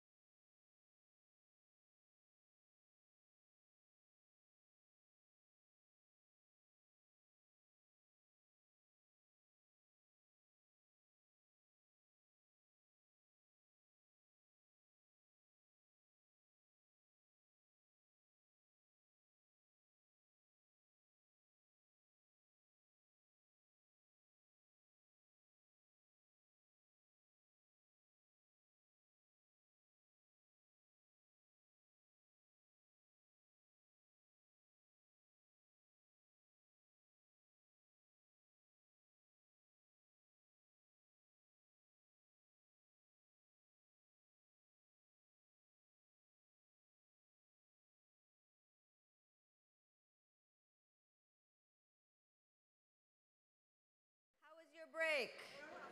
Yeah, thank you for responding. Makes me feel not so lonely up here. My favorite thing to do is actually talk to the audience and not just, over the audience. So I love it when you respond. I really appreciate it, even though it's a little hard for me to see your faces. So thank you for the participation and welcome back. Okay, let's talk about some important things. First of all, quickly switch back to non-accent, is to thank some sponsors. So this conference, events are a very difficult business. For anyone who's ever run a conference or an event, you know that it's very, very hard work. And for us to keep tickets affordable for all of you, because I know many of you are starting companies or just getting started in your career or whatever it is, it's challenging. And so we keep the prices as low as we can. And we do that because people like these people support us. So we've already talked about how amazing MasterCard has been to Women 2.0. And I did mention already Microsoft. Microsoft has been sponsoring a conference since we started. So since 2006, I have not done a conference without Microsoft's financial support. And so I really, really, really, really, really want to thank Microsoft for their continuous support every year.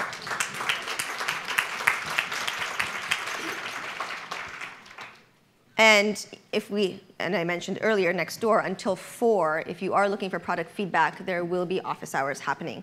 And just heading back to the previous slide, a new sponsor of ours this year is Salesforce. And when we spoke with Salesforce, it was really exciting to hear a company that really, again, like many of these others, really want to support the change in the industry. And we're happy to have Salesforce for the first time sponsoring. And what they did is they sponsored 10 tickets for the conference to engineers. And I'm curious in the audience if anyone is one of those lucky holders. Oh yeah, okay, awesome, congratulations to you. You get to come for free. And you must thank Salesforce graciously for their time. They actually just finished a session upstairs, and so we're really excited to be working with them and for them to support direct people like you to come to the conference. So thank you to Salesforce.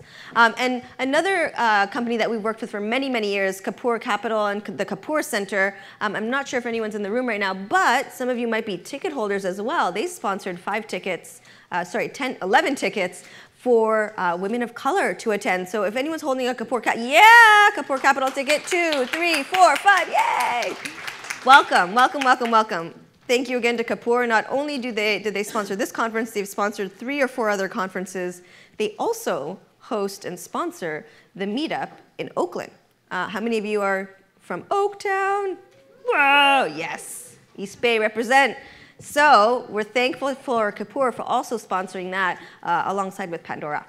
And beyond that, we've got great new sponsors like Retargeter. How many of you actually use Retargeter for your startup? If you don't, they're doing a session talking about how to retarget ads, really important. We've got Amazon doing a session upstairs. HP, their product called Pronk. Femgineer's session is going on right now. Althea sponsored 5 tickets as well. Creative Age Leadership did a session earlier this morning, and we're very thankful for Bank of the West. So thank you to all our sponsors. All right, we'll kick over to the other slides, please. So we are moving on to the next session. Are we ready for this exciting session? Yeah! All right, I'm super excited. It is titled, How to Create Value and Advantage Through Gender Diversity. A very, very important topic for us to talk about, really to talk about how we can better the world and better business and technology by having diversity. We're going to hear how diversity in tech and innovation and corporate leadership yields to measurable benefits when you have diversity. And we'll also, because we are all about sneak previews, we're all about releasing new things, we're going to see a sneak preview of a very important documentary called Code. And this is a film that talks about the impact of diversity in tech. And so not only are we dropping new tracks about technology, we're also dropping new documentaries. I'm excited to do that. More excited is to bring onto the stage our very, very talented, amazing person in my life, one of my dearest friends, Ellen Lians. Please come to the stage. I'm so honored to have met Ellen when I first moved to Silicon Valley. We actually worked together at the same startup.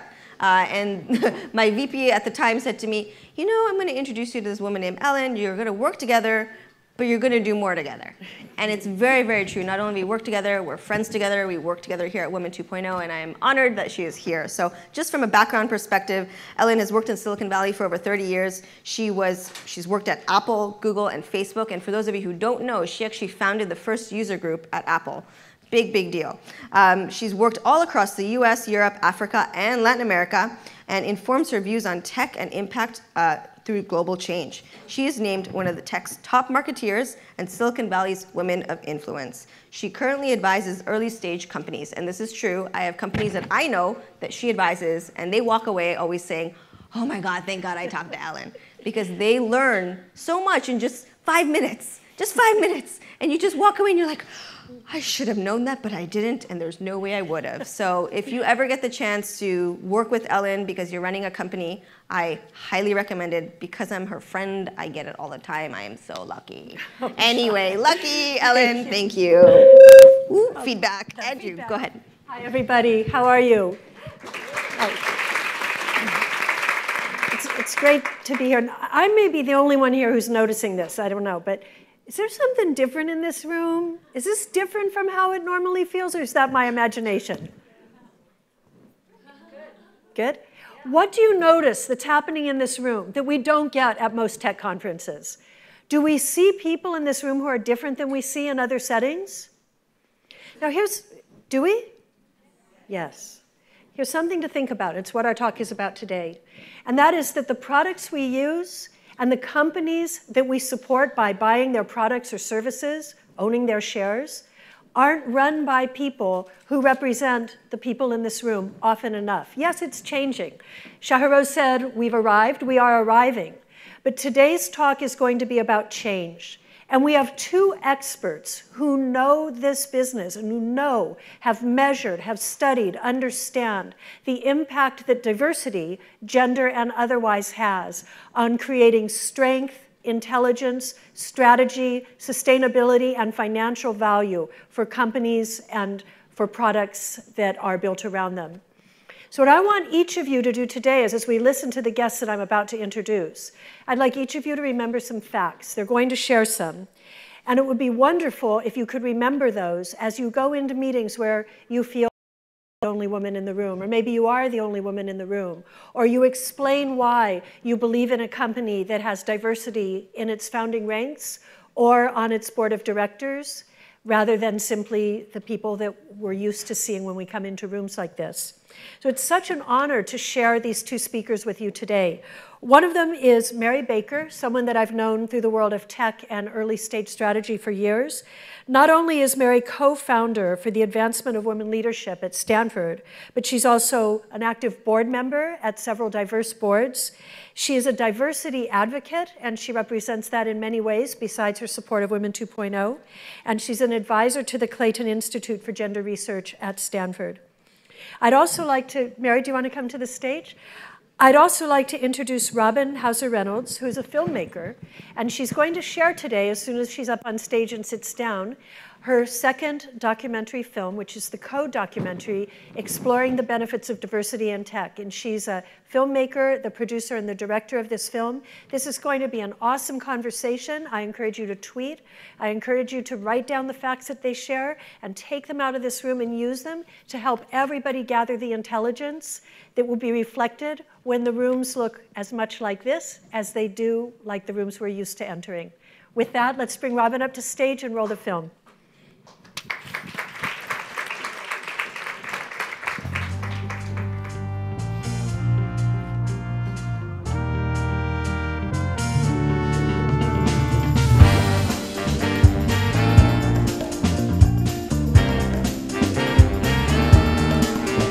If you look at Twitter's user base, it reflects basically all of humanity.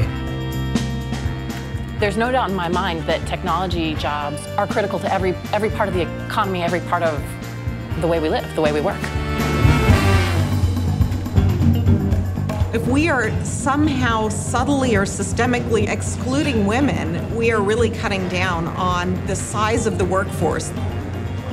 Computer science is changing our whole world. Unfortunately, it's a very undiverse field. It's actually quite segregated. This is both a gender as well as an ethnicity issue. It's when the idea of the nerd genius came to the fore, and that's exactly when women started declining in their representation.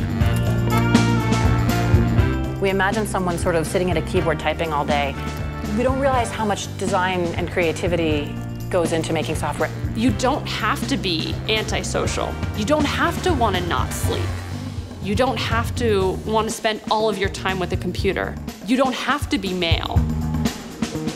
I think people are sometimes surprised when I tell them I work in computer science, just because it is a male-dominated industry. As someone who studied rocket science, I can tell you that coding is not rocket science. Writing software is just a tool to actually go build something cool that you want to build. To be able to just build a product from the ground up, to make something exist where it didn't exist before, has been really exciting. There's like so many like programs and websites now where you can just like teach yourself. It was actually a really important thing for us as a company to establish having women on the team. The greater the empathy you have with the people that are trying to use the product, the better the product is. I absolutely think that women can be just as great as men at programming. And the great thing is I can look the way I do, I can wear lipstick and write just as good code as you, and people need to be comfortable with that. At conferences, there's been sexually explicit comments made towards speakers, towards attendance. It's gross. It's despicable. We're not seen as part of the boys club. There's this assumption there like that I brought the coffee. People would assume I was a recruiter or talk down to me. I can't think of a single software product that would only be used by men. So it's hard to imagine that it would be appropriate to have any team that was only men, or only women for that matter. Important mantra is you are not your user. Unfortunately, the first round of airbags killed a lot of women and children. And it turns out that the airbags were developed for the average specs of the engineer on the team. And those engineers happen to all be white men. You have to be impatient. You have to say, this has to happen now. We have to do what we can now. Whatever it takes to move the number now, we have to do that now.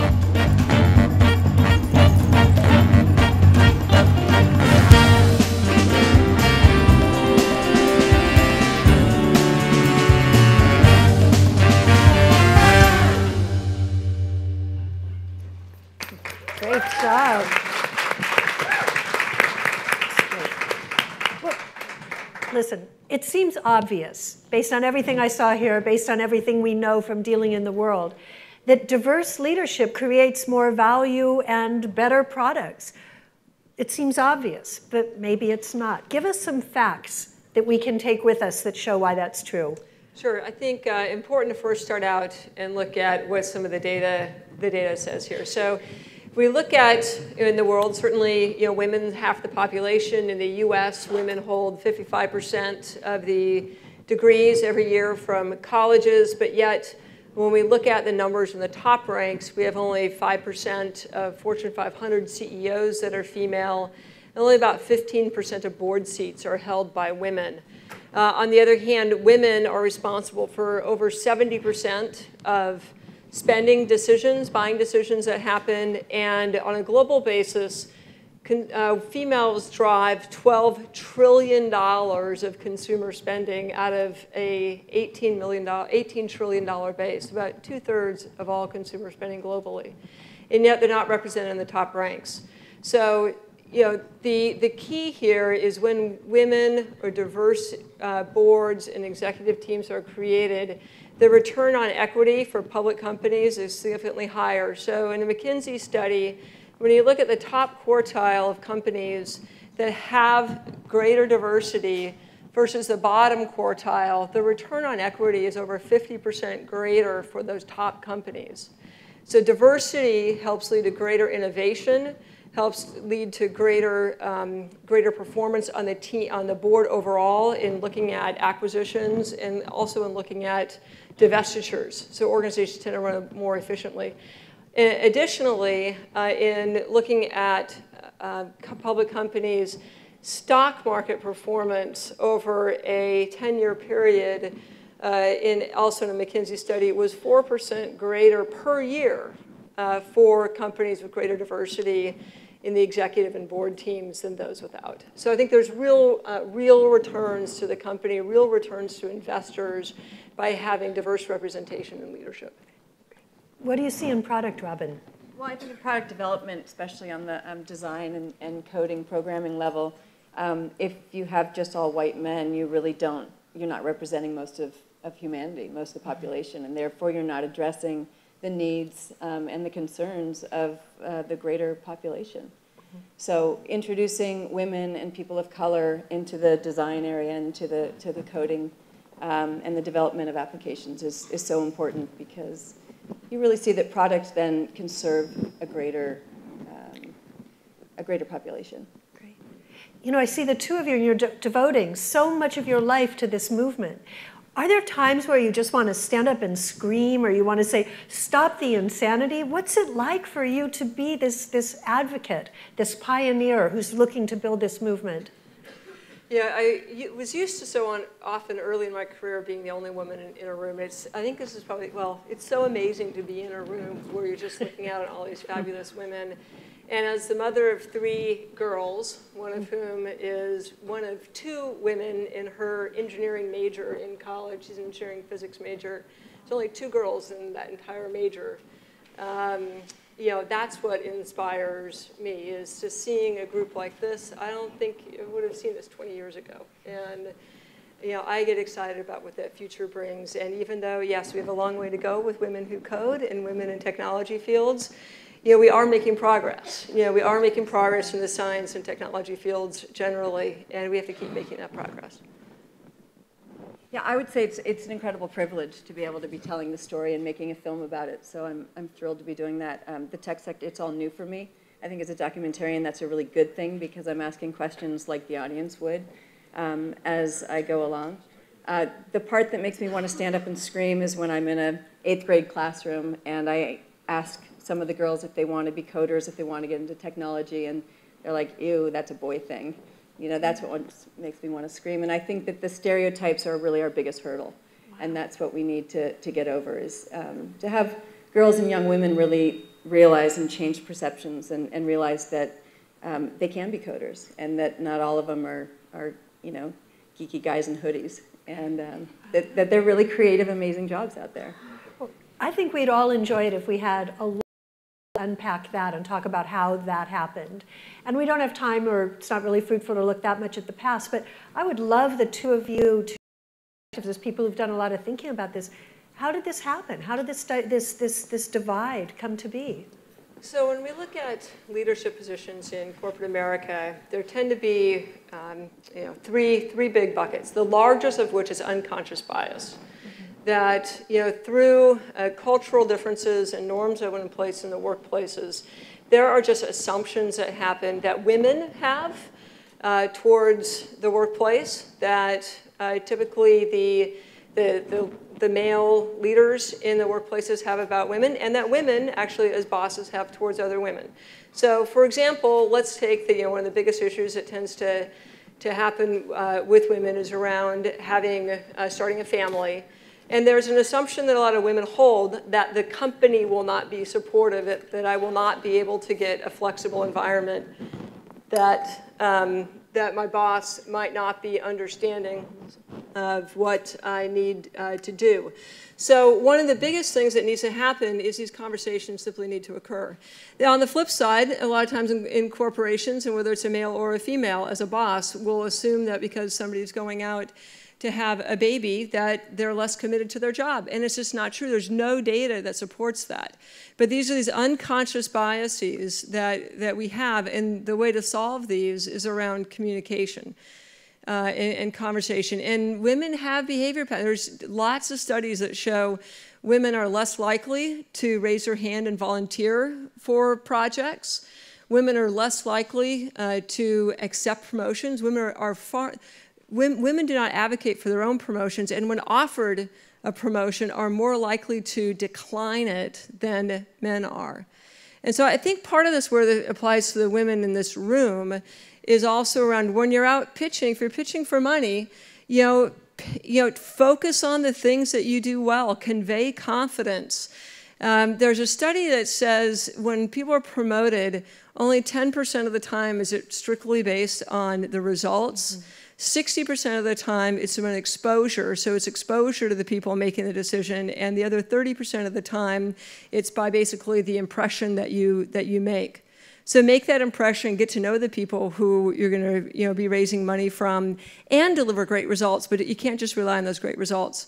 Just quickly, one of the other key pieces are certain structural issues in the workplace, and the third is education, which I just think is a great tie-in to the discussion around women in computer science and technology. Is women need to continue to pursue more of those fields and stay in those fields as you're going into the workplace. The very first programmers were women, and so it's interesting to see. And then in the 80s, there was almost parity of the number of women and men, both in computer science, and it's dropped off pretty significantly since then. We learned from Dr. Claude Steele that it takes about a generation to change stereotypes and mindsets, cultural mindsets. I hope that we're at the beginning of that and that's beginning to happen. I think we're seeing that it is beginning to change.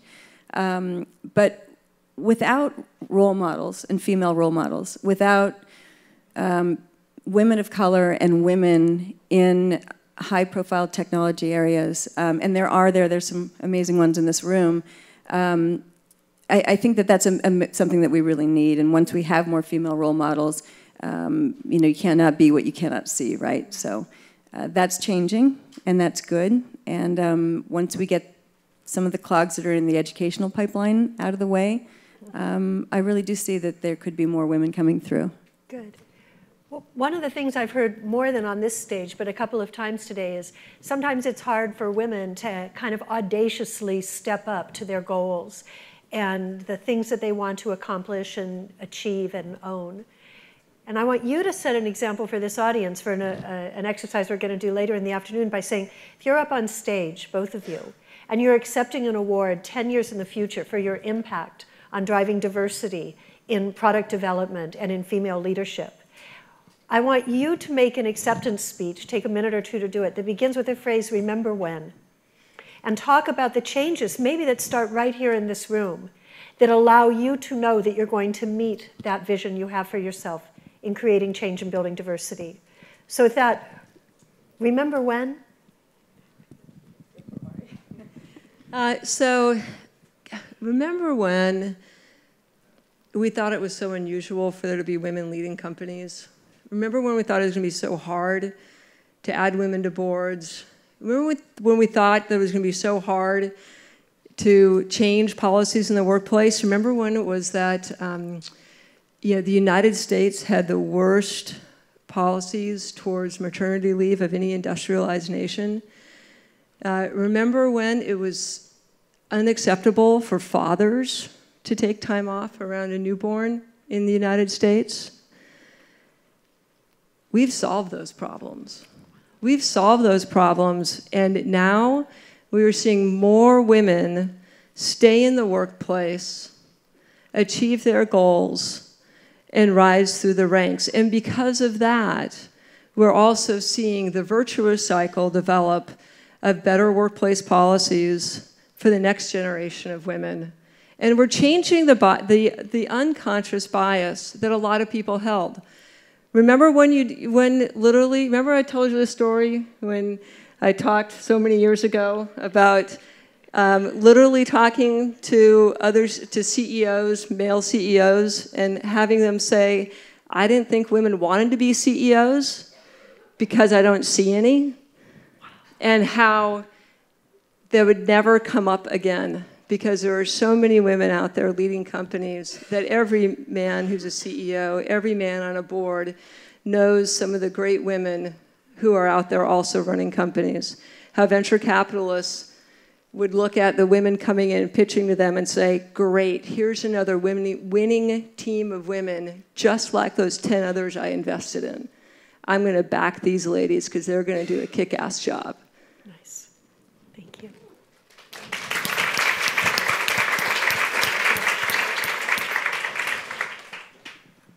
Remember when computer scientists used to all be geeks? White males with hoodies and 3 a.m. drinking Red Bull.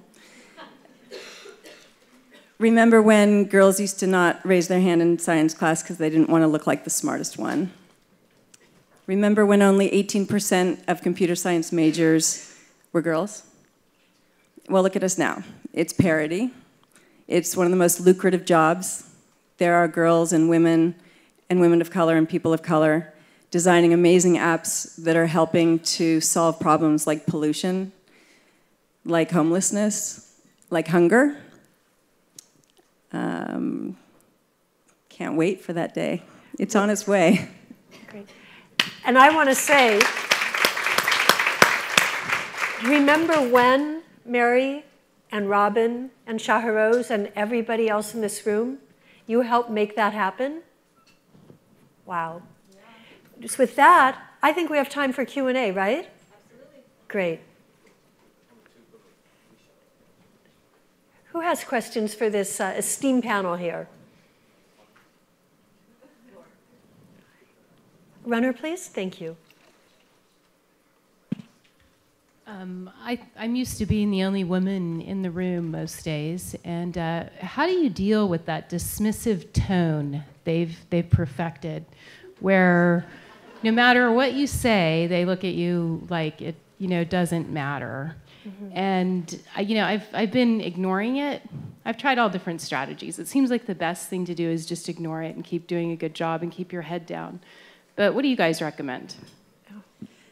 I guess what I try to do is flip it around in my own head. I think that the way that I'm going to succeed in that meeting or in that conversation is by being confident. And if something in the back of my head is sitting there going, oh no, they're dismissing me, they're not taking me seriously, then I'm going to be less effective. And then I think that that's the way to build on it. I fundamentally believe if I'm interacting with enough people to prove that, maybe there's a lot of women out there who have something smart and competent to say, and start to change that point of view one at a time. Yeah, I was going to say sometimes I think it's my own insecurity that makes me feel like people are judging me and being condescending. And just to gather your strength and be confident and stare somebody right back in the eye and ask them to clarify. I have something I'd love to add, and that is a phrase. Can you hear me? That's a phrase that a friend taught me a number of years ago, and she said, it's such a brilliant thing. She said, what you think of me is none of my business. And it's a powerful thought, because really, if you walk into the room and you know what you're there for, and I know that that can be hard for us, but I'll bet when you walk in the room, you know what you're there for. Someone's dismissal of you is an irrelevant data point. And if you have to think about ways to get them to pay more attention, that conviction you have inside, I feel, can do the job. Their opinion of you doesn't matter. You are as capable of doing what you're there to do, regardless of what anyone else thinks of you. If you're depending on them to help you move through an obstacle or something like that, I do think we have to remember that we have some societally imposed roles that are expected of us. We as women, we were speaking about this on the mentoring table today, we are taught to please and we're taught to prove. I don't know how often I hear talented female accomplished executives say, I'm going to work harder so I can prove to them how good I am. And I think that's something that we really need to examine. We don't have anything to prove. We have nothing to prove, justify, or explain to anybody as long as we're doing our best work. And I think both of you hit on that point, but going in there knowing what they think of you is none of your business. Thanks. All right. Yes. Hi there.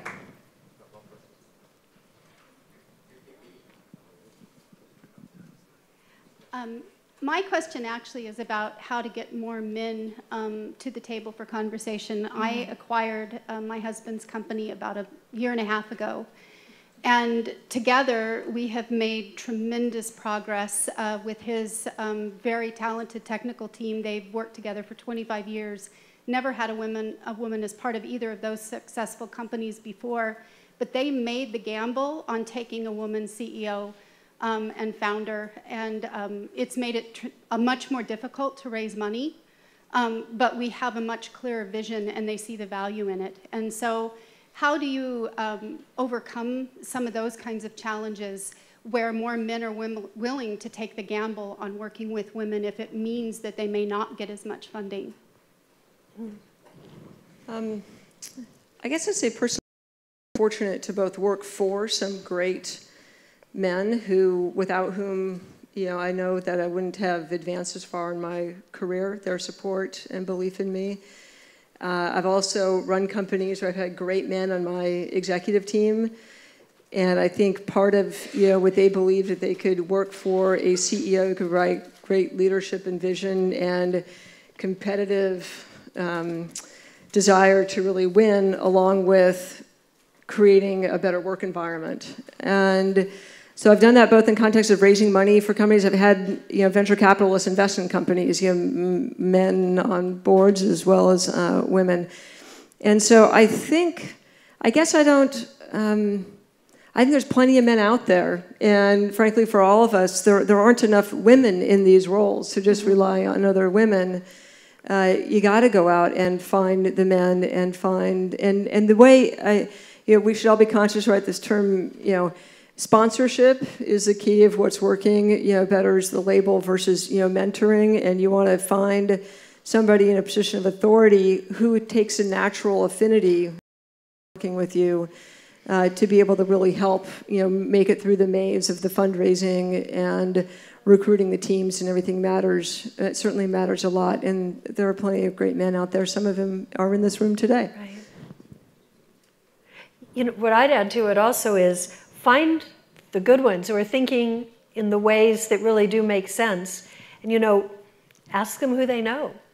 I think that one of the best ways to gather more men who are open and willing to see the benefits in these emerging ways are the ones who can help gather more people like them to this movement. Other questions? Hi there. Yes. Hi, I worked in higher education, providing direct services to students in all sorts of different fields, and you talked about the clog in education. I'd love to hear some more. I've read the studies and that sort of thing, but I'd love to hear some more of your perspective about what the clogs are that we have in this area. I think the biggest clog that we have, just to start with, is the fact that computer science is not a mandatory subject in schools. And I know that this is, it's relatively new, and academia has a hard time sort of catching up with technology.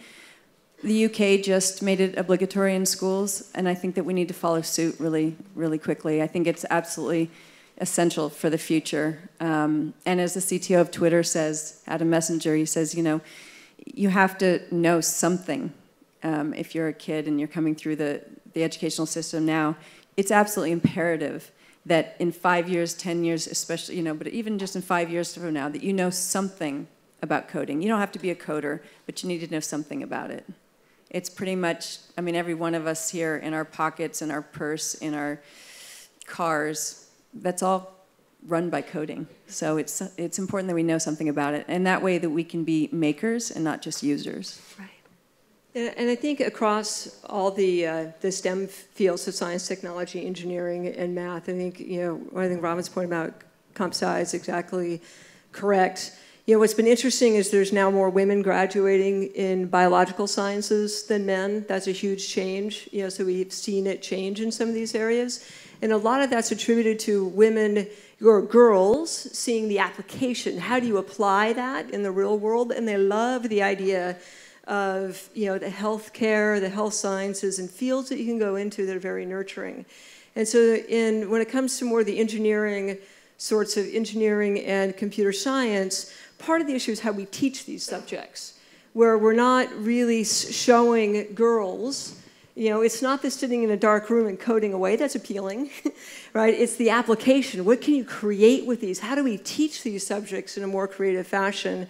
And of course, the U.S. is so far behind other countries in the raw numbers, right? I believe it's in 2010, we graduated as many men in engineering as South Korea did, right? And from raw numbers, right? From a proportionality basis, far, far lower. And we just have to, as a country, really, I think, make a much harder push for these subjects. I will say that there's some schools doing some amazing things. Maria Clave down at Harvey Mudd has now just graduated actually more women than men in computer science. The school is known as an engineering school, so women tend to go there. They feel well supported, but that's impressive. And Dan Garcia at UC Berkeley, along with a few other people, Colleen Lewis, started a program called CS Kickstart, and it's specifically for women, and it's a 5-week course that they take in the summer before they start Computer Science 101. And it gets them up to speed, because what they're finding is that in class, even in a 101 course, the men that are in the class have been playing Minecraft since they were 8 years old or something, and they tend to already know a lot about computer science, and they're so enthusiastic about it, they want to share their knowledge and their excitement. And it tends to intimidate women that are coming into the classroom thinking, well, it's a 101 class, I don't need to know anything about this yet. And the dropout rate's huge. But by having programs like CS Kickstart that are really supporting women, getting them to know other women in the community, and giving them a base of knowledge, is really helping retain women in computer science. So little things like that are helping. That's great. So I really want to thank the two of you for all that you've shared today, and ask each of you to remember what you've learned today and find someone that you can share this with so that you help contribute to this important change as well. So thank you very much, Mary and Robin, and thank you. To all of you. Can we do a picture? Stay up so we do a picture. If we can arrange a picture in the back. All right, how exciting was that? Great, right? I can't wait to see this documentary. Super excited to have both my advisors on stage. Thank you. I tend to forget the things that I need, like a clicker. Awesome, so we are wanting you to rate the session. Please take a minute to give us your feedback. This is absolutely a topic that we touch upon but don't directly talk to, and I think it's great that for the first time, actually, we're talking specifically about gender. We've often kept all the topics very much focused on industry and startups and tech and all that, so it's great to do the real deal. Good, all right, so we're actually gonna move on to the next session. Super excited to bring onto the stage someone who I know very well, who I met because of Women 2.0. So I think it was back in 2012, was it? 2011, whew, time is flying.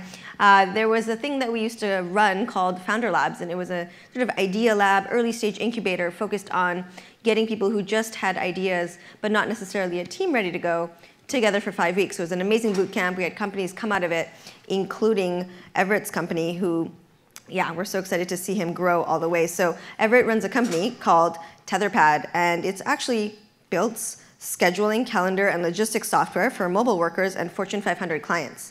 The more notable piece about this company, though, is that TetherPad was actually an integral part of the huge tech surge that saved healthcare.gov. So I remember talking to Everett about this, and he said, so I got this call, I think we need to go to DC. And I was like, what? And he's like, we gotta save healthcare.gov. And actually, him and his team were a really big part of that. So it's kind of amazing to think about something so important to us. Again, this integration, right, of technology is everywhere. And the government needed Everett and his team. So it's really exciting to hear that he was able to do that. And those of you who've experienced the changes, we can thank Everett for that. So the exciting piece is that he's continuing to focus on this sort of focus here on modernizing systems for healthcare. But before all this, Everett spent time running another small company that was called Bottle Notes, and it was a wine app, because we know that Everett likes food and wine, and that app actually won a Webby Award. And before that, he was at Linden Lab. How many of you have played Second Life? Yeah, come on, put your hands up. Just do that for me, thank you. He was the head of community and customer acquisition, and he graduated from Stanford, Duke, and not forget all that. The fun stuff is he actually won an NCAA national championship in soccer, which means he probably has the biggest calves in the room. Yes. With that, I'd like to bring Oakland liver Everett to the stage.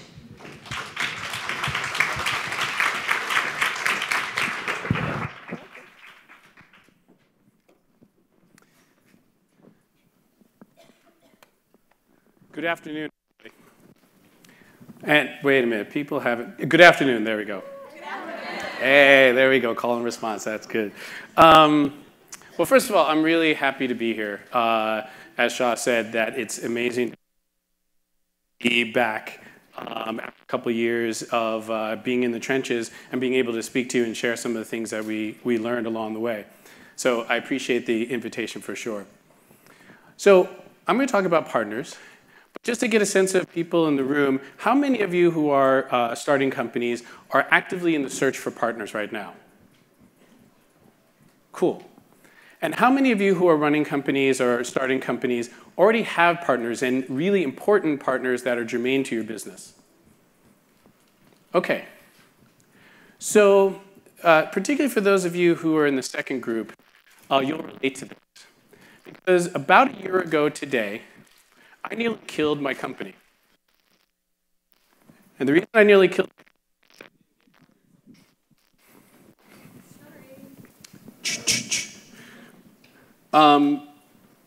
I killed the mic too. I nearly killed our company because I didn't do partnering right. And there's a lot of advice out there now about how to partner with as a startup to partner with larger companies. Some of it I followed, some of it I didn't. And when I was doing research on this talk, they started to coalesce around a couple different ideas. For example, finding a champion, aligning your interest, being mindful about how much time it takes to do your partnerships. But since this is a how-to conference, I'm going to whisper to you a couple things from my own experience that gets a little bit underneath the broad advice and gets into the juicy details of how I nearly sunk my company. But this is really the story of two phone calls. One of the phone calls nearly killed it. The other might have killed it, except we had started to learn a little bit about partnering. And we were able to take that and go on to much more interesting and better things. So I'm going to start with something that might be a little different than you expect. Your most and first important partner is actually the person that might be sitting right next to you. And that's your co-founder. These are mine. These guys are brilliant.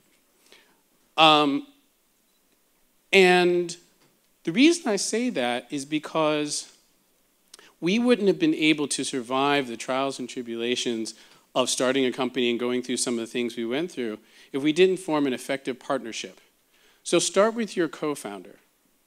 It took me 5 months after winning the pitch competition at Women 2.0 to find Mark, and then it took us an additional couple months to find Jen.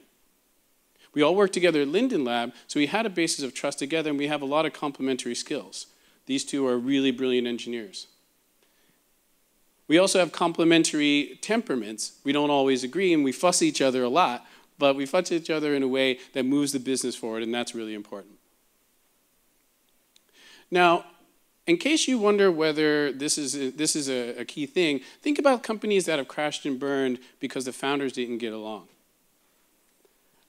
Our company, for example, went through, besides launching a product, we've gone through 3 moves, 3 births, 1 divorce, and 2 parental deaths in the time period of about 2 years. And we're still standing, and we're still growing. So right now, if you have a niggling question in your head about your co-founder, about somebody you're maybe interviewing to be a co-founder, take a second right now, write it down, write a note, and then commit to having that conversation in the next week. Now, I'm giving you a short time frame, but it's that important. Get it right now, and you'll be able to grow, and you'll probably learn some things. You'll probably learn some things about each other. So one more anecdote to kind of drive it home. I was having a conversation with a friend of mine who, about 2 weeks ago, who had a business idea that I was envious about last year. I'm not going to say what it is specifically, but it was a great product. It was a great problem. I was in the market for that problem. I really understood it very well. He was able to create a team. He found a co-founder with complementary skills, so all the things he's doing really well. They were able to raise a bunch of money, and from brand name VCs, everything's great, except They never quite resolved the issue about how to work through a couple of different personality issues, some ethical issues, and after 6 months, the thing imploded, and he's no longer there. Now, imagine the business that you have right now and what you would feel like if the business, after raising all the money, after getting out through the things that everybody talks about are the big humps, implodes on you because you didn't fix it with your co-founder. Have the conversation now. That's your first and most important partner.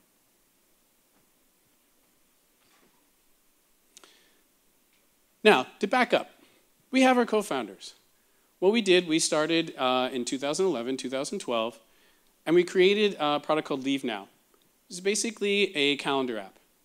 We were focused on helping people get the most out of their time, so we took your calendar and then sent you an alert where you could, based on your location and based on where the meeting's location was, and we were able to just send you an alert to make sure you get there on time. So if you're a time optimist, this is for you. Now, we knew that it was a start of a problem. It wasn't the whole product. So we needed partnerships. Now, we all thought we were at the center of the universe, of course. This is not a joke on France, by the way. And however, to your partners, you're Andorra. We knew we needed to grow. We knew we needed distribution. We knew we needed other people to believe in the product and believe in the use case that we saw. So we started to build those partnerships. I started to look out and trying to figure out who would be excited about what we're doing. We found a partner in Omnicom to help them build something for their mobile workers, scheduling and so forth. But we had an amazing idea that we were really excited about, and that was around sports. As a former soccer player, I had an interest in this, but it's about trying to create a better game day experience for fans. So making sure that a fan, if you spent $400 to go to a football game for you and your family, it's probably low, in fact, you want to make sure you get there on time, make sure your parking's right, et cetera, et cetera. I was having this conversation with one of my friends who happens to work for a sports network. He got totally excited about it, introduced me to the person at the company who runs a platform for new startups. Perfect. They have a platform they've done it before, they can bring new technology in, they understand how to work with startups. This is fantastic. He was really excited about it and expanded on the idea. I went up to their headquarters, met with a couple other people, and we set a date. We had a date, we had a time, we had a place, we knew exactly where we were going to go. At that point, I said, hey, okay, let's start building a prototype. Let's commit some resources to this. We said no to some other things, and we started building it out. Totally excited. 3 weeks beforehand, I get a phone call. Call number 1. Everett, we have a little problem. In other words, I have a problem. We think we're going to need to figure out a different way to launch this, maybe in the next calendar year. Why? Well, I've actually been reassigned. This strategic division is no longer existing. I've been assigned to something else, and the people you talk to, I talk to them on your behalf, but they're really focused on the things they have to do right now, so I'm not sure how this is going to work, but please keep in touch. And he was a nice guy, and he was excited and disappointed that we weren't able to go forward. But what he was saying was, you're done, you're dead. You can imagine what that day was like and that week was like coming back and trying to tell my co-founders what had happened. So we started to think about, well, what did we do? What did we do wrong? How could we have avoided this? Well, before we went to the castle, we might have been able to think a little bit more about how we need to network within the castle. Not just the trade routes to different companies, but to think about how we might align with the knights and look for the names. The problem with this is, everybody thinks they're a knight, but the rest of the company might think they're a little constrained, shall we say.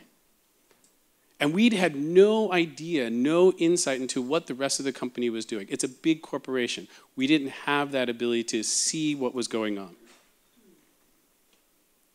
And so we got blindsided. Now that hurt, and we had to scramble really hard to figure out what to do. So we took a step back, and we said, what do we need to do? How do we think about our new trade routes? Well, we have this product. We have a couple different opportunities to build it out. Our partner Omnicom upped, and we started building even more for them, and that was a really good thing. That it was able to strengthen our company. We also started, however, to think about what's our really core capabilities. Mark, as I mentioned earlier, Mark is a DevOps genius. He was one of the first people to develop the first DevOps team. Linden Lab was Amazon Web Services' largest customer in 2007, 2008, before DevOps was a thing. He had to figure out how to do it. Jen is an API genius and understands cloud and understands assets in the cloud like nobody else. I have an expertise in customer development, so we had to figure out how could we open some new trade routes? How could we make this more systematic so we could avoid the mistakes that we made before?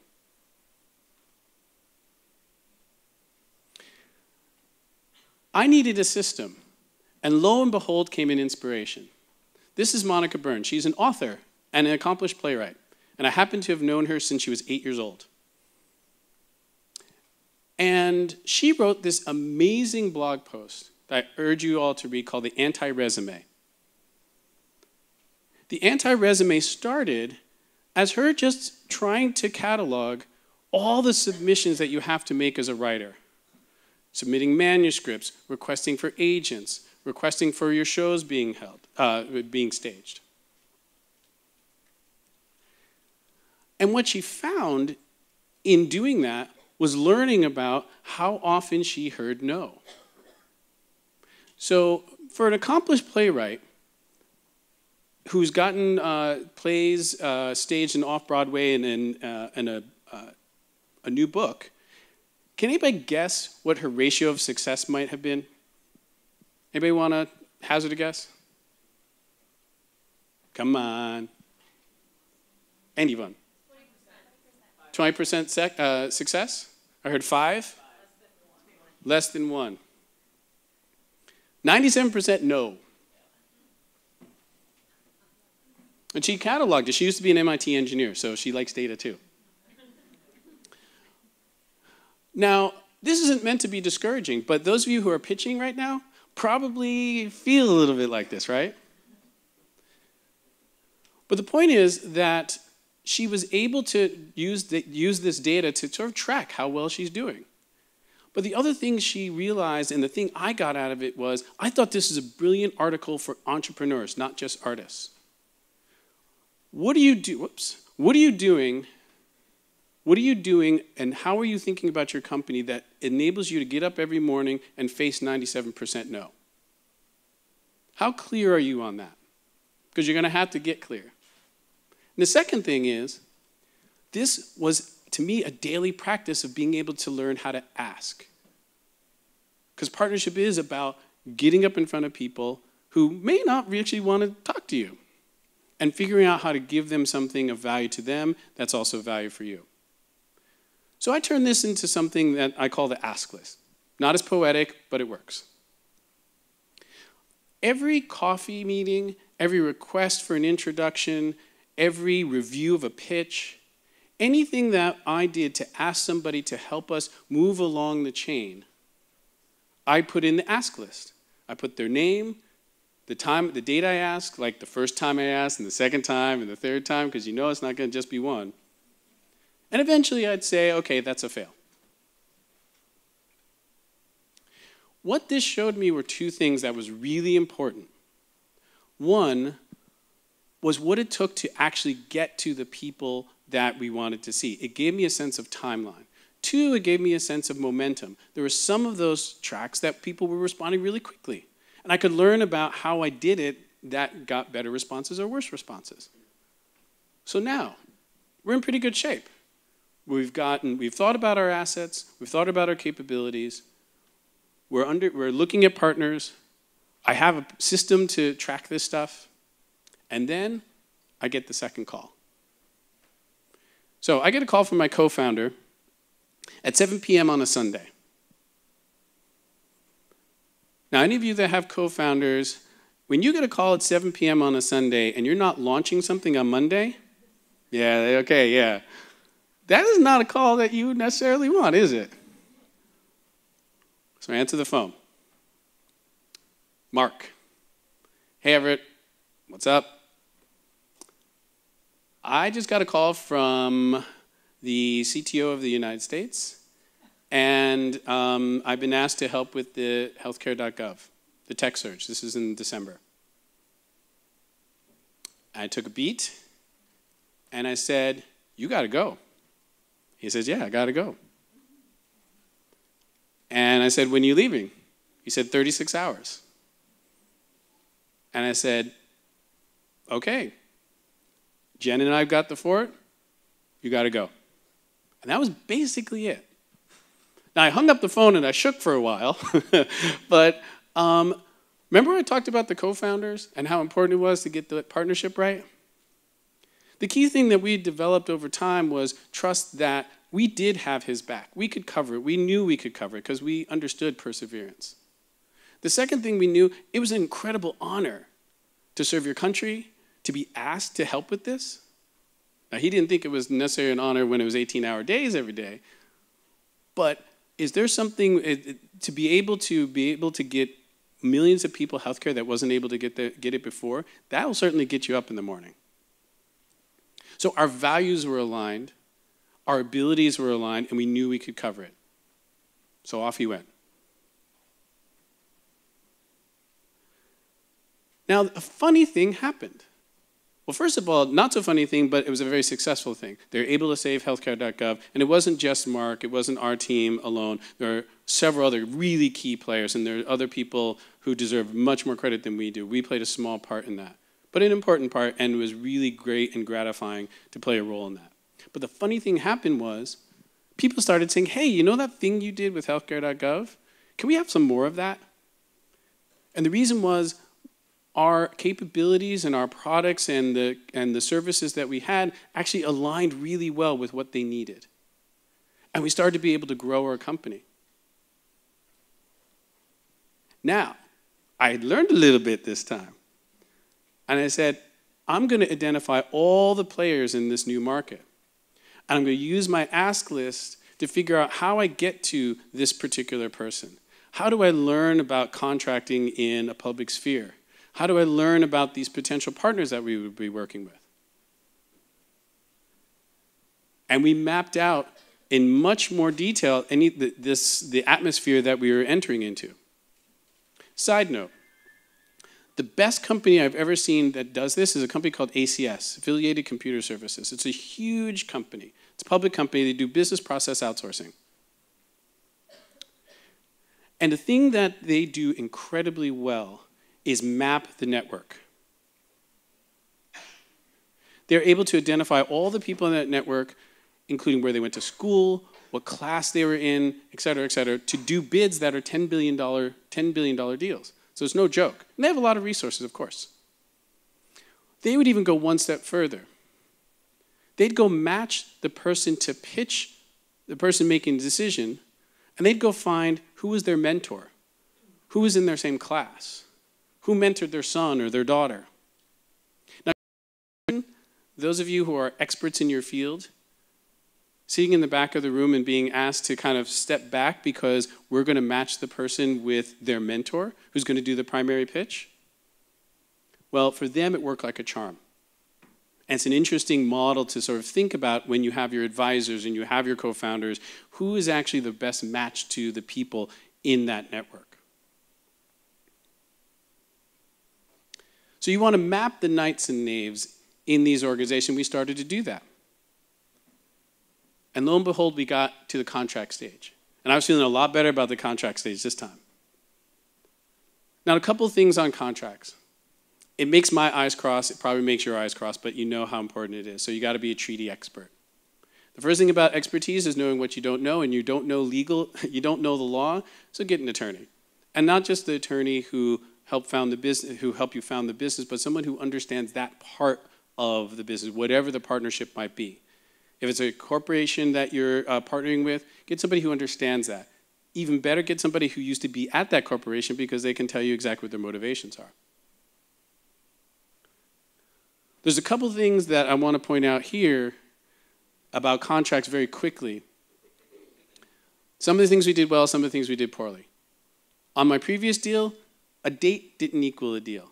That was my mistake. Those things are not equivalent. Your terms aren't necessarily your practice, so how are you going to find out how they enact their terms? Just because they have an API doesn't mean they're going to move fast. And certainly contract doesn't equal money because you may have 30-day terms in your contract, but that might mean that on the 30th day you're hoping that a check comes in. So how are you going to make sure to map that network and look and make friends with the contract administrator, the finance department? How do you help them help you to make sure these things work well? One of the things overall that really helped us is I started to bring the engineering team in earlier in the process of trying to do these contracts. Why? Well, they were able to determine, okay, what does the technical roadmap for this company look like? Do they have a well-defined API? Do they understand the problem that they're solving from our perspective? Do they understand what we're offering? And in those conversations, as the engineers are talking, the designers are talking, we start to get information about how well are they thinking about this? Are they taking us seriously? Are they trying to just learn from us, kicking the tires? Or do they really have a problem? Or do they have a different problem that they don't understand? And that enabled us to turn down different business to go for the healthcare.gov stuff. Now, we signed a contract. Are we done? No. You got to deliver gifts early and often. So here's a challenge for those of you who have partners or thinking about partners. If you think about the map of people that you interact with, what can you deliver to them that makes their job easier or justifies their decision in the next week? Some of them you can do today. It might be a blurb about your company to the VP who is going to talk to their CEO to understand why they made this decision. Maybe it's some of the marketing plans. Maybe it's logos. Maybe it's talking to the administrators to say, hey, thank you for shepherding the contract process. Maybe it's a letter to the attorney. All those little touches start to make you embedded in their company, and you might start learning stuff so that you can start to build your map even better. One other note about that. You guys are bringing value to your partners. Now, there's somebody in that organization probably who's not necessarily happy that you're there, because that might mean their job. That might mean that they get switched off. Maybe they're doing work that they didn't want to do. So you need to find those people, understand them, and maybe even deliver them some value. Or at least insulate yourself, because sometimes just because the decision's made doesn't mean that the deal is done from their perspective. And we've all been at companies where deals get undermined slowly and surely. So, we started delivering early. We started being able to have an impact, and they started asking for more. We started hiring people. We started getting involved with the next healthcare 2.0. It's going to launch in about a month. And even better, people started coming to us asking to get on their teams for working on bigger things.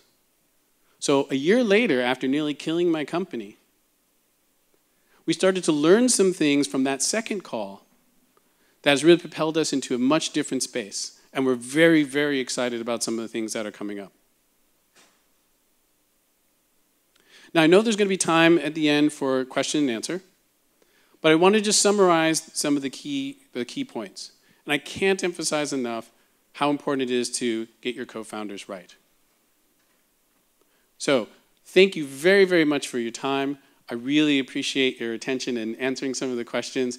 And I hope that if you have questions, that I can be helpful or share information that might be useful to you. Thanks again.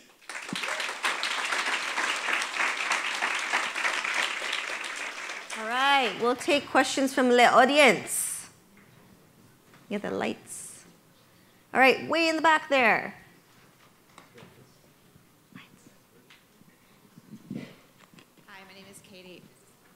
Is it going? Is it on?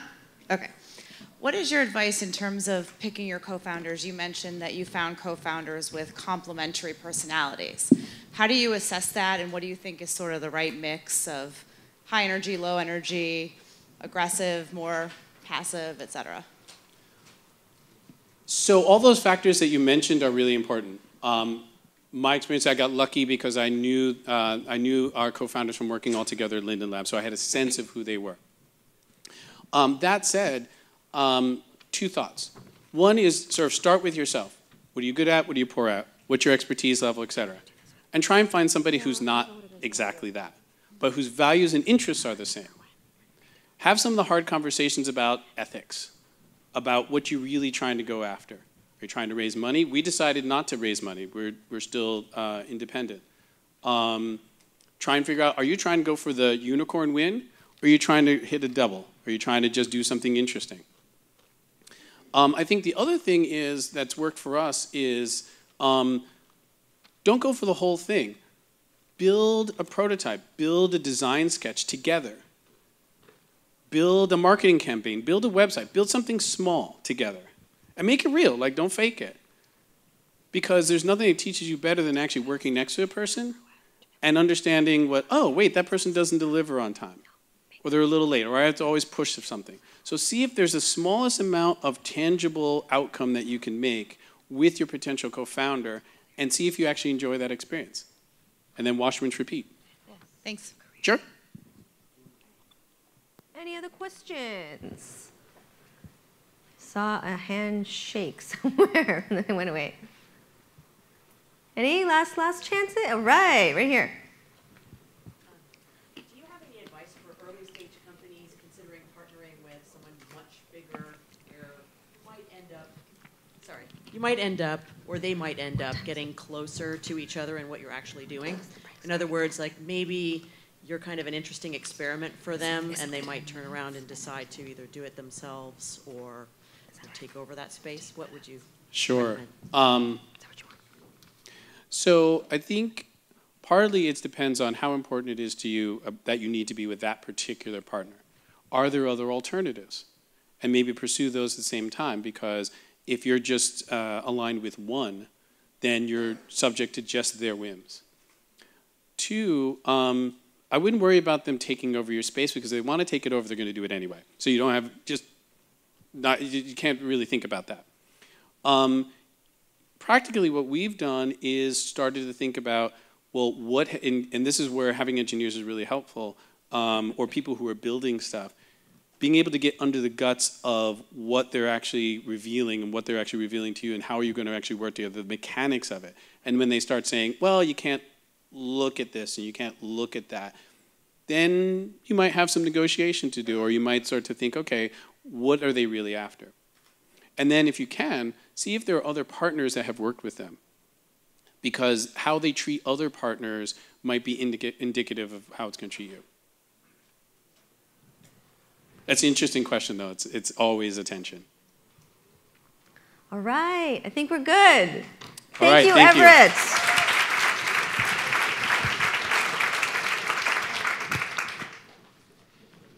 Thank you, boss. Great job. So poetic, right?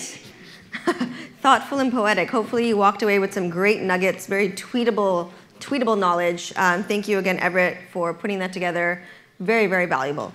And I always forget my clicker. Thank you, John. So please rate the session, shall we? Tell us what you think. Feedback, all that. Just tap the stars. We'd love to hear your feedback. So what we have next is a short thing. I don't want to use the word because then it'll make people move. But just to give you some insight into what's next, after this thing, it's called a break. After the break, we're going to have the opportunity to do one more case study with Thomas Corte from AngelPad, which is a well-known incubator out here. And then following that, we have the former head of engineering from Facebook for the closing keynote. Amazing, amazing person, Jocelyn Goldfein, a woman leading all sorts of engineering movements at Facebook, and was there from the early days. And she was actually also early at a couple other companies that she'll tell you about. One was called VMware, and actually before Facebook, VMware was one of the, if not the biggest IPOs in the Valley before that. So she's got clearly a good track record when it comes to choosing companies that are going to go IPO. But more importantly, she's technical and really understands how to build engineering teams. So stay tuned for that. And then following the keynote, what's happening? Come on, tell me. Holla. Okay, so hang tight, bring your energy. We're going to hear 2 songs from Divine, one of which is actually dedicated to Ben Horowitz. So Ben Horowitz is an investor at a top-tier investment firm called Andreessen Horowitz. And when you think about, again, what I said earlier this morning, the people that have the influence are the people in this room. So influential that we have TV shows and now songs that are showing the insides of what we do, that are showing behind the scenes of the impact that we're having. So I think it's really exciting to hear high-quality rap about a venture capitalist, Ben Horowitz, who hopefully will fund some of you one day. So please, please, please stay for that. And then we'll have some drinks at another location called Festa. So for our icebreaker and break, I want you to take from the example that we did with Ellen and Mary and Robin. When you take your break, which can be sitting here, it could be getting up, meet someone new, and do the remember when. Think about something you want to already be living in, right? So maybe it's a workout goal, or maybe it's a startup goal, or maybe it's a goal at your company that you work at. Remember when we no longer had ping pong tables, or remember when we launched that amazing product that 5 million people used. Remember when I won or ran a marathon. I don't know, I don't run, I don't know anything about these things, but think of a goal you want to achieve and share it with someone and just see how they react, right? And see what they have to say about it. You may not know them, but you'll get to know them really quickly. I always say, you don't really want to have a surface conversation with people at these conferences. You really want to get to know people for who they are. And I think a remember when is a very good insight into what's important to someone. No pressure. No pressure. Does that make sense? It'll be fun? Okay, cool. We're going to come back here at 4:10. So remember when, and we'll see you here at 4:10. Thank you.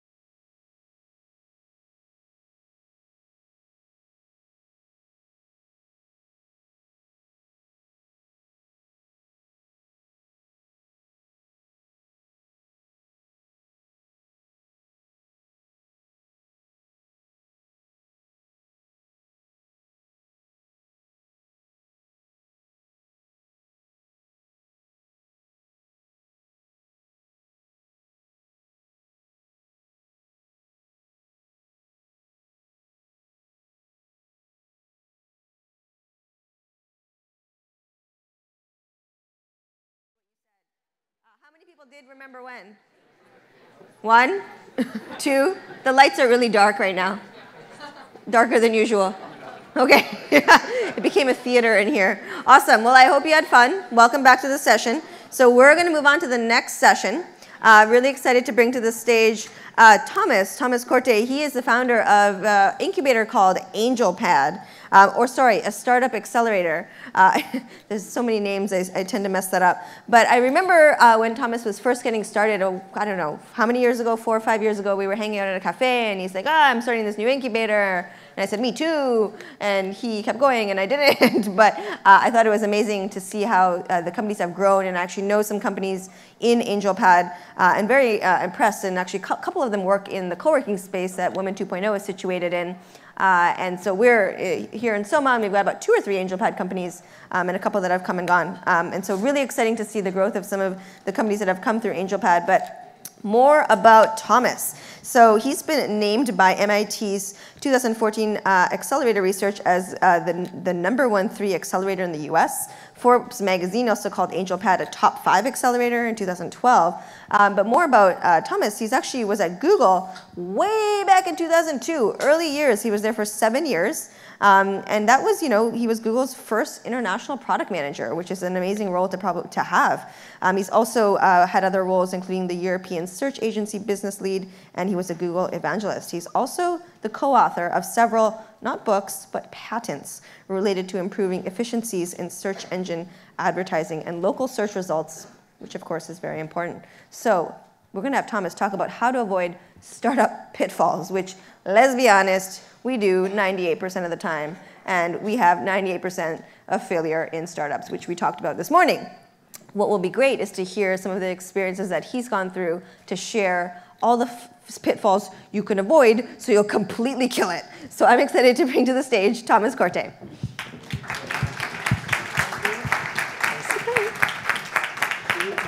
That you took that drink that I brought up. Oh, it's yours. Because it's really good. You guys should try it. It was actually I was wondering if it was I brought my water. There you go. Sorry. No worries. So, nice to meet you all, guys. My name is Thomas Corte, as I said. I'm the founder of AngelPad. AngelPad is a startup accelerator in San Francisco and in New York. We start about 24 companies every year, about 12 companies twice a year in each session. Some of the companies that we have started include Mopub, which you probably never heard of, but it's a company that controls more or less all the ads on your phone. Or Criticism, which controls all the crashes that happen on your phone. But we also go into more consumer-related companies like Postmates, which if you live in San Francisco, New York, you probably have used to order something, or Boxbee for your storage. So we have a really wide array of companies that we work with at AngelPad. But today, none of that. I will actually talk about some of the things that I see people kind of doing that we often try to untangle as they come into AngelPad. Just mistakes that people make early on. And best part about this is, I'm going to let you ask lots of questions. So get all your questions ready, because I only intend to speak for 7 or 8 slides, and then it's all you. Do you mind putting the lights just up slightly, because I can't see anybody? All right, so that's me. Tweet all the quotes you want. I try not to curse on stage like Dave McClure. At Thomas Corte if you want to engage on the social media thing. I do use it. When you start your company, and when you think about the things that you want to do, most founders end up going to their friends and telling them the ideas that they have. And usually they come up and say, hey, I have this idea for doing X, Y, and Z. The reality is, for technology startups, most of your friends, most of your family is utterly irrelevant. Matter of fact, they will probably deter you from everything you want to do, because the things that you're intending to do haven't been done before. If you set out to start a clothing boutique, and you go to your parents or to your friends and you tell them, they'll have great ideas and they can probably help you. If you set out to build a mobile app that completely changes the way women buy and sell through their closet, like Poshmarks, you tell your friends and family, and they will just absolutely not understand and probably convince you that it's a bad idea. I think it's really comforting to hear from friends that something is a good idea or a bad idea, but remember that they're most likely not your target market, and though it is very easy to talk to them, it probably won't help you much in moving your company forward. Of course, if you are catering to moms and all your friends are moms, that's someone you should ask. But for the most part, I've seen companies asking the wrong people for what they think about an idea. The other part that happens usually about 3, 4, 5 months into your existing as a company is that you come across an investor. At an event like this, at a mixer, maybe you're presenting to an angel group somewhere, and you have these conversations and an investor says, oh, that sounds really interesting. Now, I always tell my companies, if an investor says it sounds interesting, they absolutely hate it. That is like the kiss of death if someone says that sounds really interesting, because effectively they're just trying to be nice to you. Because most people won't tell you the truth. What is in it for them to tell you, look, this is a really bad idea, and you're going to crash and burn in 6 months? They really do want to give you money. They're investors, right? They're there to spend their money on you. And alienating you by telling you the truth usually doesn't help them. So be very careful with feedback from investors. And this really spans the gamut from the dentist in Ohio, that's an angel investor, all the way to established investors in Silicon Valley who may or may not have actually any understanding of what you're trying to do. The flip side of that is you may actually not be ready to talk about your business and you just don't have it down to what to tell to investors that they like it. The solution is your problem. Most founders start with a solution. They say, we're going to do this and this and this and this to solve this problem. The reality is that you have to look for a problem to solve. And when you start your company, don't get too comfortable with the solution that you're building. Don't get too comfortable with the app or the feature. It is all about the problem that you have to be in love with to find the right solution. And that's guiding you to really find the right way to solve a problem. A really key feature in this is to ask open-ended questions, going back to asking anyone what they think about your company. But if you ask a self-serving question, I would say, if you ask somebody, if there would be $20 on the floor, would you pick it up? I guarantee you almost 100% of people would say yes. So, that's a great business. Let's put $20 bills on the floor, right? If you ask a question where you get a certain answer, you will be misled in believing it's the right thing to do. If you have an event app, I just talked to someone outside who's creating an app that helps Alexandra. There she is. What's the company? Peg. Peg? Yeah, Peg. How do you down? Peg App Store, where is it? Yeah, it's on the, it's P-E-G-G'-D, and it's on iTunes. P-E-G-G-D on iTunes, so an event app. If Alexandra would have gone out and says, wouldn't it be cool to have an app where you find all the events that are all around you and you give them the best price and you can book it online right there? Everybody would say yes, right? Because it's a problem that everyone has, everyone likes. Now, why is it there's 50 companies that have failed in that space? Often it's because they don't ask the right question. They think about what problem they're solving. They're constructing the question to get a specific answer, which is often a yes/no question. And they walk down a way that's just misled. Instead of asking, how do you discover, how do you go out? Like, what do you do? What do you find things to go out to? And let people talk about their experience finding things. And eventually, maybe you find out people actually don't use their mobile phone to do this, which they do. But you'll find out a lot more about asking, how do you do X today? Instead of saying, what do you think about this? I think we're solving a problem that you have. My favorite, I found a co-founder. And she can code. I'm going to give her half the company because of that.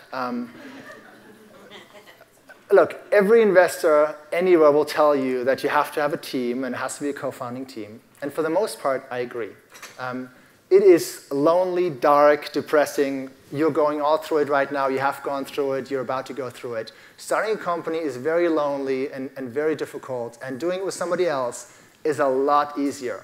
But if you have to be on an island with somebody that you don't like versus being on the island by yourself, you should choose to be on the island by yourself, even though it is very depressing. Finding a co-founder is probably the hardest thing and the hardest decision you will make in your company's history, certainly the first couple of years of your company's history. Take it very, very seriously. just because someone is an engineer and they can help you build the app that you envisioned doesn't make them a co-founder. You can have people that help you build this. For the most part, you don't really have to build something early in your company. You can just hack things together and get away with that.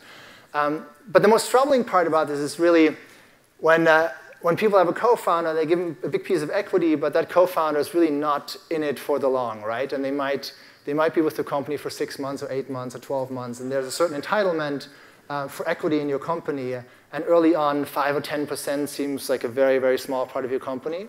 And as you grow as a company, that becomes a very significant part of your company.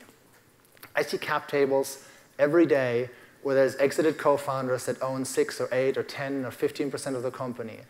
So one, set up a legal structure that supports or has clearly spelled out what happens if someone leaves. Have the standard 4-year vesting, 4-year vesting with 1-year cliff at least. I think for a co-founder, it's not unreasonable to ask for 2-year founding, because if someone is not in it for 2 years, they're probably not serious in the first place. Put those things into place. Don't create an LLC where you divvy up the company and then you can never go back and figure out how to issue shares. Do it right the first way around. Delaware C Corp, it's not that expensive. 4-year vesting, 1-year cliff. Which brings me to another part. Earlier I had a conversation with somebody and I said, so what does your startup do? And she said, oh, it's not a startup yet. We haven't incorporated. Your startup is in your head, right? It does not matter if you're incorporated. It doesn't. Matter of fact, don't incorporate. You don't know, if it actually makes sense to have a Delaware C Corp, which costs a lot of money and is taxed twice down the road, or maybe you should have an LLC where the losses and profit are passed through to you, right? So just creating a company or getting cards on Vista. I always see these ads. On Shark Tank for Vistaprint. It's like once people have cards, they have a business. Your startup is in your head, and it starts when you decide it starts, not when you incorporate. The incorporation process can be something that you can really move down the line and make decisions later on, which of course contradicts what I just said about setting up a structure with co-founders, right? So you'll figure it out. You're the founders. You'll figure it out. We'll launch in 6 months. You launch tomorrow, right? If anyone in here tells me I have this idea and we're building something and it's going to take X, 6 months is a really, really comfortable time frame, because 6 months is short enough to not feel like it's going to be years out, right? It's like I'll write a book when I retire. It's like I don't have to worry about that until I retire. But it's long enough to actually not have accountability what happens tomorrow. 6 months is the worst time frame for planning, right? 2 weeks is great. If you know what you have to do in 2 weeks, you worry about it tomorrow. 3 months is getting to the border. So, launch tomorrow. Launch something. Launching, keyword. Launching is not a big flashy announcement, being on TechCrunch or sending out an email list. Launching is putting out a product quietly, showing a few people, doing it again, finding what's wrong with it and doing it again.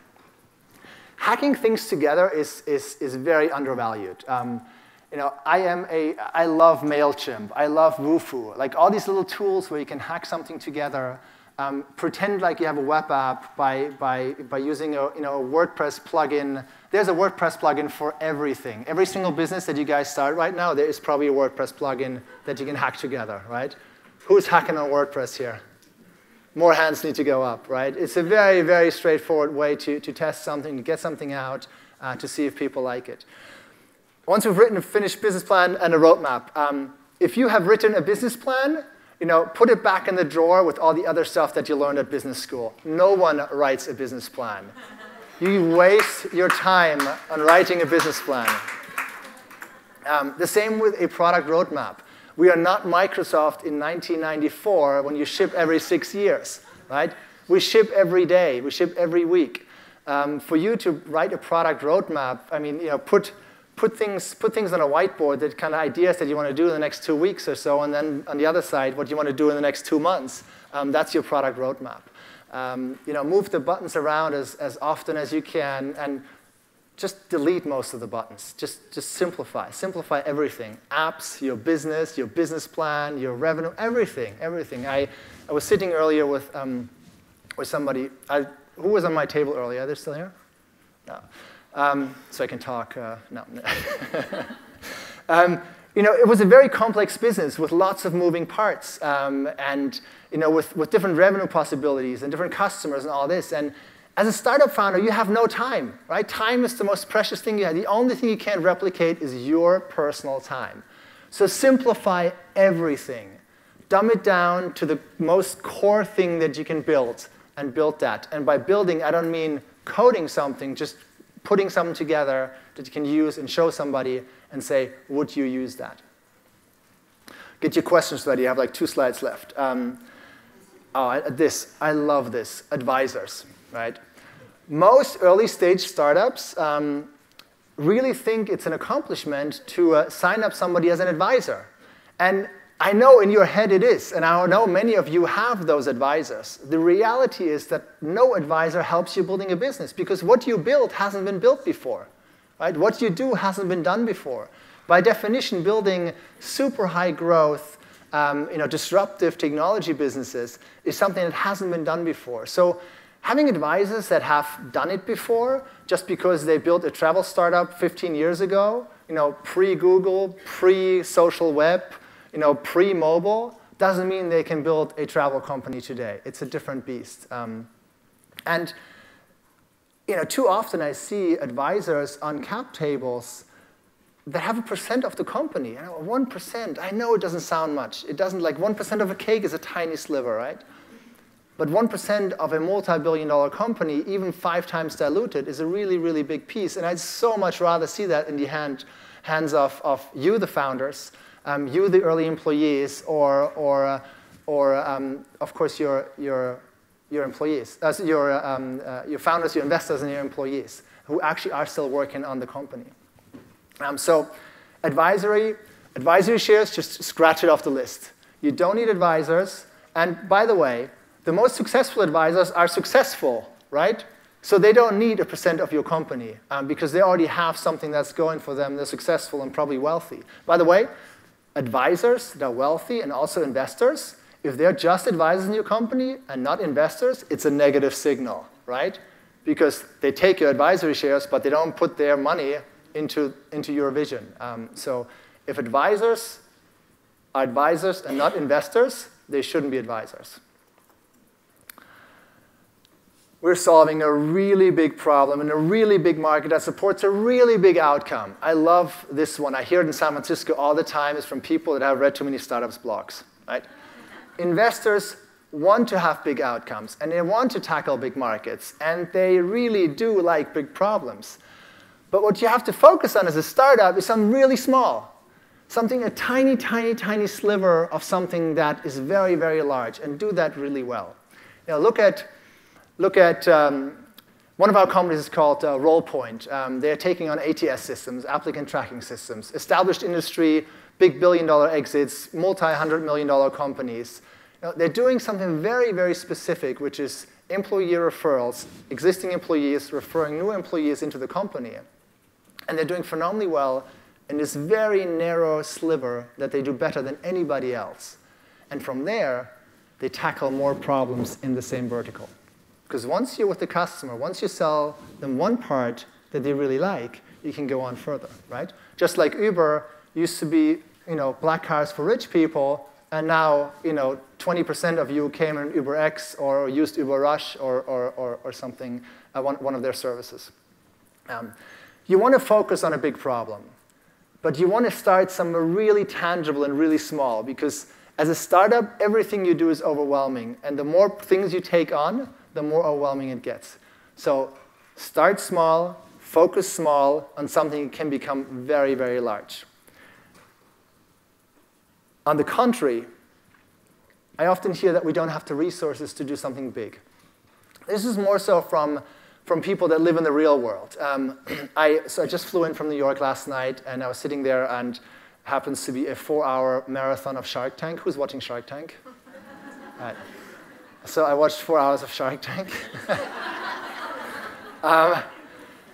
And I see these people coming in and kind of asking for $75,000 for a cookie jar business. And then one of the sharks takes 52% of the company, valuing it at $150,000, and they walk out and they're like, "We made it, yes!" Just in comparison, at AngelPad, every single company that comes in AngelPad, we value at $4 million and give them $50,000. Now, half of them barely have customers. They all have prototypes, but they're very early stage companies. Why is that? Because we don't look for cookie jar businesses, right? We don't look for the next, gizmo company that can sell something at Home Depot. We're looking for world-transforming companies like Postmates, who's completely changing the way food is delivered in major cities, or Boxby, who is completely changing the way people look at their closet because they can now have an on-demand closet somewhere in the cloud where it's just delivered every time they need it.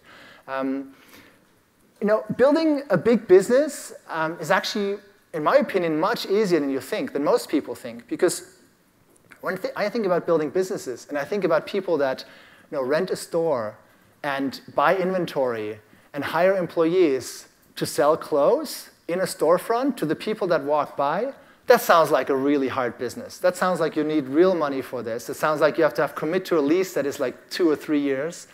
That sounds like you have to spend money on inventory. That's a hard business in my book. Compare that to, let's say, Storefront, one of our companies, who is renting basically Airbnb for retail space that are temporarily empty. So if you want to do retail, pop-up shops, you can go to Storefront. Their business is technology, customer service, an inventory that they don't pay for, yet it is valued at a lot of money compared to any boutique that had to put real money into this. So building a big business with technology is actually a lot easier than building a real business out in the real world. And with that, I just want to remind you that everything I say applies to technology businesses that look to be venture-backed with very large outcomes.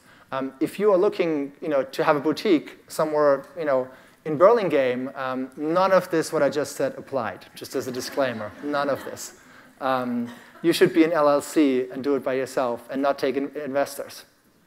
And finally, completely self-serving, right?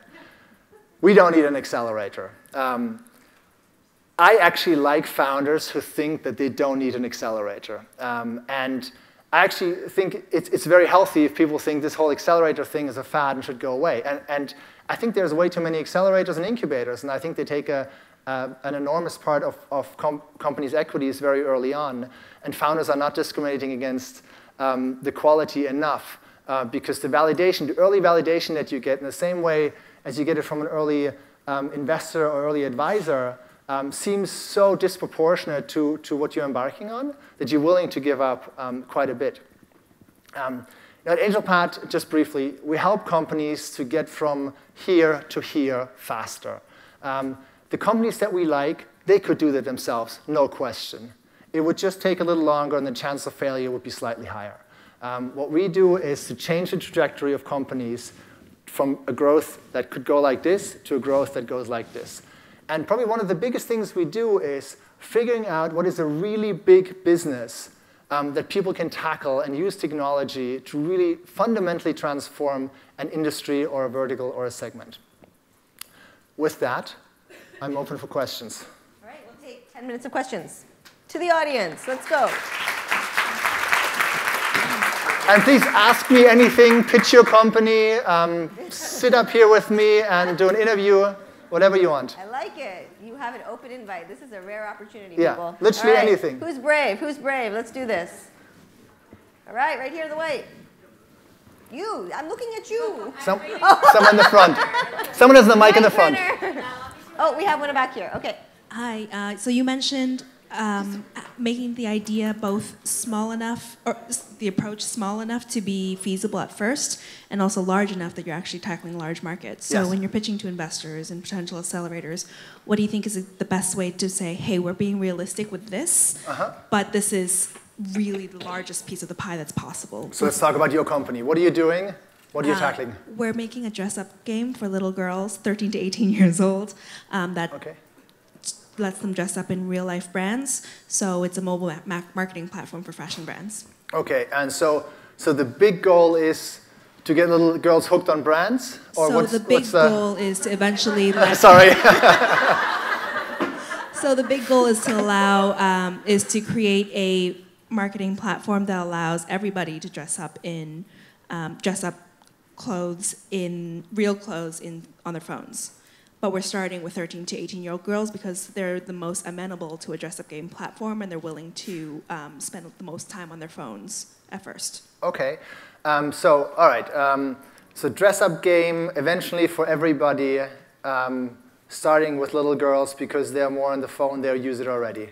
Correct. So I would actually question as an investor, why start with little girls to then go to the whole population? It seems like a game or an application that is built for anybody a certain age and below is going to be very different than all of you. Right. So the reason we want to start with the younger girls is they're more likely to spend time on their phone playing games. They already average 11 hours a day on their phones a day. They spend over 2 hours. I hope not 11 hours a day. 11 hours a week? 11 hours a day, No. according to the latest research from Piper Jaffray. Oh my God. And 2 hours of that is spent playing games, so they don't have to go to work, where everybody else in this room does. But they also don't have a credit card, right? They have daddy's credit card. Wait, how old are these girls? 13 to 18. Oh, 13, 18? Okay. All right. So I think, focusing on a segment is probably good. I would really question if the 13 to 18 would translate in the same way to older women. Older, sorry. 18 and above, okay? But I think that's probably valid to test something in. I actually think it's more valid to build more things for the same age group than jumping age groups. So we discovered that recently after we started our idea that there's already another company out there that's targeting the 20, 30-year-old age group. So it's more mature fashions, the red carpet look and for parties and for office wear. Okay. And they've had really good results, having launched for about 2 years now. They've doubled Nicole Miller's e-commerce traffic. Okay. But we think that we have a lot more opportunity if we think that growth will be faster with a younger audience, and that's kind of the hedge that we're taking. I think you're probably right on the younger. Now, on the competition, never let competition deter you from doing anything. Most companies, most startups will fail not because of competition. It's very, very, very rare that people go away because of competition. It's usually self-destruction why companies fail. And just because someone has done it doesn't mean it can be done better, right? Google wasn't the first one to do web-based email. Google wasn't the first online map. Google wasn't the first search engine, right? Things can always be done better. I think it's probably valid to focus on a smaller segment. I just would be very careful about figuring out, does this translate to a different age group, or is it better go horizontal with more games for those?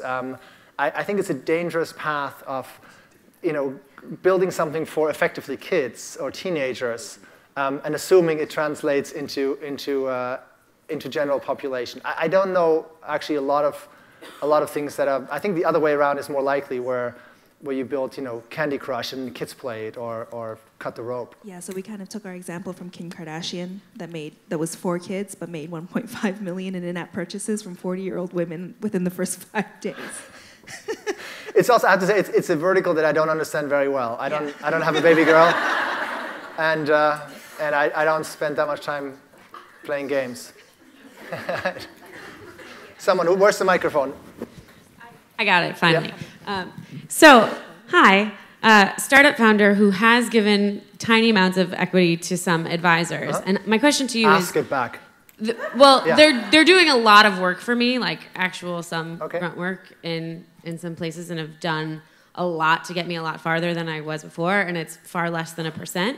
Okay. But my question to you is, how do you recommend people formalize advisor agreements? I think there is some value in actually looking over a document, having sort of some of the NDA properties as part of an advisor agreement that's standard. So how do you formalize an agreement, and do you incentivize at all, if with anything else, for people to really spend their time there when there are people who are in demand? Right. So I think it's different between having an advisor that actually is a designer and helps you design it, or is a coder that helps you code it. It's a different kind of advisor. You basically pay them with shares rather than having their name and their advice. So when I talk about advisor, I'm talking about the guy or gal that you go to and sit down once a month for an hour, if that, to talk about things, and kind of like they guide you.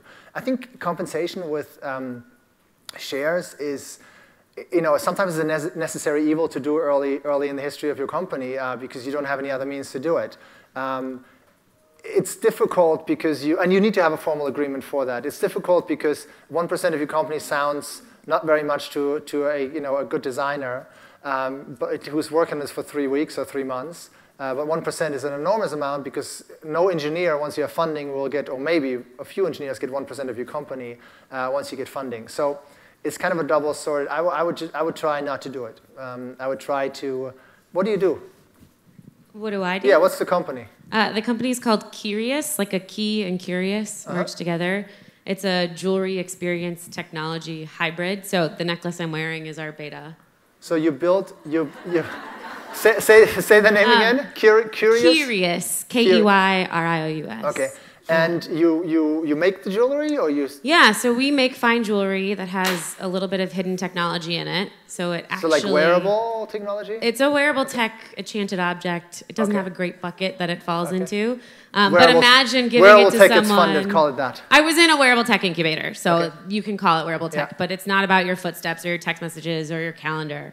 It's about creating a moment of fun and shared anticipation between people. So you would give it to someone with a clue to what it opened. You need like a designer for that, like a UI or UX designer or an engineer?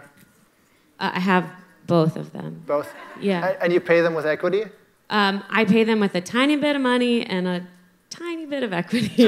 Tiny is good. With a lot of potential. Tiny is good. Yeah. Tiny is good. Yeah, so what I've been told is 0.25% to 0.1%. So quarter if they're like rock star amazing, and 0.1% if they were they're still amazing, because they wouldn't be an advisor if they weren't. Keep it small. So I have a clock 2 minutes. So a few quick questions, like 30-second question answer.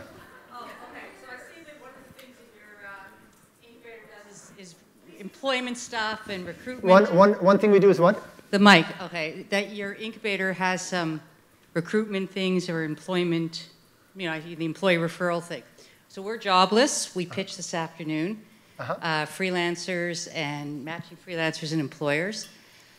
Quick question is, in your experience, going deep in a market and killing it, or spreading out quickly? You start with like the big pie of this, what we could do, and you kill it in one market and take adjacent market until you have the whole pie. Okay. Especially in recruiting. Okay, and then hopping the pond and going global? Next question, line up already, yes? Okay. Hopping the pond, going global. In recruiting, forget about it. Like going global at your stage, forget about it. You can't even afford the planes. The flight, like not the planes, the tickets in the planes. Canada.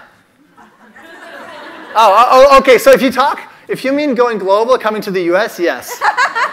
Okay, yes, go global into the US.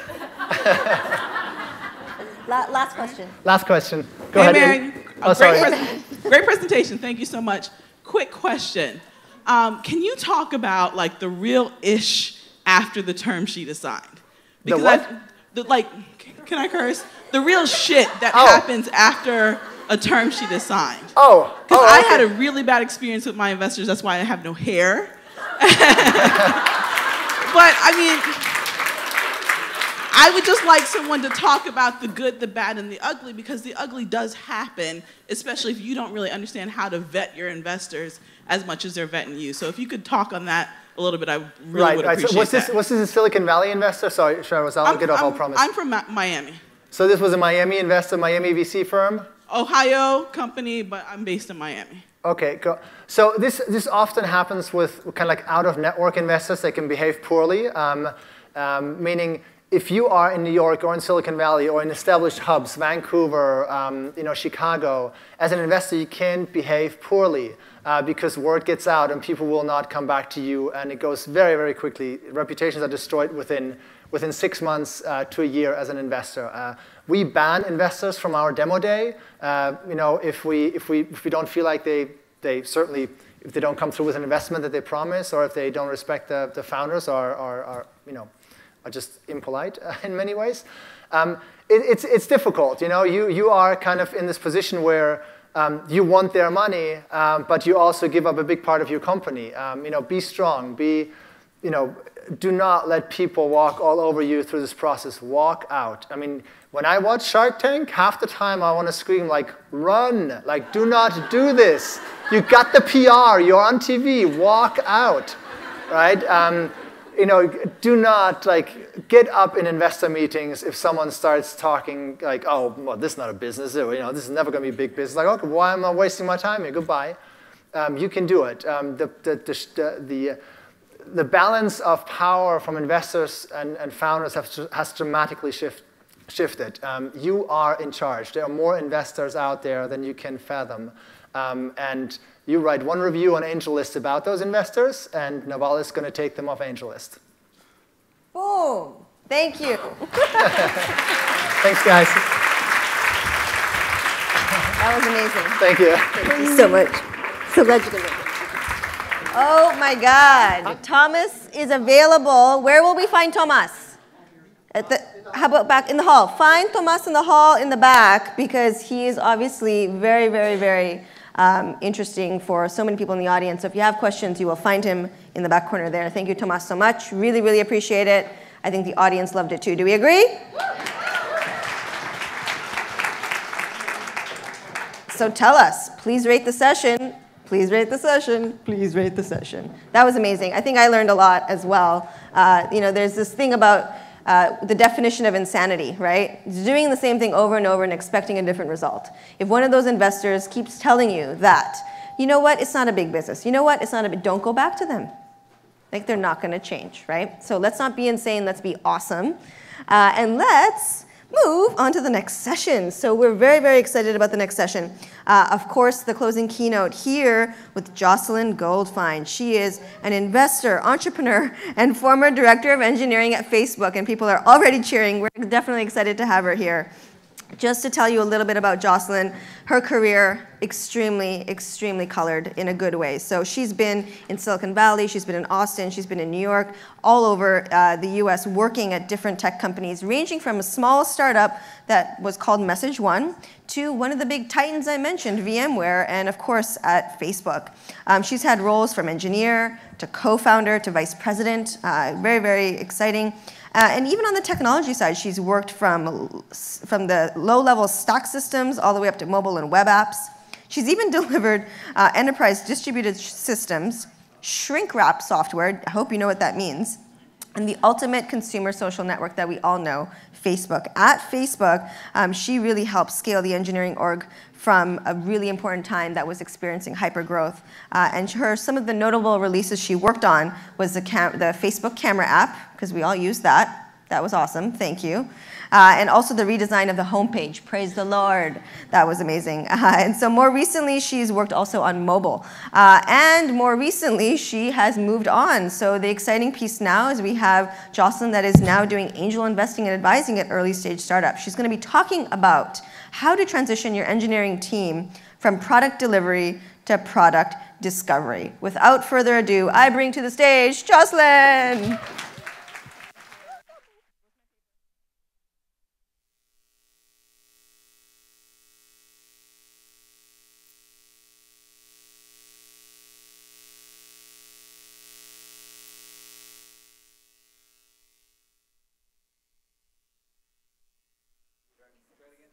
How about now? I think that was, that sounds like audio. I think I got it. All right, now, and my clicker works too. It works a little too well. Excellent. It's great to meet you all. I can't see all your faces. But maybe just as a quick form of introduction, you guys can introduce yourselves to me by just maybe a show of hands. How many of you would consider yourself an entrepreneur? Huge. That's awesome. How many of you are engineers? How many of you right now work for a startup? A small tech company? A medium or a large tech company? How many of you are some other bird? You're a journalist or an investor? Only a handful. Okay. Did I leave anybody out? I said smaller. I said medium or large. I sort of lump them together because people who work at large companies never want to admit they're large. That includes me, by the way.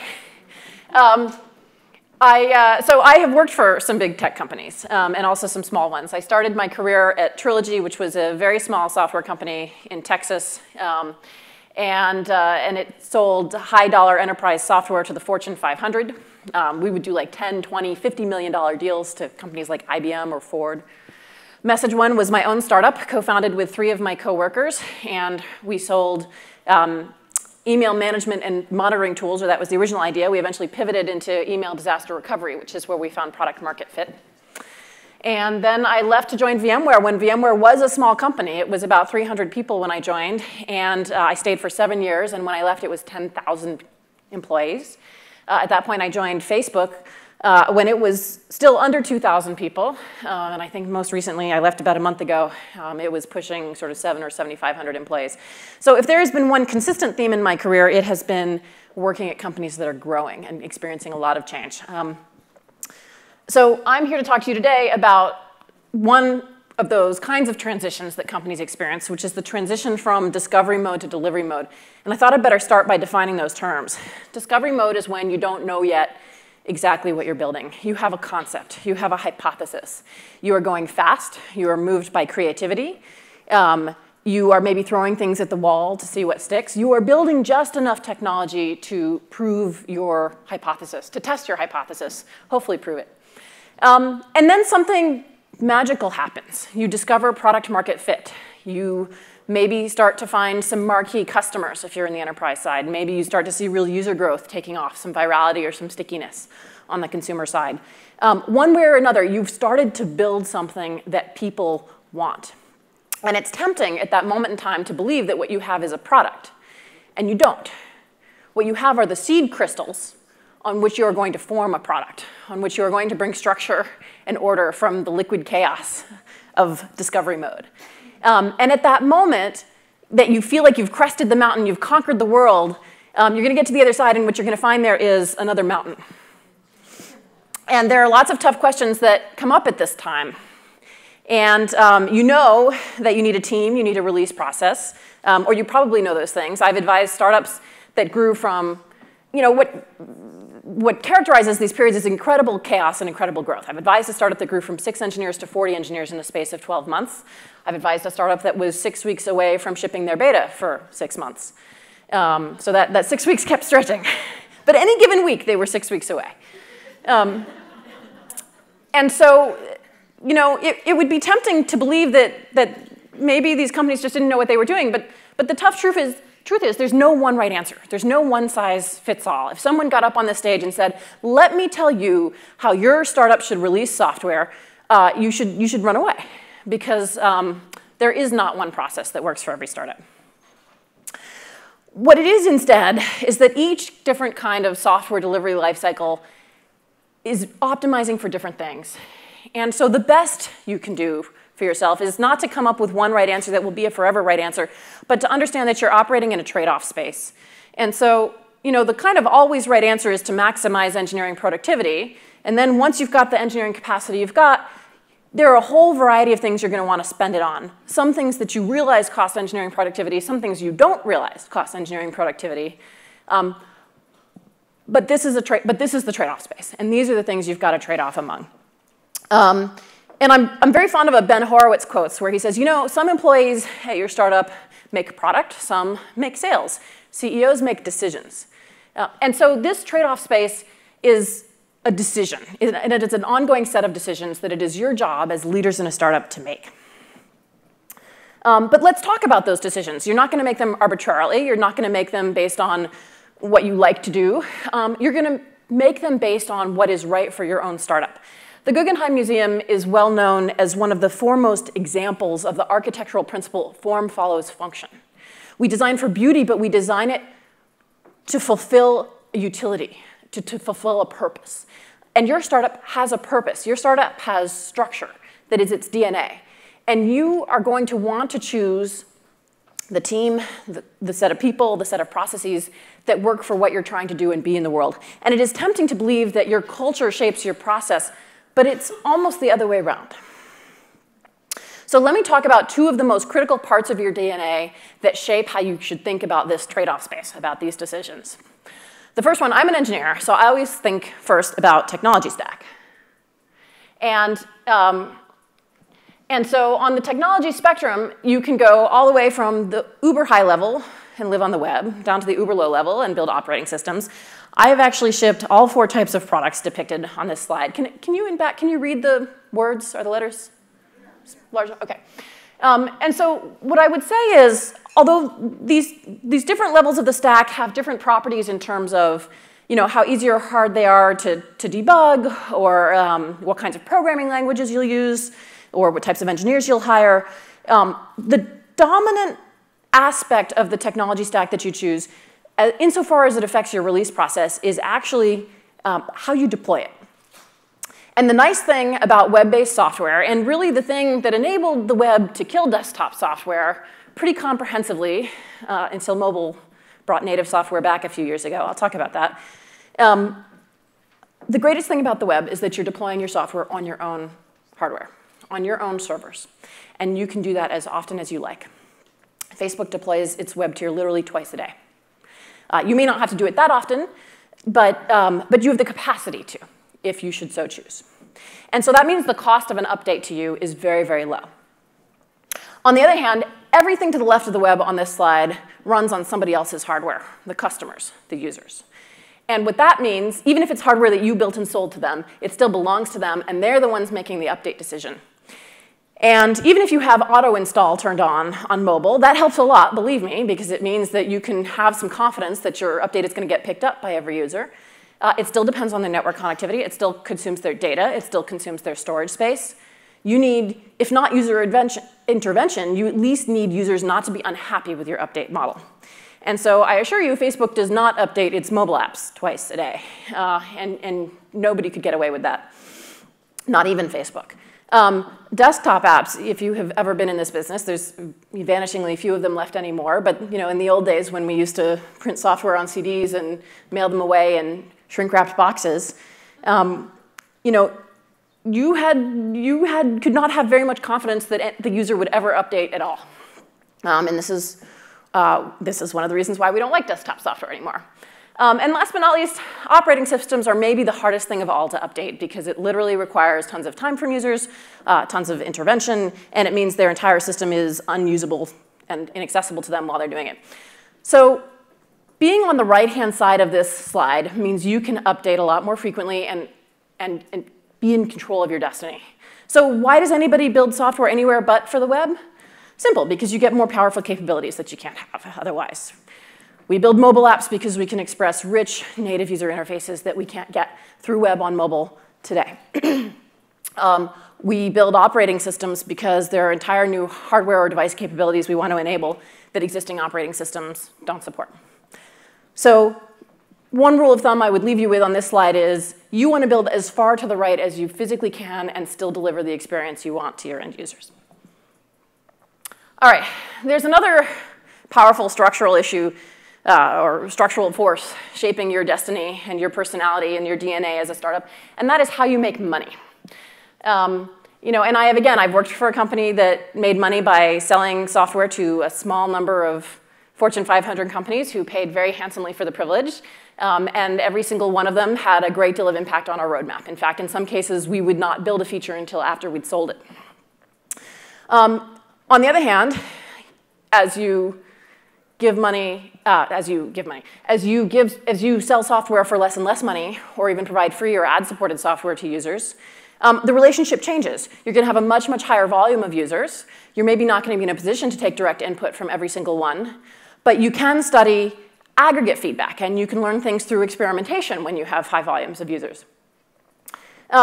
There's a saying kicking around right now, which I am not very fond of, but at risk of causing it to spread, I'll repeat it.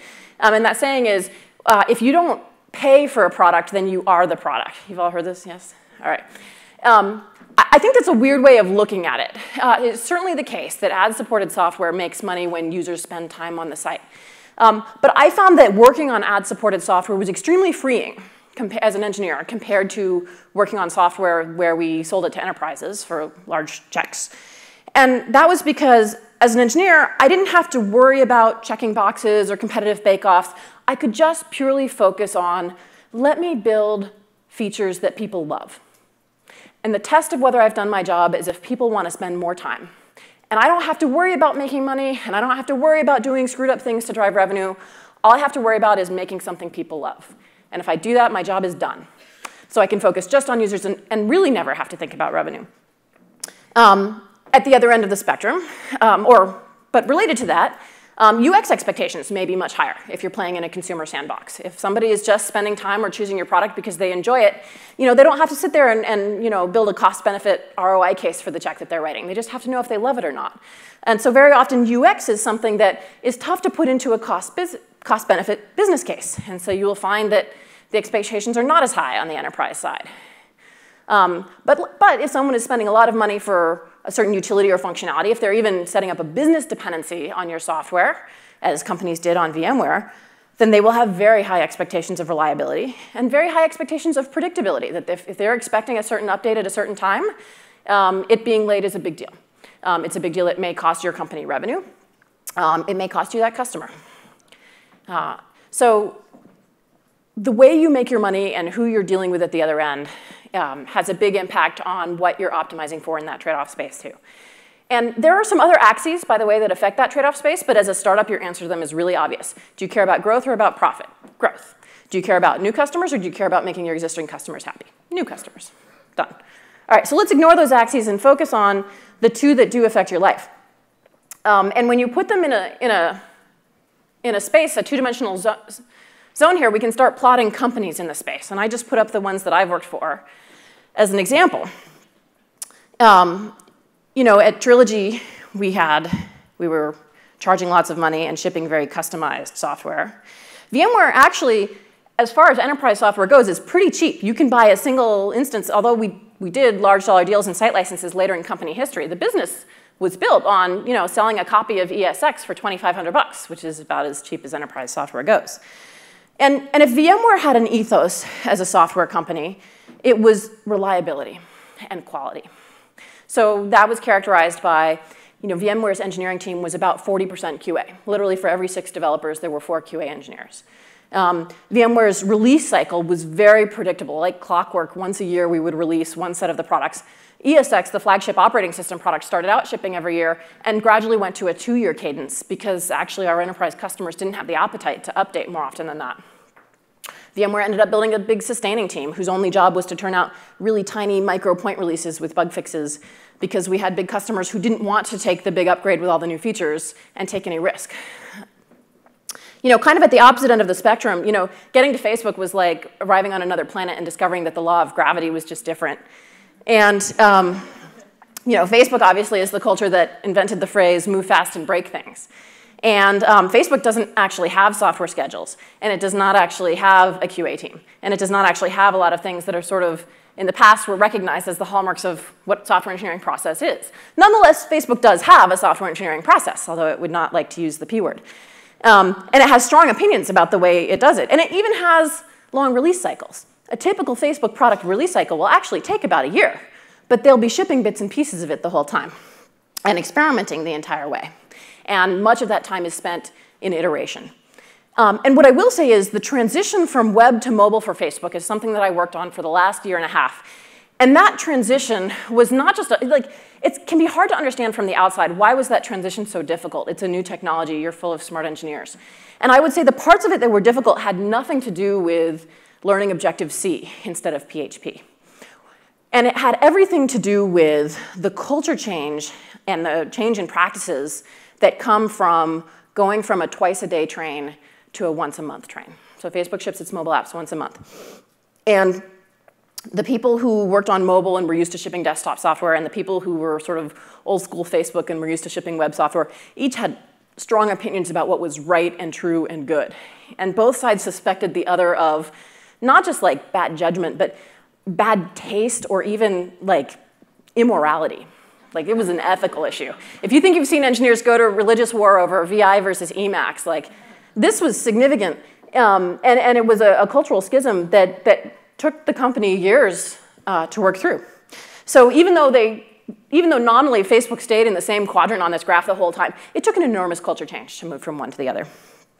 And all of that, oh, I decided to also give you a few examples of companies I had not worked at just to sort of fill out the graph and give you some more intuition, right? So we all know Salesforce as kind of the, as the preeminent brand of web-based enterprise software. We have Microsoft Office kind of is the most outstanding example of our origin here, where desktop apps and that consumers actually pay for still do vanishingly exist. And of course, system software can and is made and sold to consumers. And I decided to, instead of going with the usual suspects, I decided I'd feature a startup, so I put the Oculus there. But hopefully, like, seeing some of these examples gives you like an intuition for the different kinds of process and how each of these companies operates very, very differently. And it's not just because the founders had different personalities. It's because they're fundamentally, and it's not because one of them is right and one of them is wrong. They're profoundly different because they're trying to do different things. And I think like the clearest illustration, or one of the most important illustrations of that, is to think about the cost of a mistake and how that changes your cultural appetite for risk. There is some basic cost to a mistake, to shipping a bug, to shipping something wrong in your product.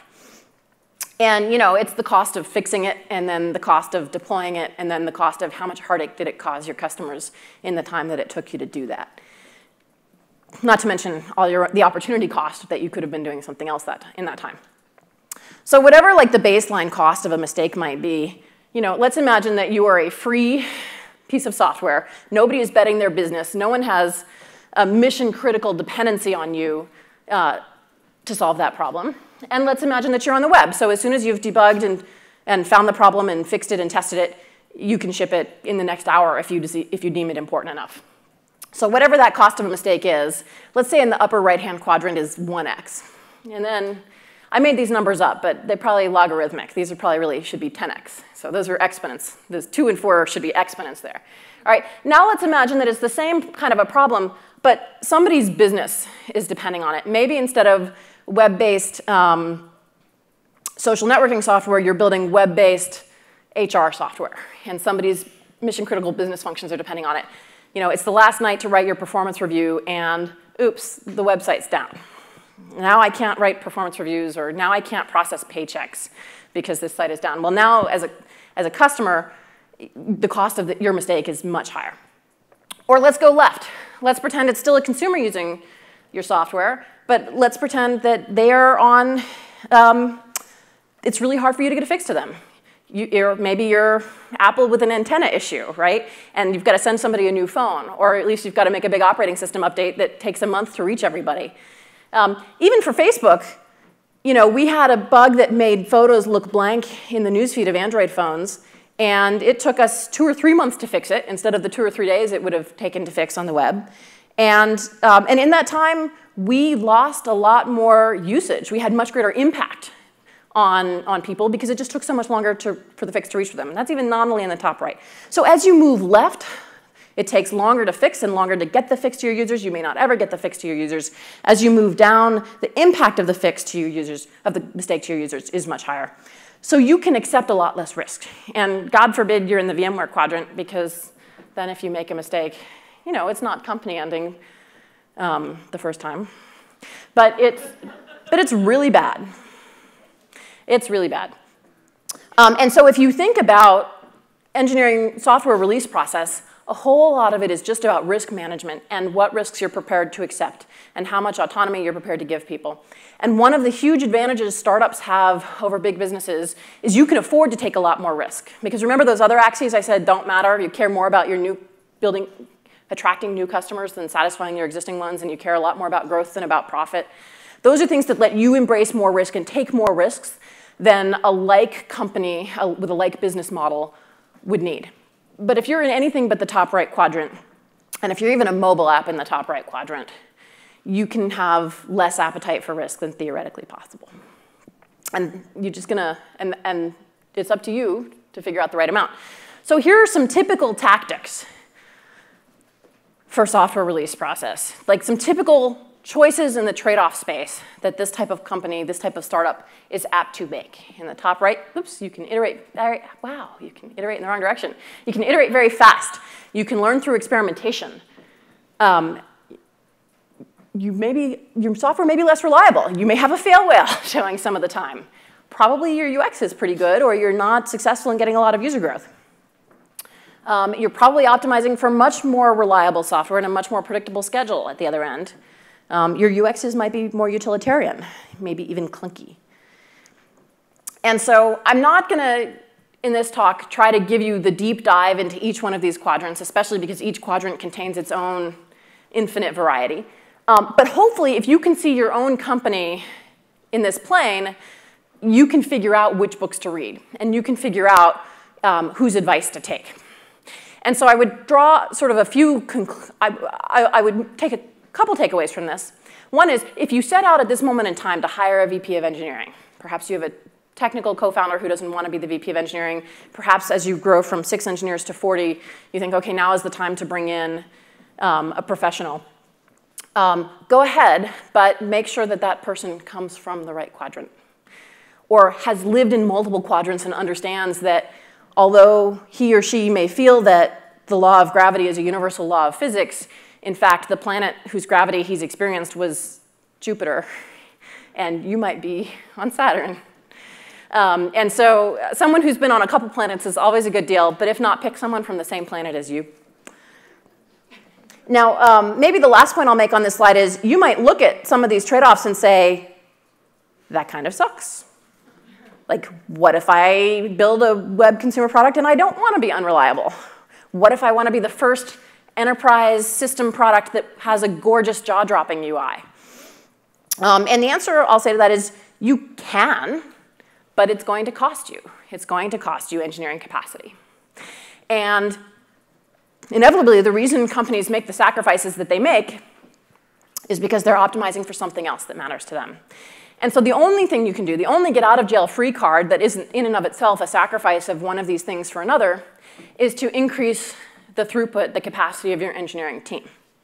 And it's all too common, but mistaken, to think that that means necessarily adding engineers. You're going to have some number of engineers you can have, and that number is going to be pretty fixed. It's going to be fixed by your funding, and frankly, it's going to be fixed by the fact that if you're based in Silicon Valley, this is one of the toughest talent markets around. And so you are probably going to be gated on hiring even more than you are on funding. I could give a whole talk about hiring. I could give multiple talks about hiring. But let me say just a few things. Let's assume that your number of engineers is fixed. It's fixed by your ability to hire and by your cash. So let's talk about ways to maximize the productivity of the engineers you've got, of the capacity you've got. The number one thing that you should always try to maximize is the quality of your team. If you just start out with the best people to begin with, every other problem is going to get easier. If you start out with people who are not very good, then every other problem gets worse. So that's the place to start. When you think about team quality, and I could again write a book on this, I will write several blog posts on this, I would say a few things. One is, when you're looking to add someone to your team, especially at a startup, every hire is the DNA, is the culture, is who the company's going to be, and it's going to have lasting impact. And you want to hire people who are really smart and really capable. But just as important as that is, you want to hire people who are really motivated, who really have a bias to action and to getting things done. Because there's going to be a lot of fear and uncertainty and doubt. There's going to be a lot of trying different paths and switching directions. There's going to be a lot of venturing into the unknown. It will be tempting to hire for expertise, to try to hire somebody who already has the answers. We need a Rails expert. Let's go hire somebody who's already done Rails. Well, 2 months from now, you may decide that you're not using Rails after all, or you may decide that your Rails website needs to be complemented by an Android app. So hiring for people who have the ability to learn quickly is much more important than hiring for people who already know something. If you're going to hire someone for experience, I would say there is one experience that is unlike most others, and that's the experience of going from 0 to 1. That's the hardest release ever. And if you can hire someone who's done that before, even in another domain, that's worth looking for. So let's assume you've hired a great team. What else can you do to maximize the productivity of those great individuals? Well, communication. I said earlier that CEOs have to produce decisions. Well, so do engineers. It turns out that every line of code, and the engineers in the room already know this is true, if you're sitting there and writing code, every single line is a decision. Engineers are making thousands of decisions a day. And historically, the approach to this, to dealing with this, was to try to make all the decisions for engineers and to present them with these 700, 900-page specification documents, right? Like, picture the sort of the high process stuff that simply kind of I think, vanished in the 90s, thankfully. And that's because no matter how much you anticipate, you can't anticipate every decision that needs to be made.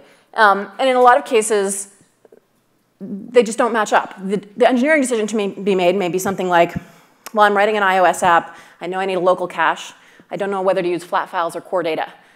As the CEO, you may or may not have the answer to that question, but you probably have a lot of information that would help the engineer answer that question. How important is getting the release out fast? How important is performance? What's the future functionality fan-out going to look like? Am I going to have a huge schema or a small one? Is this mostly read-only data, or is this stuff we're going to want the users to edit? And what's the ratio of editing to reading? What's the user growth curve look like? You can't anticipate all the things an engineer is going to need to know. So try to make sure they know everything. Share with them as much as you can.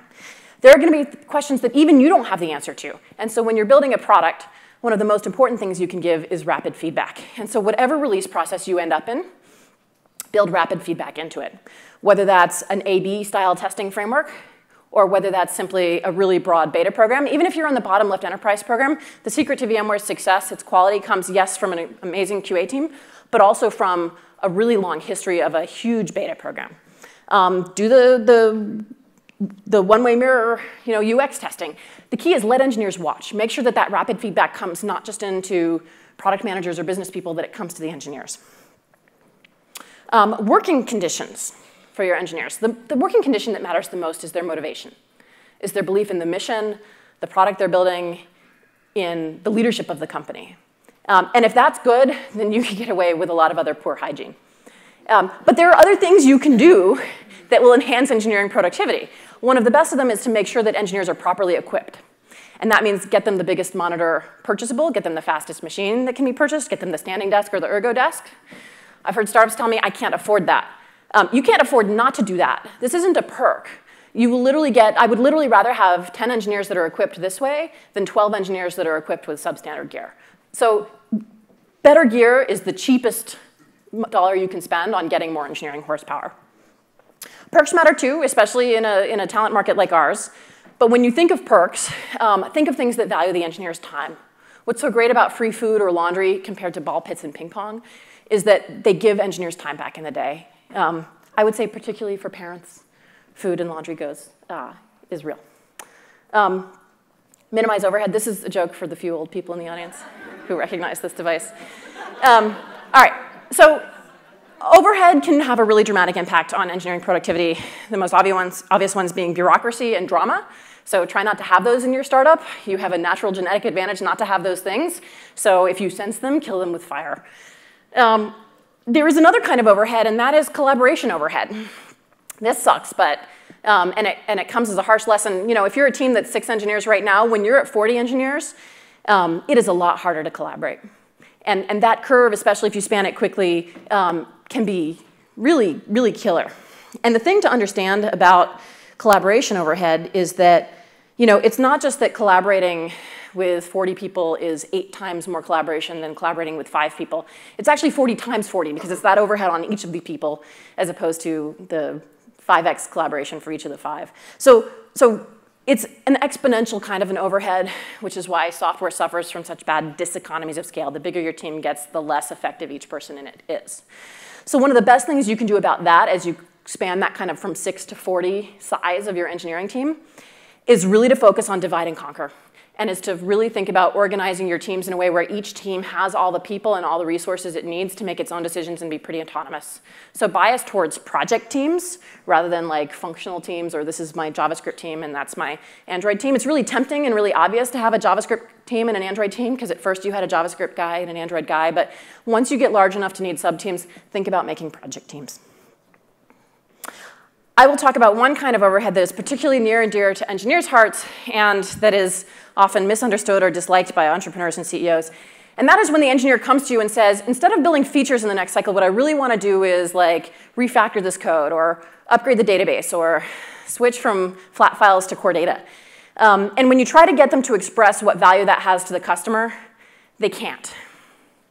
But they really want to do it, and you respect them and you think they're really smart, but you sense that maybe they're driven by these strange engineering sense of aesthetics. But what you really, but there may be no tomorrow, and so the flat files versus core data doesn't matter. You just need to get the new features to survive. Well, that's a good attitude to have, but I think If you're not technical, the best analogy I've come up with to explain why technical debt matters, and it is technical debt, and when you don't invest in that time in those projects that the engineers ask you for, you are running up debt. You are running up overhead on your engineering team. So dirty dishes is kind of the analogy I've come up with, and bear with me here for a second. If you're a kitchen, say a restaurant kitchen, your job is not to produce clean dishes. Your job is to produce food. Clean dishes are something that you need as a means to the end. And they are something that can be set aside or compromised on for a while, and you can still produce great food.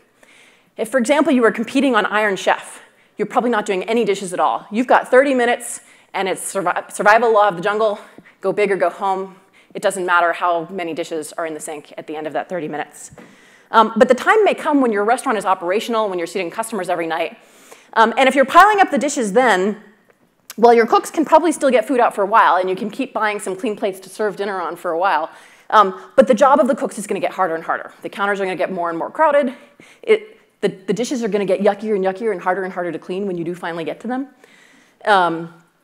And the time may come when it actually is affecting your customers and when you do start serving food on dirty plates.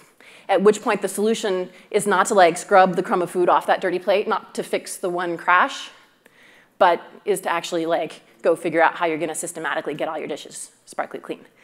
And when you're at run rate, when you're at cruising altitude, when maybe you're a small company and not a startup anymore, the right thing to do is to do the dishes as you go. Like we all know this from our own kitchens.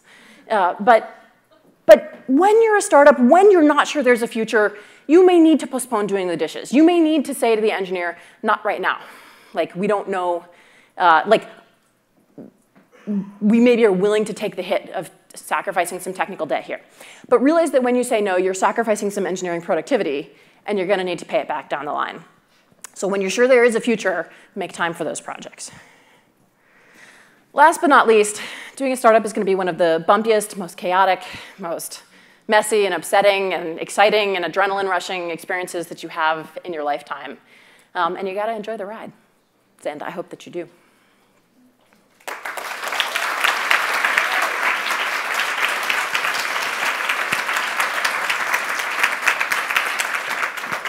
Amazing. Let's take questions from the audience. Right here in the front, runner. Give you a workout.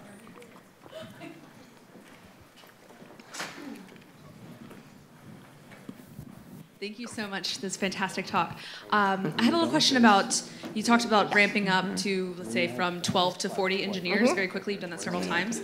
I was wondering if you could speak a little bit about getting the buy-in from the engineers at that moment, somewhere around like 20, where you need to start factoring off into teams, bringing in a little bit of management, and like, the M word. So can you speak a little bit about that? If you've done your job right all along, you have a lot of the ingredients you need for success, which is they believe in the company and the mission, and they believe in you and your leadership, right? They have some trust. So even if some things are going on that they're uneasy about, they're willing to take some leap of faith, even if they don't fully understand yet or see the results yet, because there's that trust in you. So that trust is a resource that you can spend at moments like that. But nonetheless, you should be able to explain to engineers why this is good. I mean, I think it's probably, if everyone is compensated with equity, everybody's probably pretty excited that you're growing. That user growth and revenue growth mean that you can afford to bring on more engineers. And I think you'll find that, the consequence of staying flat, of having like 20 engineers and 0 managers, like engineers are actually the people who feel the most pain over that soon enough. So I would say you shouldn't be adding process or adding management or adding structure until people are complaining about its absence, basically. You should bias on the side of being a little late, because nothing will go too horribly wrong, as long as you're a little late, not terribly late. And then also people really get it and they're craving it. But you also need buy-in in terms of who's leading the technical organization. So if that's a technical founder, that's easy. That's someone they've trusted all along. If this is the moment that you're bringing in an outsider to run their organization, then it's really important that that's a person that, that person is a unicorn hire, because not only do they have to be amazing and great at everything, like they also have to be someone that your team really respects and is excited about. So those hires are difficult. But if you get a good one, then it's easy. Sorry, so many questions come down to that.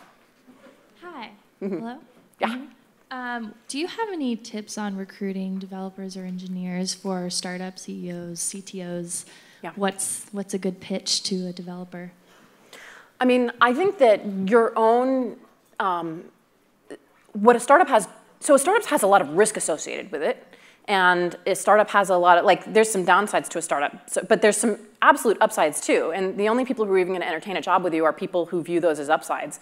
One of which is moving quickly, freedom from a lot of process, possibility of upside, and most of all, like, idealism, belief in the mission, right? So if you yourself are excited, if you yourself have like put everything else in your life on hold to take this gigantic leap into the unknown because you were a visionary and you were super psyched about what you're doing, like think about how you pitch your investors. Pitch employees the same way because they really are investors, right? They are giving you an asset, their talent, their time, in exchange for a chunk of equity, an ownership stake in your company. And yes, potentially some cash too, but think of them all as volunteers. They could all get that cash from any company. So them coming to you, like that's actually a more difficult investment decision than, you know, when I as an angel investor write somebody a check, like I have more where that came from, right? The VCs are gonna get to write a lot of checks. But when somebody takes a job, they're only taking one job. They're putting all their eggs in one basket. You're not one of many portfolio companies. You are it. So you gotta pitch them as though they're prospective investors. And I think that also shows people a lot of respect. I think that, you know, also the thing that they care about that maybe an investor doesn't is how much autonomy that they're gonna get in your own environment and how much they're gonna get to build the future and sort of define the future. You know, how to meet engineers is the hardest thing, but I've written a blog post about that, conveniently enough, and which you can check out. Who's next? Here. Hi, thank you for your talk. It was awesome. I'm curious, can you share with us what led to your decision to leave Facebook? And what your next chapter looks like? Yes, so I am embarked on a period of, I don't know what to call it, Silicon Valley dilettante. I'm an angel investor. I advise startups. I'm finally making time to blog, which I'm very excited about, and I plan to do that for the foreseeable future. I'm really excited about it. My decision to leave was just really because it was time for me to strike out on my own, because I felt like I had hit the stage where I felt like a lot of what was rewarding about my job at Facebook was the people that I was coaching and the teams and the managers and leaders that I was coaching. And the way Facebook is structured, like every product team is like its own little fiefdom.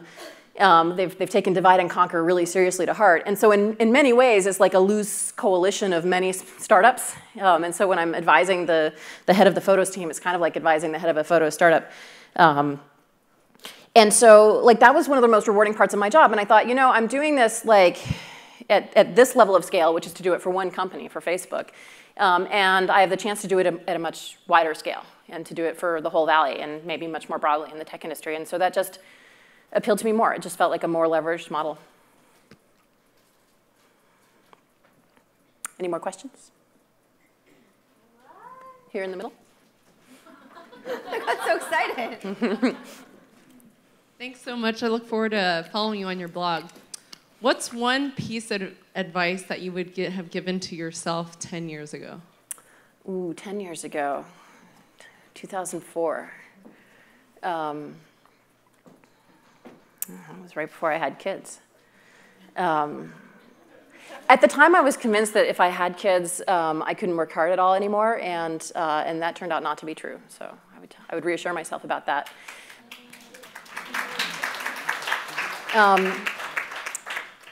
You know, if I can go even a little further back to when I did the startup, this isn't even quite advice. It's not that I would do things differently, but one thing I learned from doing the startup, I sort of did the startup kind of as a bucket list thing. Like I was determined to do a startup, and me and my co-founders. And so we started out with the idea of let's become entrepreneurs. I'm excited about founding a company.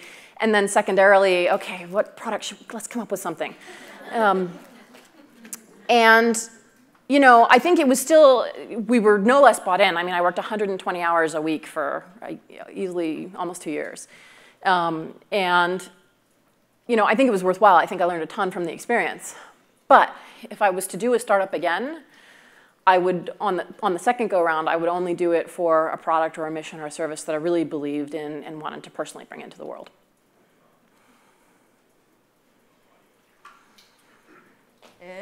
Okay, last question. Like such as, like Tom's, like a one-for-one kind of campaign, or I don't necessarily, philanthropy built into it somehow? I don't mean that it has to be intrinsically philanthropic. I mean, I think I can be a good philanthropist just by writing checks to charities that I believe in. But I think, there are products that I use in my life that make a difference to me, and plenty of them are for profit. But it would have to be something that I felt made my life better and made the lives of people better. And I think, one reason why I am passionate about wanting to see a lot of different faces as entrepreneurs is I think that, as entrepreneurs, we tend to build products and services to solve the problems we see in our own lives or in our friends' and families' lives. And so I think the more different kinds of people become entrepreneurs and the more different kinds of problems we tackle, the more different kinds of ways we can shape the future and make the future better. So, it's okay if it's frivolous, right? It's okay if it's jewelry or if it's like a smart baby monitor or, maybe I shouldn't say those things are frivolous. Maybe nothing's frivolous if people care enough about it that it has the value to make a big business. I've invested in one of those two ideas, by the way. But it doesn't matter if it's for pleasure or for cost savings or if it's for saving the environment. Like, the beauty of the Valley, the beauty of the tech industry is that it really is thousands of flowers blooming, and all the ones that survive because they make a unique and special difference in the world. It might be Uber, right? So it just, but I think to have the energy to keep going, like in the case of my startup, which ended up at email disaster recovery, there was sort of like, there was a moment when I just wasn't prepared to keep working that hard anymore for that cause. And so it would have to be more personally meaningful to me the second time. Amazing, beautiful. Jocelyn, thank you so much. So awesome, wonderful. Jocelyn, and how did we connect? Would you guess? Facebook. I found her through the interwebs. And I thought, God, I want her to speak at our conference, so I Facebooked her. And eventually she responded. It was amazing. So thank you again, Jocelyn. Time, my friends, to rate the session. Tell me what you think. I think it was great. We've been wanting to get Jocelyn on our stage for a little while now, so I'm thrilled that we were able to do that. And so with that, I want to spend a little time, one more time, to do a big thank you to many of our sponsors. So MasterCard, our main sponsor for the conference, Salesforce and Microsoft following on, and then everybody else below that. We have the Kapoor Center for Social Impact, LaborLink, Retargeter, Amazon, HP, Femgineer, Althea, Creative Age Leadership, and Bank of the West. Can we thank them for all their support?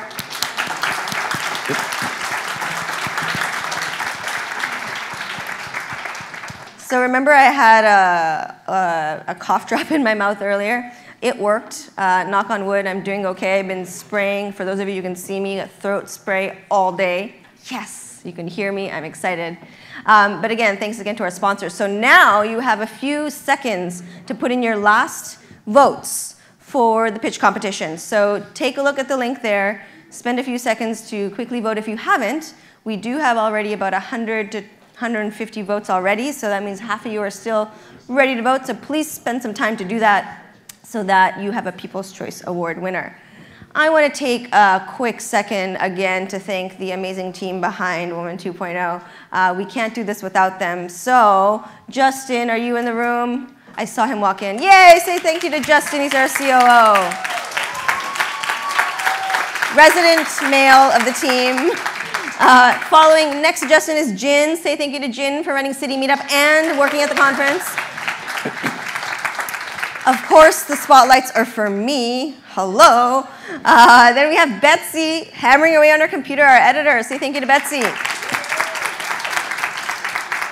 Jessica's in Greece, so whatever. Jessica Shim, however, is sitting right here at the front, furiously capturing this on social media. Thank you, Jessica Shim.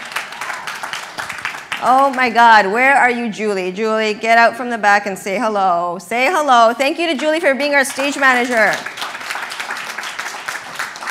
Sherry, running this, the event producer for this whole thing to make it happen. Thank you, Sherry. Aisha, capturing this all on video. Say thank you to Aisha. And if you saw any other of the videos online, that was Aisha, a one-woman show. Very impressive. We also have a few people here to thank, the entire tech team, so thank you to tech.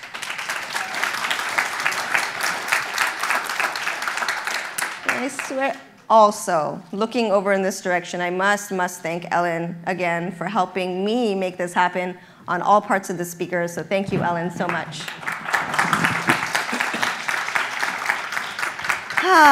Thank yous are done. Feeling good? Yeah. Okay, let me just impart a few thoughts, shall we? First of all, my phone is in my pocket. That is rude. I'm going to move my phone. So let's talk a little bit about this whole day. Day one. We do have another day upcoming. But just reflect for 1 minute on a little bit of your purpose. What was your purpose here? What is your purpose, period, right? And think about that in the context of your day-to-day decisions, the companies you choose to work at, the companies you choose to start, the companies you choose to possibly invest in. Is it reflective of who you are and your purpose? And why? Why? So it's a company.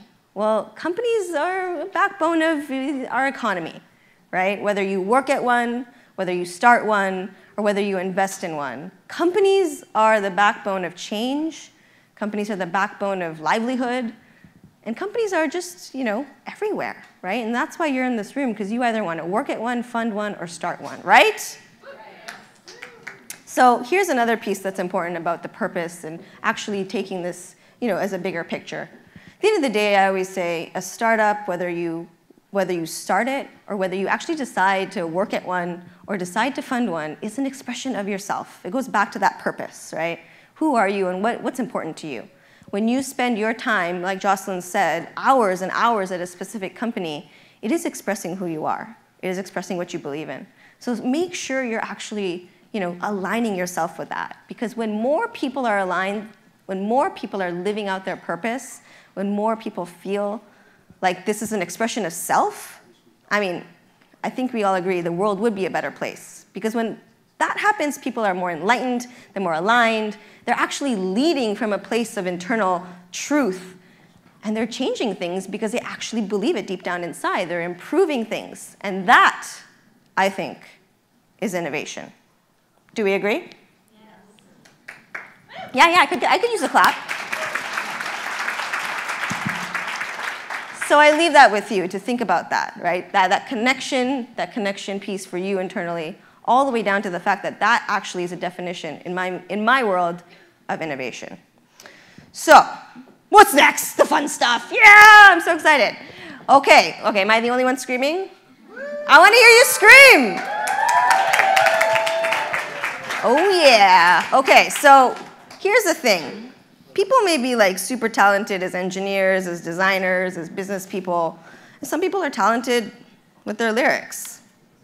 We've got someone who's going to talk a little bit about that. The fun piece of someone who has talent is that you get to hear their story, hear what they're about, and actually sort of break down the barriers and say, well, that's pretty incredible because now I know their story. So we're going to take a few minutes to get to know our amazing rapper for today. And before I bring him to the stage, I wanted to talk a little bit about some of his work. So he's from Brooklyn. Anyone in the house? Oh my God, you're the only one here. We've got Brooklyn, one person from Brooklyn. Thank you for being here. So comes from Brooklyn, and he's been rapping at a very young age. I'll let him tell you a little bit of his story when he gets onto the stage. But his lyrics, he defines as intelligent, philosophical, social, with a political view, with spirituality, and real